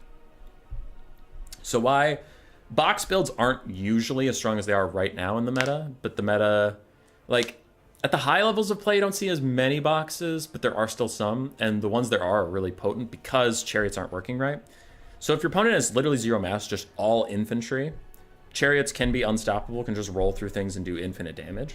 But in a normal world, where chariots are strong and your opponent respects that and brings mass, it keeps mass honest. So chariots go into the back line and start fucking up with quarrelers or something, right? Well, that's dwarves. They don't have mass to stop you, so never mind. They start fucking up high elf archers. Right, you have some orc boar chariots. And either the dragon princes that are on the flanks, or the silver helms, come back and defend their archers and sacrifice the mobile game, so then your spider riders and your orc boys can close in, or they let the chariots stop the archers from shooting and they continue contesting the mobile fight, and then you would run away. You don't want to fight the dragon princes, and your chariots continue to do damage until the dragon princes at last go, ah, fuck it, fine, and go back to their formation to defend their archers. And then your boar boys and stuff can get rear charge on the spearmen, fuck up other archers, like do whatever they want, or get a rear charge on the dragon princes who are now going to help their stuff. So chariots are just kind of, they're, I guess, I don't have a great word for it, so I'll go with decision carnifex, I guess, is you force your opponent to make decisions and you try to punish the decisions they make more than chariots are meant to be straight up damage dealers. Now, there's certain chariots that are meant to be damage dealers, like Seeker chariots of Slanesh. They're designed to deal damage. But if you think of like Gorbeast chariots of Khorne, they're not really meant to do that much damage. They're just meant to run around, be tanky, disrupt things, fuck up your whole day. What exactly is spell kiting? Spell kiting is when you are only using spells and the rest of your army's running away. It's against the rules not because it's an unwise decision or that it's cheating. Like, there's nothing in the video game that stops you from doing it. It's kind of the same reason that there are rules in, like, soccer. It's just not fun for, like, an audience to watch, is why it's against the rules. It makes uninteractive gameplay and bad content. So it's like, it's a content sacrifice. It's not about, like, this is how Total War should be played. It's like, okay, well, if we want to stream this game and have people enjoy the stream, we need to stop corner camping and spell kiting so people actually play the video game. Yeah.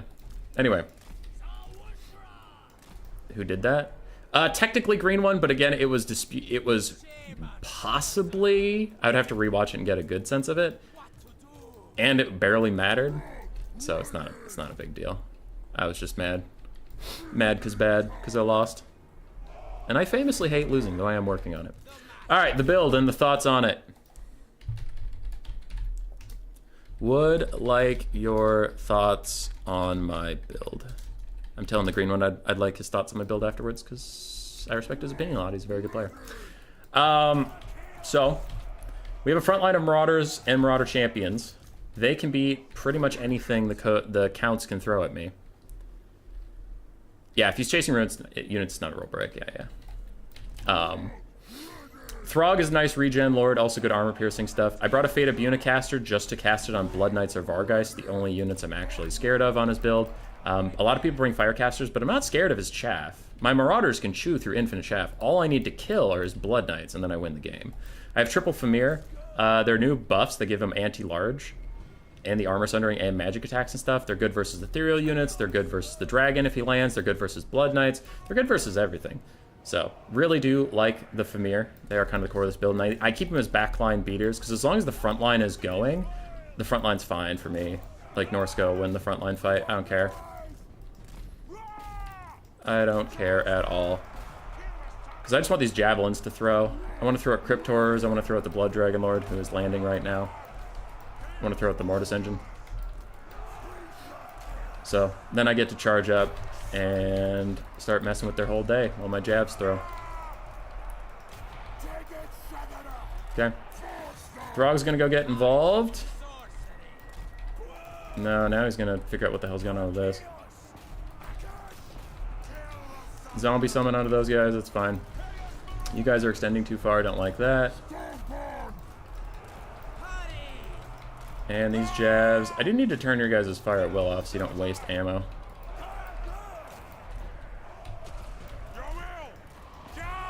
Okay. You charge in here, get these, get these. You deal with that. Oh, there's dogs all of a sudden, hello. Okay, we'll go deal with the dogs. I have a Fate of Buna soon. I don't know exactly what to use it on. Probably Vargeist.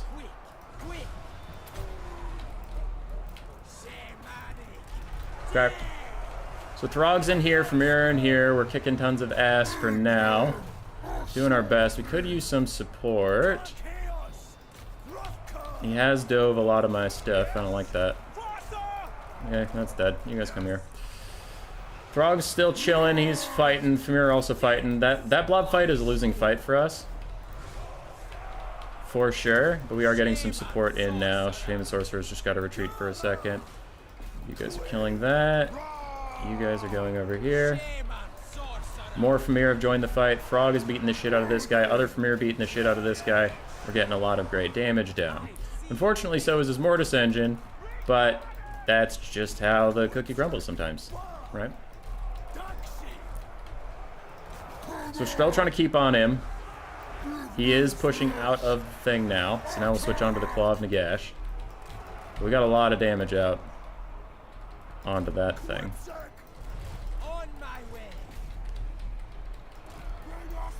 Okay, still have a Famir holding back as a bit of an insurance policy. Frog's continuing to fight that. I would like any of my javelins to still be alive, but sometimes that's just not what you get, huh?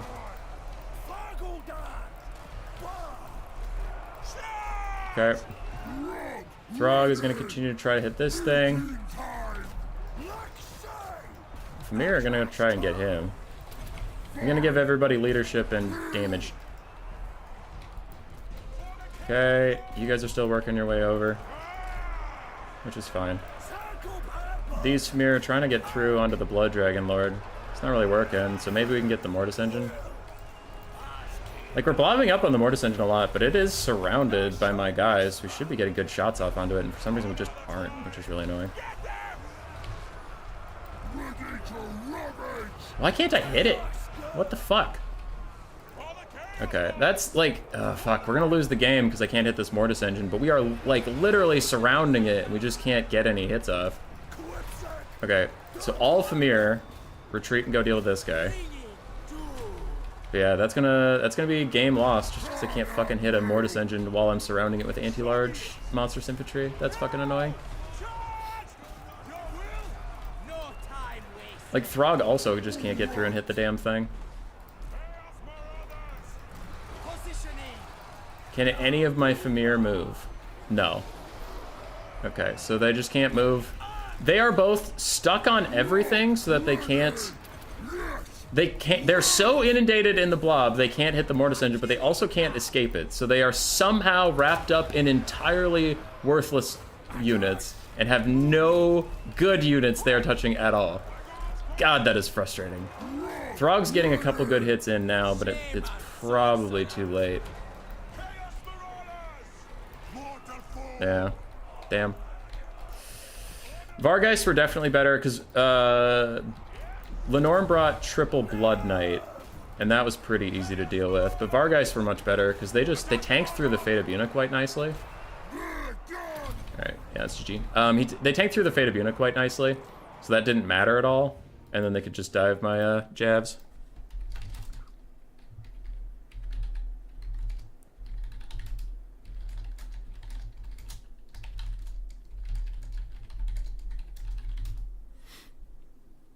Damn, man.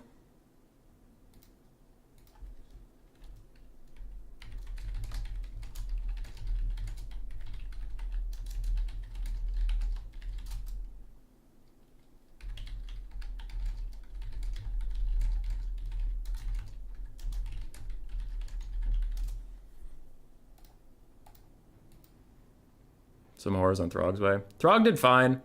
Famir did okay. They just got stuck grinding against zombies and stuff. They got a ton of great damage onto the Blood Dragon Lord, but then they got like stuck and they couldn't. It was the worst of all worlds where they couldn't leave, but they couldn't fight, but they couldn't stay, and it was like, how is this perfect storm possible that they're stuck like that? You know what I mean? And I know that doesn't sound like it makes sense, but I'm just like, okay, can you guys leave? No. All right, can you fight? Also no, because all of our targets are zombies. Okay, but zombies can't lock you in. There have to be crypt horrors. Yeah, there are crypt horrors. Then why aren't you fighting them? Because we can't reach them. Okay, so it was awful. But yeah, Mortis did great. Couldn't shut it down. Vargeist just suicide dove my javelins along with dogs, and then one dog died for it. The other ones just ran away as soon as the Marauders routed, and then they fucked off for the rest of the game. But it didn't matter because without the jabs, I couldn't kill the Mortis engine anymore. So GG.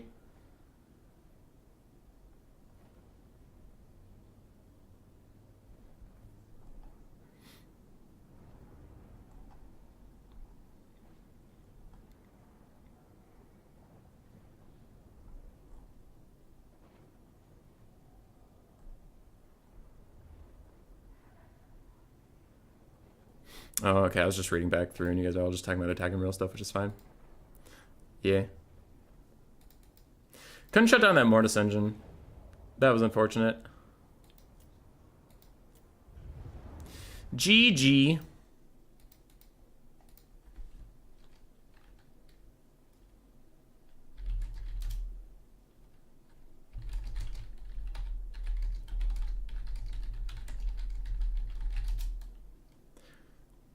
I guess a better way to articulate it is it felt like 3 units of Famir got stuck on 2 units of Crypt Horrors, and the Crypt Horrors were pinning in Throg. And it's like, how are there Crypt Horrors everywhere? I have more than them.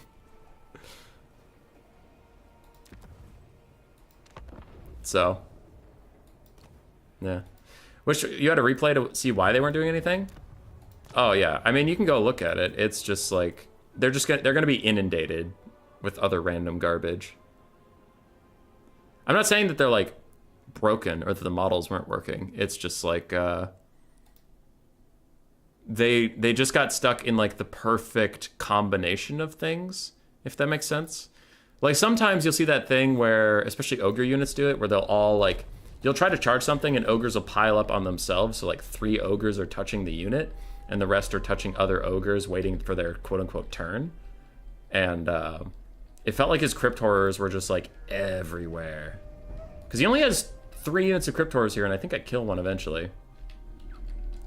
Yeah, we get a ton of damage onto the Mortis engine. There are Famir all around it, but we're beating the shit out of the Blood Dragon Lord right now.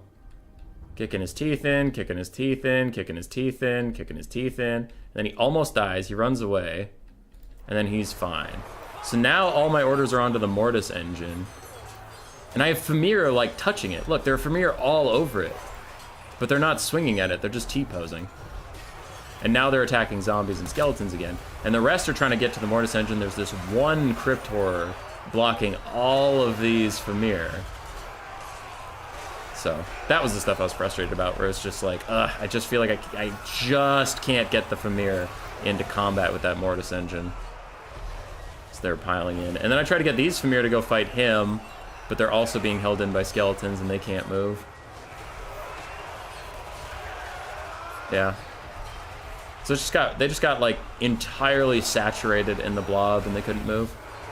Was what ended up happening to them.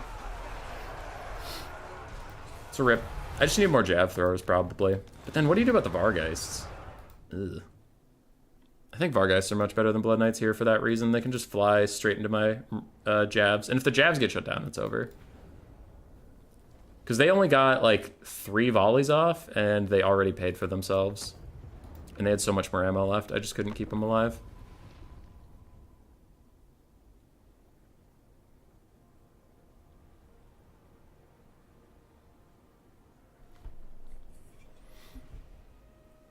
Could you have extracted the skeletons? They weren't my skeletons. I brought Fate Abuna for the Vargeist, but it didn't do that much damage. I was actually surprised how little damage it did.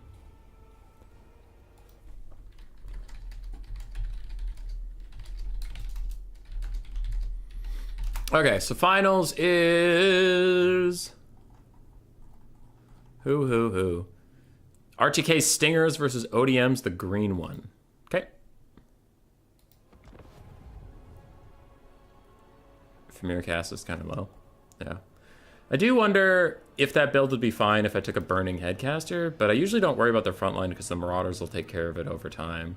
Where am I looking for? Whatever. High Elves will do it. I was having a brain fart. Vampire counts. I'm just checking something while they do their pick and bans. We are heading to a final right now. Book of Hoeth, Fate of Buna. Okay.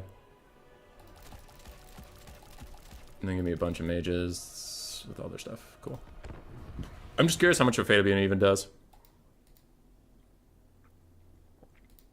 Because I only got one cast off, which is fine. But when I played Lenorm and his triple Blood Knight stuff, I got 2 Fate of Bunas off, but they forced the Blood Knights to get heal capped very quickly.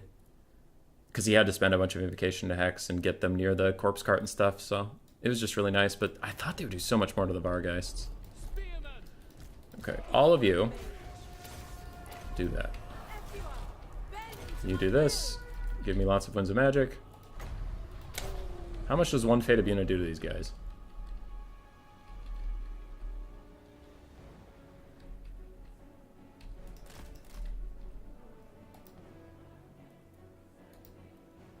Holy shit, it does nothing! What the fuck? What the fuck, Vargheists? Do you guys have like secret spell resist or some shit? What was that? What the hell was that? What? It does like no damage to them. Holy shit! Thoughts on Undead Crumbling change? Did it change? I thought the patch notes said it changed, but then it didn't. Holy shit! You don't like Blood Knights here because Mammoth Shreks them? And Fate of Buna Shreks them, but it did nothing to those Vargheists. Oh my god! Okay, yeah, you should definitely take Lore of Fire then. You should definitely take Lore of Fire. Because Fate of Buna is incredible versus Blood Knights, but it's apparently dog shit versus Vargheists, which I don't know why. Because what's like the difference? Vargheists have 16 models, I guess, but that shit wrecks. Like, it straight up kills Warplock Jezzails, and they have the same-ish models. I know they have a much lower HP pool. It must, I mean, like, that's clearly what it must be, right? It's not a crazy bug where Vargheists have secret spell resistance. It's clearly, apparently, they have low enough models with high enough HP per model that Fate of Buna doesn't do jack shit to them. But wow, it doesn't do jack shit to them. Okay. All right. I do like the Famir build. Might cut one Marauder with Great Weapons and get a 3rd Jav, and then change my caster. Maybe to a Metal Caster with Final Trans. I might do that. Because I don't have issues with the front line. Because, like, if you look back at that game, my issue wasn't with the front line. My issue was with the Mortis Engine, the Blood Dragon Lord, the Vargheists and stuff. I need spells that can deal with them. I don't need spells that can clear zombies. Because when I forfeited there, the game was over, right? I mean, it wasn't literally over, I had to concede. But, like, I had tons of infantry left. The end of the game, all of his zombies and skeletons were going to be dead. And it was going to be a Blood Dragon Lord and a Mortis Engine draining down all my forces with some Vargheist support. So I don't need a Burning Head to kill the stuff I can already kill. I need a Lore of Magic to kill single entities and the Monstrous Flyers. Which, again, I thought Fate of Buna could kill the Monstrous Flyers, but it can not. Green one was my dark horse to win the whole tournament. If I didn't. So let's go.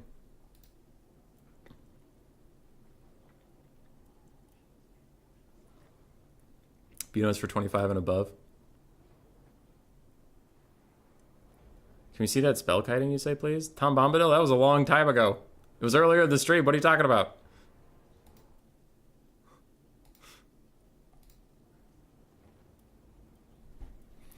Rise models, yeah. See how Buna damages Rippers? True.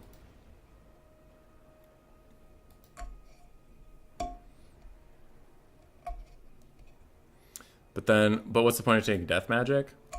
I mean, Spirit Leech and Fate of Buna are really strong.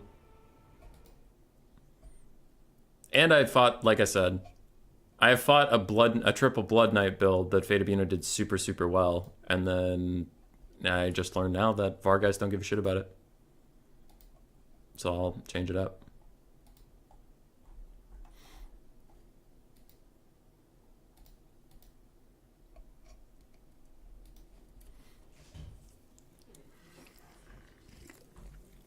So Stingers picks High Elves, Norska, and Chaos Dwarves. Bans Skaven. Green one is picking now. What up, unused username 1? Fire Magic's always better for you? Yeah, like I was just talking about it. Fire Magic is way better for clearing out the front line. And I know people who've been here the whole time have heard this a million times. Short version. Fire Magic's really good at clearing out the front line. I have no issues with that. I need to kill single entities. So I was trying Death Magic. Single entities and multi-entity monsters. So I was trying Death Magic. It worked one game, didn't work the second game. That was the second game. So I think the next one I would try is Final Transmutation. Probably.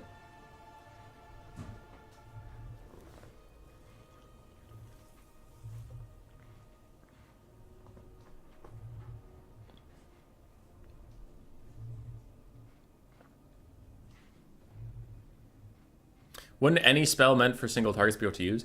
Yes, the reason I think Final Transmutation over Spirit Leech is because you saw what happened to my caster. I can't protect him. So he's got to get 1 or 2 very impactful spells off, and then I just got to accept that he dies. Because my caster doesn't have healing. My caster isn't a good combatant. And he's just going to get sniped out. Like, you just can't guarantee his safety. So that's why I took Fate of Buna previously, is again when I was fighting Blood Knights. And I know monsters are better. We learned that literally right now. That was the second time I've ever taken that build. I just started the game, used Fate of Buna on some Blood Knights. My caster got routed, and my opponent was going to chase him, and then he needed his Blood Knights to recharge some Familiar, so he let my caster come back, and I got a second Fate of Buna, but the game was over at that point. Like, normally my caster in this matchup just dies right away. So I get 1 big spell off with him, and that's it. Because Norska doesn't have a caster that you can keep alive. They don't have any regen. They don't have any combat stats. You can't really punish them for landing on him and just gatting his ass, as we saw. Because, like, I got a ton of damage on the Blood Dragon Lord for landing, sure. But I can't keep him there. They can just path out. And then he's going to heal up. So, Norska versus Vampire counts. The game's over so fast. I just don't want to use Spirit Leech because it's... Spirit Leech gets its value back in a super long, drawn-out game.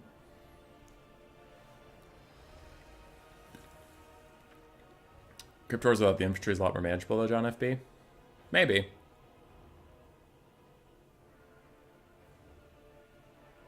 JMP, yeah.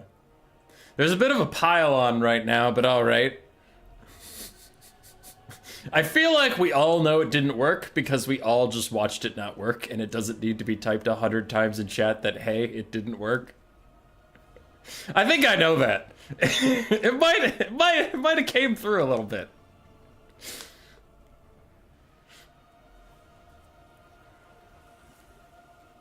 Anyway, so the picks were High Elves, Norse, Chaos Dwarves, ban Skaven. Green one picked Dark Elves, ban Chaos Dwarves. So it's High Elves or Norska, and Stingers immediately highlights High Elves, so I'm pretty sure he's going with High Elves. What up? Hey, John.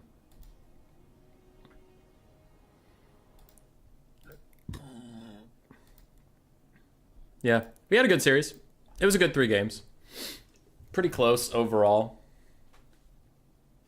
I'm happy. We got to semifinals. We did good. We won 3 rounds, and on the one we lost, we went to all 3 games. So we had a good day. No shame losing to Green one. I'd say he's like usually a better player than me. I can take some series off of him, but if we played 10 best of 3s, he'd probably win like 7 of them. He's real good. I know he's in the BBB playoffs right now. I don't remember if he's in the ODM top 4. Because Caradox in that, Alfredino's in that, Cal Harmon's in that. And is the 4th one Green one or no? Lenorm. Is Lenorm in the top 4? I don't remember. Anyway. He's good. And sometimes you just lose. I'm okay with that. I'm okay with that. Oh, Stingers is hovering Norska. Hold on. Oh, he's going Norska. Let's go. Dark Elves versus Norska. I think this is super Dark Elf favored. We're gonna find out.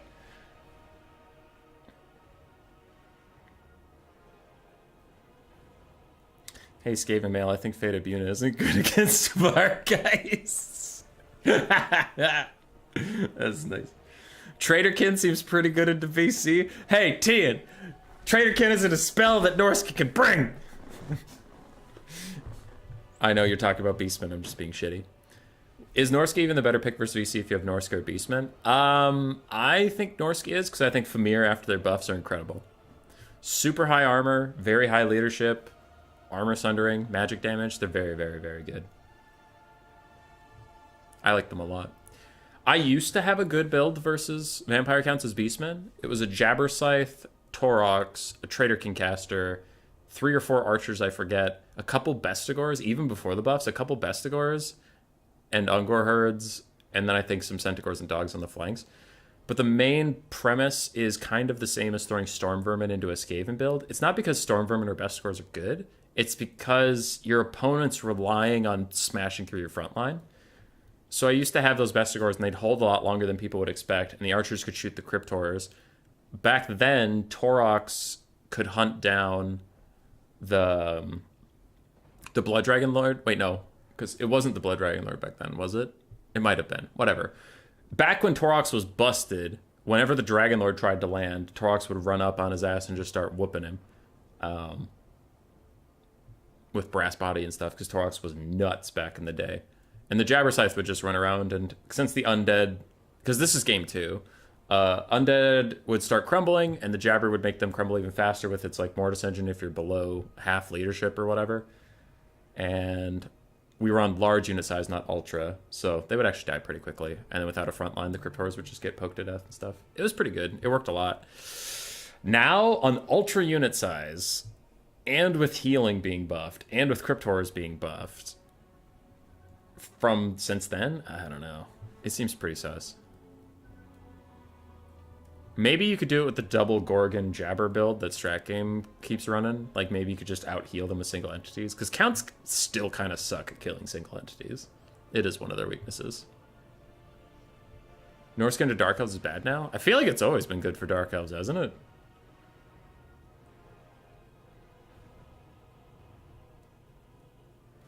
You should probably take Earthblood from here as you gave no healing. Ah, fuck, you're right. I should have had Earthblood for my Famir. Yeah. Yeah. I think Norska has some matchup into Vampire Counts. I think they have some teeth.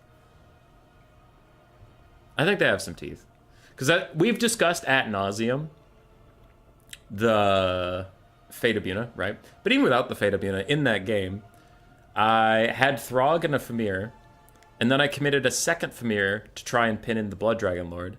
That didn't work. He got out, but then I had 2 Famir getting drained down by the same Mortis engine.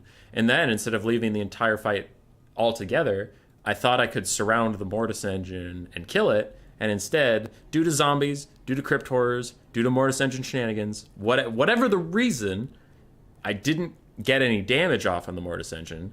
So then I was just getting drained for absolutely no value. So even like in-game, Fate of Buna aside, there were mistakes. So I don't think it's a doom matchup for Norska. I think they have some teeth. Because hindsight, if I had known I wasn't going to get the Blood Dragon Lord anyway, I wouldn't have committed the second Famir, because they didn't do any extra damage. I just tried to pin him in, and that didn't work. And as soon as he left, I would have backed out of the blob fight. But I thought I could punish the Mortis engine when he left. I just failed to do so. So then I wasted a bunch of time and took a bunch of damage.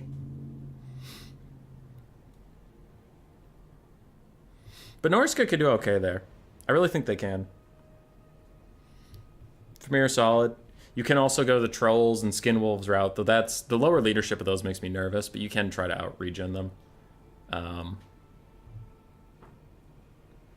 there's another thing I was trying to think. Oh yeah, there's obviously the 6 skirmish cav kite. I'm just bad at that playstyle.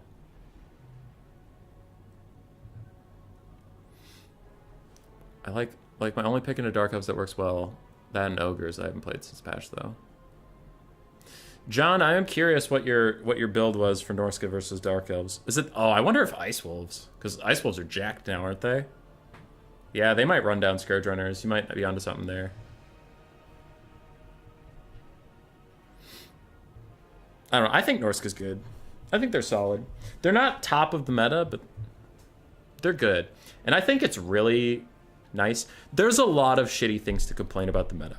There's a lot of shitty things to complain about, sure. But can we all be positive for a second and say, Norska's feeling like they should?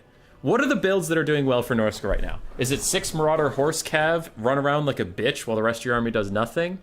No, I haven't seen that in a while. Marauder Horsemen are still strong in support of a regular army.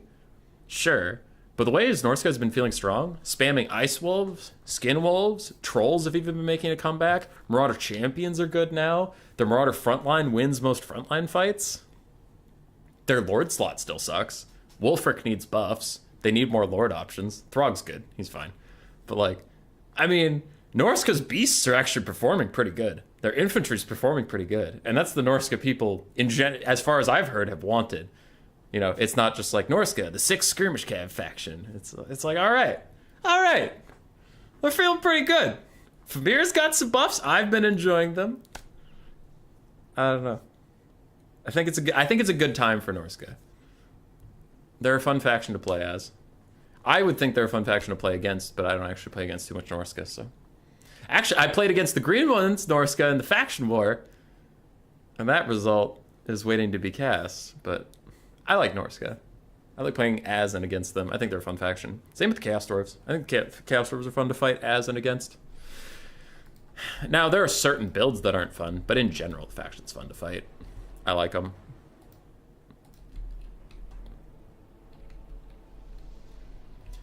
I feel about the Mortis, I feel about Mally. It's a damn trap and don't take damage. Yeah.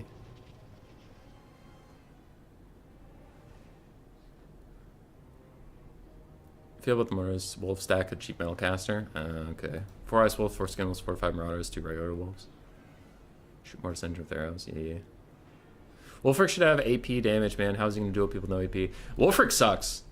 I think he needs hard buffs. There are some Norskin mains that disagree with me. I think Wolfric is absolute trash. But I'm known for some bad takes. Like, I always say, this is my take, and here are my reasons, but if you have an opposite take, that's fine. Like, people who like Cetra, I hate Cetra, I think he's trash, but a lot of people actually think he's pretty good. Okay, what do we got? More Norska! Stinger's trying to avenge me on Norska. Skin Wolves, Ice Wolves, Skin Wolves, Ice Wolves. Marauders, Marauder Berserkers, Marauders. Beasts of Tashnar, Wolfhounds of Poison, Wolfhounds, Berserkers. Throg, and a Fate of Buna and Spirit Leech Caster. Let's go! Return of the Lad. So this is a much more common type of Norskin build these days. It's just as many wolf type units as you can get together, plus some Marauders. Alright. On the other side, the Dark Elves. 2 Blackguard of Nagaron. Those are kind of fun. 4 Witch Elves. 4 Dread Spears. 2 Scourge Run Chariots and Malekith. I am concerned. Scourge Runners did take a nerf. I wonder if Norska's infantry win this for them. I'm ready to be wrong. I'm wrong about a lot of things. I'm ready to be wrong. But I feel like Norska's build has a significant advantage here. I'm very frightened. That the late game, I feel like these Witch Elves and stuff are going to get bodied by the Marauders. Scourge Run Chariots aren't enough to take out all of these dogs and Skin Wolves. And then the late game is going to come down to 2 Blackguard of Nagaron holding against, like, a metric fuckton of Norskin units, and Malekith trying to cycle charge his way to victory.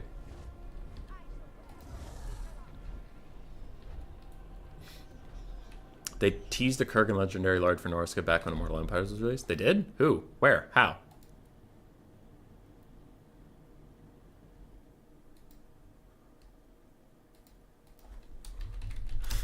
Caradox fucking trolling me.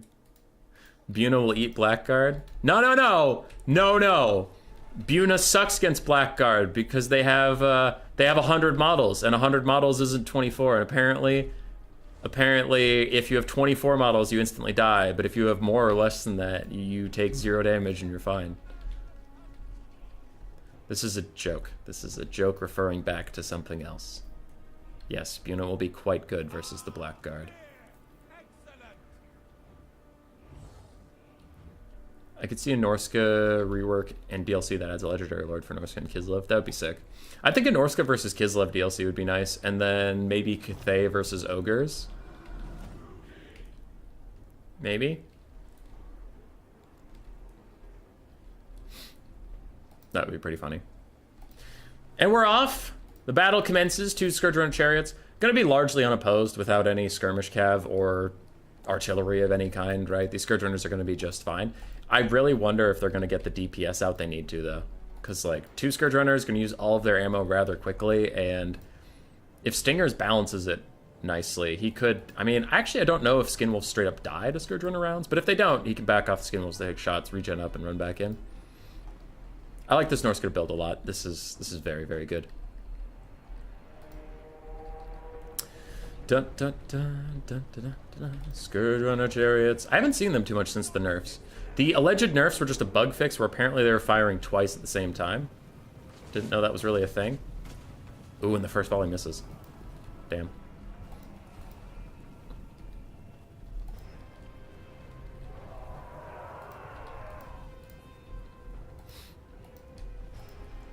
Alright, a little bit of kiting. Norska is just walking up. Sudden lag spike. What the fuck? Why is this ground to a complete halt so suddenly? I was actually suspecting that someone had disconnected at that point. Ooh, this could be a problem. Scourge Runner Chariots are just going to get free charges off since all the mobility of Norska was dedicated to the flanks. Though, thank God for Chariots being utter trash at doing Chariot things. They do 0 damage to those Marauders and run away. In normal times, that would have been a really good play and a good punish, but unfortunately, for Green One, no damage. So the Scourge Runners have done a little bit of pokey poke, but only about 150 gold damage value worth, and now the front lines are about to collide, which is what Norska wants. They really want Marauders to just start fighting these Dread Spears and Witch Elves and stuff, and then they can get maximum value rear charging with all their mobility stuff. Throg is chasing a Scourge Runner Chariot. This could be extremely risky. If possible, they might turn back and shoot him in the face, and then he'll have the worst time of his life. Malekith is also here, punishing poor Marauders. Ice Wolves, Norscan Warhounds, and Skinwolves all committing to the Blob, but they're committing to Malekith? Oh, no! No, he's doing the thing I always do versus Dark Elves, and I always lose versus Dark Elves. No, Stingers, no! Soul Stealer hits everybody. He tries to punish Malekith for landing. You should know Malekith landing isn't a mistake. It's actually a trap. It's a trap! On the other side, dogs are trying to find places to be. They're kind of trying to recharge some of those guys and do other fun things. A Fate of Bahuna is coming onto Blackguard, and everyone's going to watch it do 0 damage, and they're going to laugh at Singers because he's an idiot, because he took Fate of Bahuna, because he's a dumbass like Human Boy, and doesn't do anything, and make us feel bad. All right, Skinwolves and dogs actually got out of that Soul Stealer situation largely okay. They're just regenerating up, they're fine. And Fate of Una does a half HP off the Black Art of Nagaron. Oh, chat, maybe it isn't such a bad spell. Maybe Human Boy isn't such a dumb person. Maybe he's just misunderstood.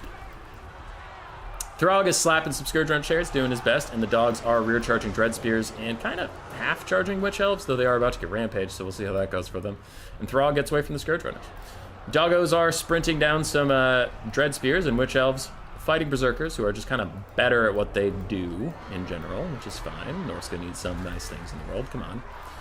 Marauders pushing through the Dread Spears on the other side. The dogs have committed. They're currently getting eaten alive by Malekith and some Blackguards. They probably want to opt out of this fight at this point, and Murderous Prowess / Mastery, whatever you want to call it, is now coming in. Throg's actually getting sniped out. He's rampaged into the Blackguard, so he can't leave, and a Soul Stealer hits him. That is going to be brutal, unless that Rampage wears off soon. Overall, things are about even. The damage value would indicate such. Malekith is largely untouched, but we knew that coming into this game. We knew Malekith is going to just have to be ignored. You have to just accept he gets to play whatever game he wants to play, and you have to kill the whole army besides that. Skinwolves catch the Scourge Runner Chariots, trying to do good damage to them, and they are attempting it, but Throg is being sniped. Malekith gets the dragon landing bug, so he can't actually land and punish this guy, and Skinwolves are coming in. You just used the Soul Sealer to punish Throg. You don't have it. We all know you don't have it. And Skinwolves are in here. They are going to tear apart little Malekith. They even pin him in somehow. Witch Elves barely hanging on, do apply that rampage to the Skinwolves, stop them from being able to get their attack orders, so now they'll attack whoever, but they should attack Malekith in due time. Throg is getting away for now. The Scourge Runner Chariots are shooting at him. They'll probably chase him down, though I wonder if these Ice Wolves need to give attack orders onto the Scourge Runner Chariots and just get them the fuck out of here. They'll do a lot of damage on them, really good. The rampaging Skinwolves, also getting poked to death by the Blackguard of Naggarond, are terror routing away from Malekith, but they did buy Throg some crucial time. The Norskin Beasts of Tashnar are here. And with the Ice Wolves sandwiching in from the other side, this could be the end of the Scourge Runner Chariots. How's the rest of the fight going? Okay. Norska's routing for the most part, but their dogs and Skinwolves get away, regen, and come back. Ice Wolves and the Beasts of Tashnar are significantly faster and even slowing down these chariots. Should be able to kill them off. The edge of the map is very far away, so Throg should be able to come back. But Malekith can come back too, and Malekith, he's feeling pretty good.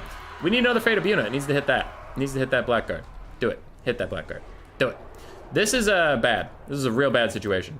Because Throg, I don't know why these Ice Wolves fell off the face of the earth, but they need to get back onto these guys. The Scourge Runner Chariots are getting eaten by the dogs. That's great. That's whatever. Malekith is not going to give a shit. He's going to follow Throg, and if Throg goes off the edge of the map, the Norscan leadership's just going to get too low. And then they can't deal with it. Throg comes back! For no reason! He comes back! Pop, fight, or die! Pop, fight, or die! Pop, fight, or die! Or you're gonna die! Pop it, pop it, pop it, pop it! No! Don't get rear charged! Fuck! Throg's running. Alright, he came back for no reason, and then he died immediately. Throg is even... Wow, Malekith's getting the infinite charge attack thing. It's not really a bug, it's just a spacing issue. But, yeah, he has murdered poor little Throg. Back in the central fight, another Fate of Buna is cast on the Blackguard, taking them almost out. Skinwolves, dogs, marauders. So, yeah, they won the overall fight, like we predicted. Norska is winning that, and they pushed everything off. But Malekith is completely full HP. We'll see what Norska can do about that. I mean, Throg is trying to rally, but he just keeps getting charge attacked and even gets down to 1 HP and just fucking dies. That's brutal. Dogs still chasing the Scourge Runner Chariots. With 84 speed, the dogs have 95. The dogs should be catching them, but they're just not because chariot reasons. I don't know. It's the reverse of charge bonus, where, like, if you're charging, you get a speed buff. For some reason, Scourge Runners work the opposite way, where if you're charging them, you never catch up. I don't know why. This is why people largely say Scourge Runners and War Wagons are bugged, is because of how, like, uninteractive in melee they are. So Norska is completely overrun the Dark Elves. Like, everything is dead, except for Malekith. Straight up everything. Ice Wolves get one attack off onto one Scourge Runner Chariot, then stop entirely, and now have to retry and catch up to it. The Beasts of Tashnar catch up, actually get a little bit of damage, and are going to route one off. And that routing one will route the other one. Nice. Balance of power is slightly Norska favored. I see a full health Malekith. I know this game's already over. I know Norska lost. I thought they fixed the dragon landing. They did in the beta patch, and it didn't go live for some reason.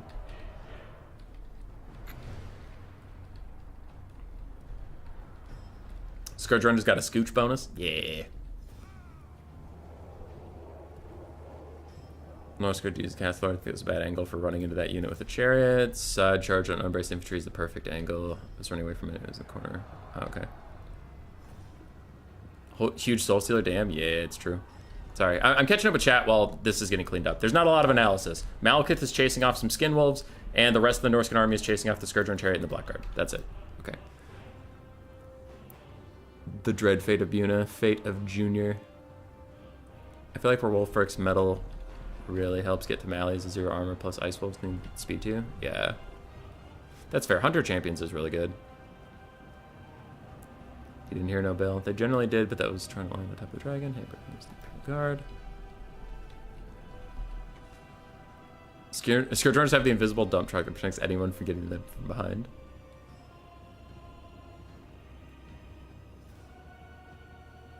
He is flying. Is that not a thing in Warhammer 3? Yeah, if everything is dead, which it's not, there's something still alive. Oh, there's Witch Elves! Okay, there's Witch Elves still alive. That's why Malekith isn't getting the flying unit debuff from being the last thing on the map and he's flying. It makes him land. So someone in chat was just saying it. Victor Kovac, separate the Northern Army and Spirit Leech. The only problem is Malekith is just gonna, he is 100% just gonna land on the Shaman Sorcerer. He's gunning for him. And this is why but Human Boy, there's so much Norska left. They are 100% fucked. Anyway, this is why in my Vampire Counts game, I can be wrong, for sure, but my opinion on it is that I should take expensive spells, an expensive spell, immediately get use out of it, is because things are about to happen to the Shaman Sorcerer like happened to my Shaman Sorcerer when I fight Vampire Counts. Is Malekith can just land on this bitch, throw down a Soul Stealer and say, fight me if you want, kill the Shaman Sorcerer, and then fuck off. And if you don't fuck off, then he Soul Stealered you. Breath attack, a little bit of poke damage onto the Shaman Sorcerer as Witch Elves try to get involved against Berserkers. Berserkers are going to mulch these little ladies, but he's just attacking. He's doing fine. And Malekith goes in straight for the Shaman Sorcerer. Norska knew it was coming, and Norska couldn't do shit about it. Because what are you going to do? What are you going to do?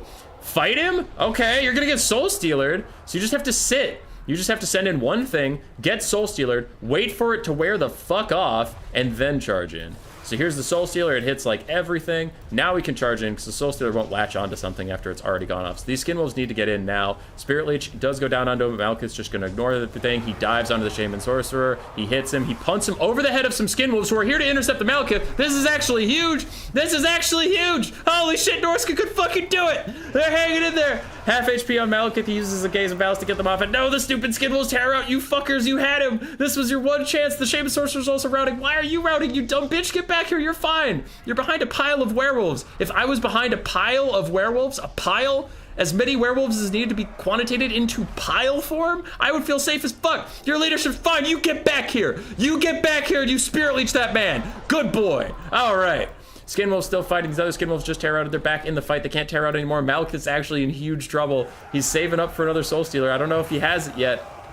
Another Spirit Leech, he's getting low. One more Soul Stealer and this game is over and Malekith wins. No Soul Stealer and this game is over and Norska wins. It's all of the Soul Stealer, baby. Is it here? Is it there?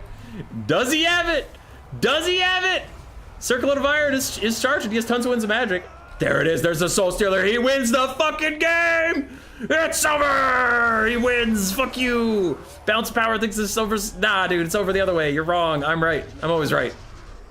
Soul Stealer, let's see the Cycle Terror out. Let's see it. First go the dogs, then go Marauders. Then go Marauders. Oh my god, they're holding on. There, then go Marauders. Holy shit, Norska's holding on. Is so close. Malekith's down to the Balance Power. Another Spirit Leech. Another Spirit Leech. Oh shit. Ah! Natural routes. Everything else is holding on by a thread. Malekith's also holding on by a thread. He can't do it. He can't do it. Norska does it. Norska does it. I was shocked that their leadership held after that. That was sick. That was sick. I love how everything was going as I said it would until he punts the Shaman Sorcerer over a unit of Skin Wolves, and then the Skin Wolves just tackle him. And he didn't get orders to go attack the Shaman after that point. Maybe he should have, maybe he shouldn't have. I don't know. Like, that one I actually just don't know what's the right decision. Because if he got new attack orders to go fight the Shaman, he would take a lot of damage from the Skin Wolves just hitting him on the flanks while he was walking away from them. So, and like how low he was, I don't think he could afford to take that damage for free. So he probably made the right decision standing and fighting. It was just really unlucky that his attack animation sent the Shaman flying to safety. Because if the Shaman was next to him, if the Shaman doesn't go flying, you kill him. Norska loses the +5 leadership aura from Encourage that the Shaman has. So all their units are even closer to routing. There's 2 less Spirit Leeches onto Malekith. So he has like 1,000 or more HP more than he had. And he would win that game. But he didn't. He punted the Shaman to safety. He got to keep his aura. He got to spam some more Spirit Leeches. And the Skin Wolves held longer than I thought they would. And they killed Malekith. And sometimes the entire game is decided on whether your bitch-ass dragon decides to fling a dude to safety or just eat him.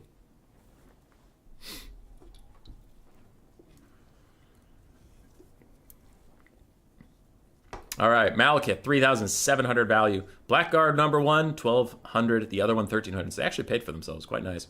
Scourge Runner Chariots did not pay for themselves after using all their ammo. That's good to see. You'll love to see it. Thank you, Scourge Runner nerfs. Witch Elves did really well. Dread Spears got mostly bodied. So Witch Elves, Blackguard, Malekith did well. Scourge Runners, Dread Spears struggled. Throg, 370 value. He got murdered. 2,000 damage value on the Shaman Sorcerer of Death. Skin Wolves, mixed, but overall quite positive. Berserkers, very good. Ice Wolves, overall fine. Dogs as well did good. And Marauders did quite nicely. GG. Why doesn't he use Sebastian Varg to murder those boys? I don't know, man. I don't know any of this 40k nonsense you're throwing my way. I only know fantasy nonsense.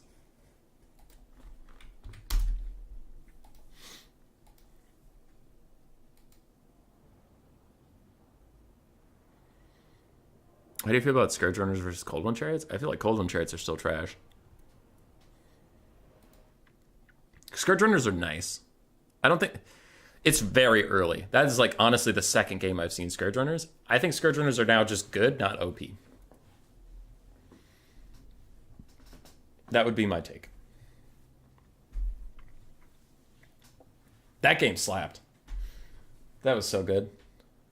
That's how Norska should be. That's how Norska should be. Norska shouldn't be Fate of Buning the wrong characters and dedicating too many Famir to get Mortis Engine blobbed. No. Norska should be whatever the fuck that was. I love how Throg rallied for literally no reason. Like, even the Norscan player, Stingers wasn't ready. Stingers was like, wait, Throg's back? Oh, he's dead. Tyrannox are the best boys? I don't believe you. Shit's a lie. We're somehow maintaining 81 people watching, even though it's very late over in Europe. So thanks to whoever's apparently staying up. Or if we have some NA folks. If we have some NA folks, why aren't you subscribed? Because every time I do an NA stream, I get like 2 viewers in this place. Legit. Okay. 100% definitely not trolling. Okay, a little bit of trolling. My NA fan base, whenever we do a North American time zone tournament, my chat is just Strat Game and Black Knight. That's it. They're literally the only 2 people on the North American continent who give a shit about our content. So if you're out there, if you are a North American viewer, I know you are factually not subscribed to this channel. I know. I asked YouTube. I asked Google. They told me. You should do that. Because we do try to host some stuff at the NA nighttime throughout the week. And we'd love to get some viewership there so I could stop catering to these filthy European scum with their fancy hats and their otherwise very similar to my life. Not a lot of fundamental difference. Very similar people to me, actually, but they're scum because they don't live where I live. The only people I like live within 100 feet of me. So me, Grace, my dog, and my cat. Oh, everybody else is scum. You nearly hit 100, I did. What up, Knighthood? How you doing? Tazinki, and you? Nice. And I subbed. Just to take that Skaven mail. You gotta plug your live videos, Black Knight? I've been trying. Diego CA, hi from Chile. Not gonna subscribe until say hi. Hi. I'm NA, I'm subbed. Alright, Zash, let's go. I don't think the average viewer is no clue on that tab for all your juicy tourney content. Oh, Black Knight. I don't know how to promote that stuff. I promote on Discord. I stream. This is what I got. How do you find out how long you've been subbed for? I actually don't know that. I should not overcome the imperial metric divide. Inches are just a superior format. Because, like, hear me out. Hear me out. Here's why the imperial system is better than metric. And I'm definitely not trolling. I definitely don't... I don't work in science where I use the metric system every single day. I definitely don't do that. Cough. But here's why the imperial system's better. It's because a lot like your love life, you want to have a little mystery in your measurement system, okay? I don't want to go outside and look at something and be like, that's about a liter of liquid. You know, that's about half of a basketball's worth of urine on the sidewalk there. That's about half of a basketball. Yeah. Or I see a car and I go, that car probably weighs about 6,500 cheeseburgers. Because it keeps you alive inside. It keeps your brain working, keeps you active, right? Holds off dementia. Keeps you young, keeps you fresh. Go to the metric system. Oh, that's 100 centimeters of liquid, because centimeters measure liquid. Oh, that's 22 degrees Celsius of stoplight. It's bullshit. It's bullshit and it's boring. Okay? Stick with the imperial system. Measure shit with your feet. Measure shit in hamburgers, in stones, in pounds, but not the currency, the weight. Not the currency, the weight.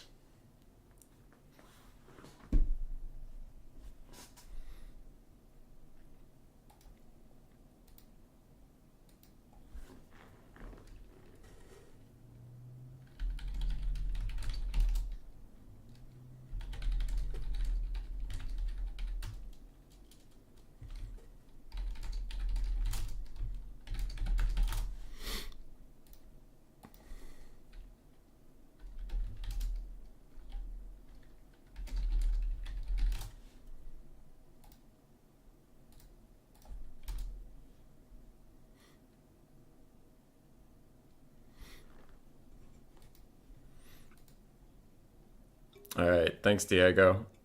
I state that as a European. I don't live like you. I've never in my life tried to warp stone. I need some batteries. Frick Celsius the heck.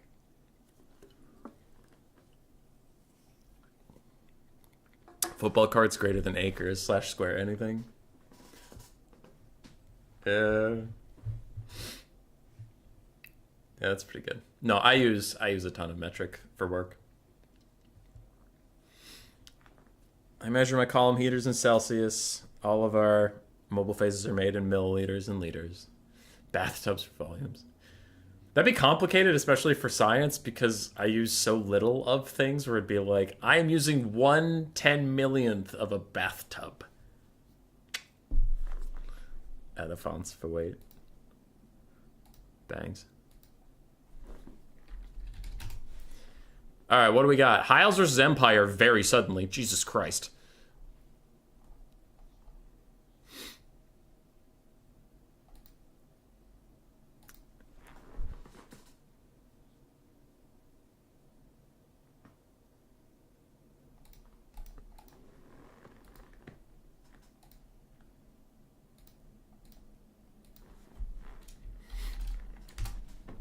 Hiles Empire. This is pretty even. Yeah, it's pretty even. Empire has a lot of things they can do about Imric. They aren't really that scared of Imric. Imric's like still strong, but war wagons, nets, Franz. Like Franz can't beat Imric, but he'll trade pretty cost effectively against him if all of his buffs are popped. So yeah, we'll see what they do. All right, picks and bans took a bit, but once they actually got into it, it looks like both sides loaded up. And what the fuck? That's a Huntsman General naked versus Tyrion naked, and not a Deathcaster in sight. What are these builds that I'm looking at? Oh my god, that's a Reiksguard and a Shadowscaster versus War Lions. What? I don't know which build is more off-putting. What? Subbed August 7th, 2021. Wow. You're one of the OGs, because I started streaming in May of 2021.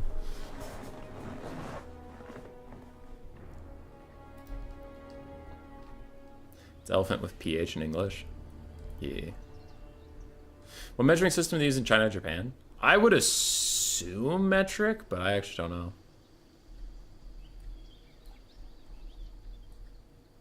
These are spicy builds. These are very spicy builds. And we're loading. I know green one's got to go to bed. It's late as hell for that guy.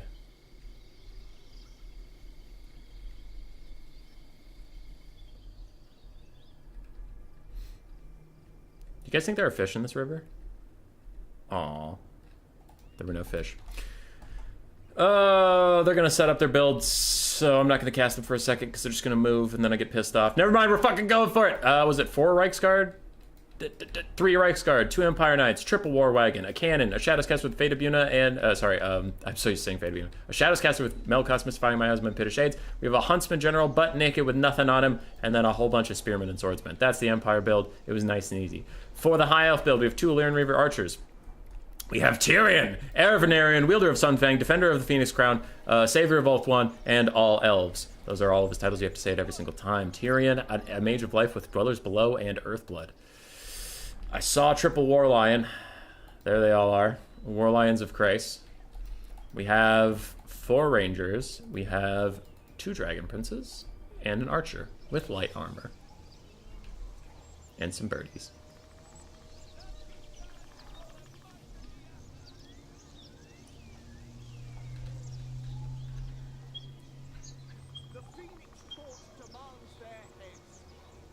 I'm just kind of enjoying the bird sounds right now. That's nice.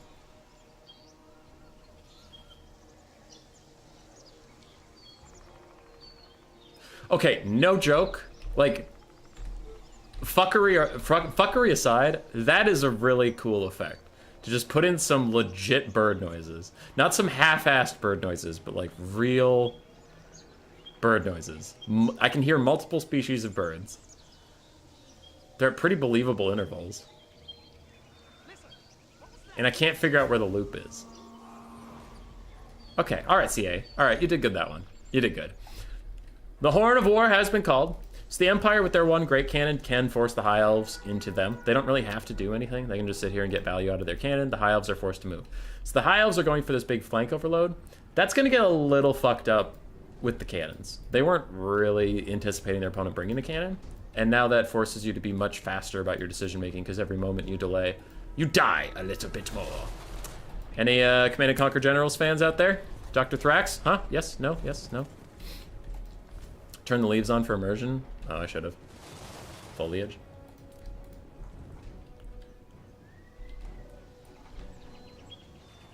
This is the content. This is the content we need. Alright, sorry, what are we doing? Huntsman General and the War Wagons did a number on Tyrion. Cannons are getting side shots down the Illyrian Reavers. Owie, owie. And that is a lot of beautiful white horses left in the dirt. Damn. Rip High Elves. Empire has almost 1,000 damage value already. The High Elves sitting at 120. Hope they work more like Fleshhounds in the case. Yeah, probably Reichsguard win. Yeah. Alrighty. So the High Elves, their 2 Illyrian Reaver Archers just are not nearly enough skirmish to pretend to even want to interfere with the, to partake in the skirmish stage. So the High Elves are mostly focusing on getting in there, getting into the melee, and they do get a nasty charge onto these Reichsguard. Dragon Princes are going to get Melkoths. Oh, it hits the War Lions, not Dragon Princes. I think it would be better on the Dragon Princes, but oh well, we'll see. Spearmen are trying to offer help in this fight, and the Reichsguard are getting absolutely bodied. Just, oh god. Doesn't matter if you're slightly more elite than Empire Knights, these Dragon Princes and War Lions are ripping through you. The front line has been met. Empire Knights are going to charge out and try and take care of some of these Rangers here. Quick Dwellers below. Some Empire Knights are actually going to get caught in it, and it'll hit the Swordsman, so that is a pretty good cast, as these War Wagons are continuing to do whatever they feel like doing at any moment in time. Now, the cannon is a little exposed here, because these Dragon Princes could just loop in. The only thing that could stop them from doing that is the triple War Wagon, and they don't want to interpose in melee. Now, I mean, if they start shooting at the Dragon Princes, they're going to do a lot of damage, but this is a pretty huge moment for the High Elves. They can get a lot of value very quickly. The charge on the cannon can knock it entirely out of commission in a couple seconds, and then you could wrap up on the War Wagons, but some Empire Knights have run through their own lines. They do get back here, and Melkoth's Mystifying Miasma from the Shadows Caster pushes off those Dragon Princes. The front line for the Empire has entirely collapsed, though. The High Elves are just sprinting straight through. These War Lions are running down the poor little War Wagons, and they will even get onto the Great Cannon soon. And Tyrion's uncontested. There's nothing in this Empire build that can really stop him from doing what he wants to. Now, can he carry the whole game? No, but I just meant like there's not a Franz or something he has to avoid. He can largely go pick whatever fight he pleases. He does want to dodge the war wagons when he's out in the open, though. Dragon Princes are back onto the Empire Knights. More Reichsguard are joining into the battle. Where's that second unit of Dragon Princes? There they are. They're uncontested. They're now rolling onto the cannons, and the War Lions are once again on the hunt for some more wagon booty. War Lions, War Wagons. War. What was that Tyrion play? Might have just gotten this micro a little confused. So War Lions getting pushed off.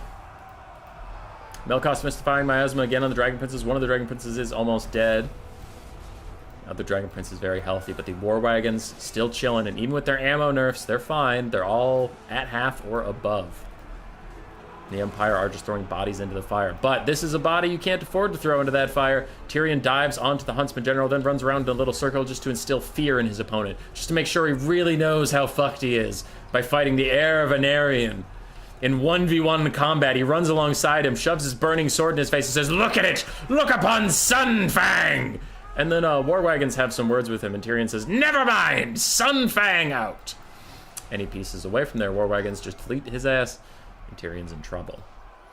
As for the rest of the High Elf force, they are beating up Imperials wherever they go. The War Wagons being full HP, the Caster being full HP are the big concerns, and I am starting to think that the Empire's probably got this at this point. Another Melkoth's onto the already beleaguered Dragon Princes.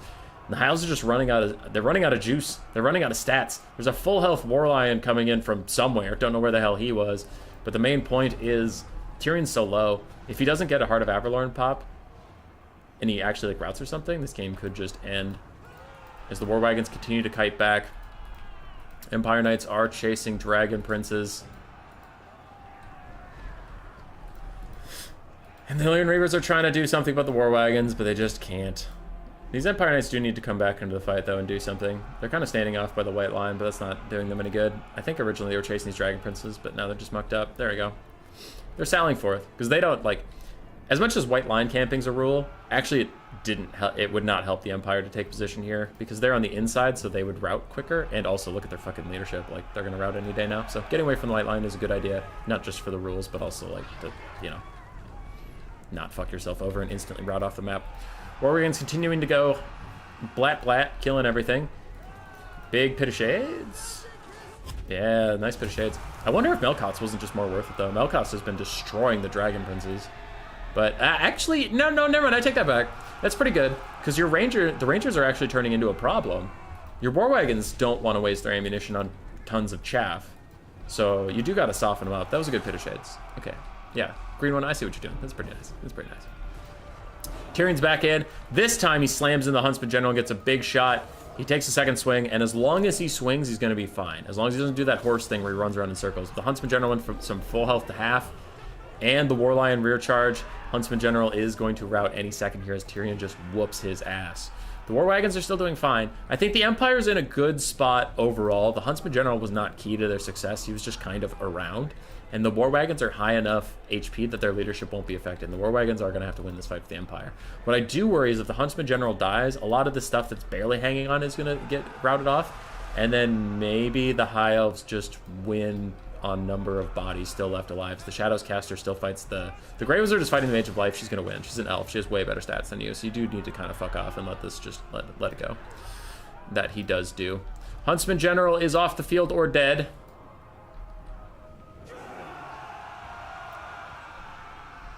What? He's not dead. There he is. He's shattered, but he's not dead. Tyrion's trying to finish him off. Okay, we just couldn't see the flag. So Tyrion's still trying to finish off the Huntsman General. Until he dies, this army doesn't take its leadership debuff. War Wagon shoot that Life Mage in the face. The balance of power is a little deceptive. It's because Tyrion has half HP and the Life Mage is full HP. There we go, the Huntsman General finally died. But like, the rest of these High Elves are very injured. I do think this is High Elf favored, but I think that balance of power is a little over-eager at the moment. But War Lions get onto the War Wagons, and they're pretty well inundated in here. They're all over the place. I mean, the War Wagons can't just simply walk away. They'll still take some shots on the way out, and one of them is even going to rout. That is huge. Other War Wagons still kiting away. They're doing so much damage to the War Lions, though. War Wagons doing damage to the War Lions, and a Melkoth's Mystifying Aspect gets out. But what's your problem? Why is your leadership so shit? You're fine. You're chilling. What the fuck? He just routs, and with him, army losses all of a sudden. And GG.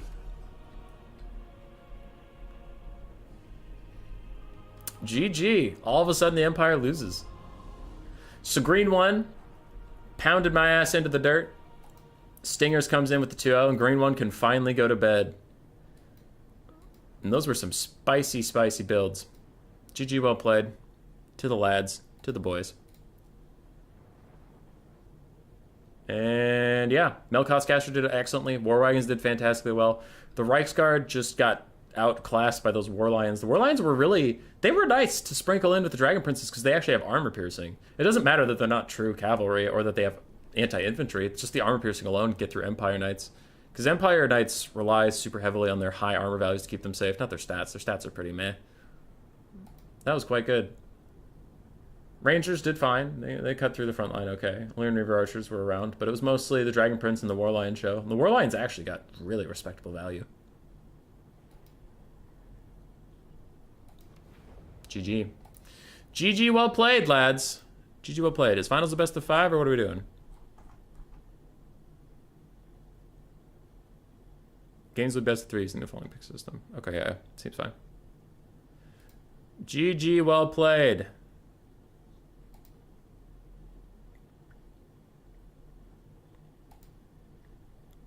I think we're done. I think it's over. Everything I think is best of 3.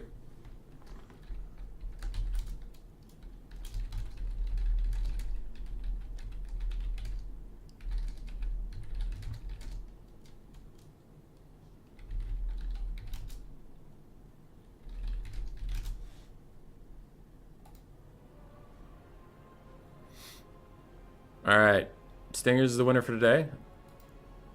I think.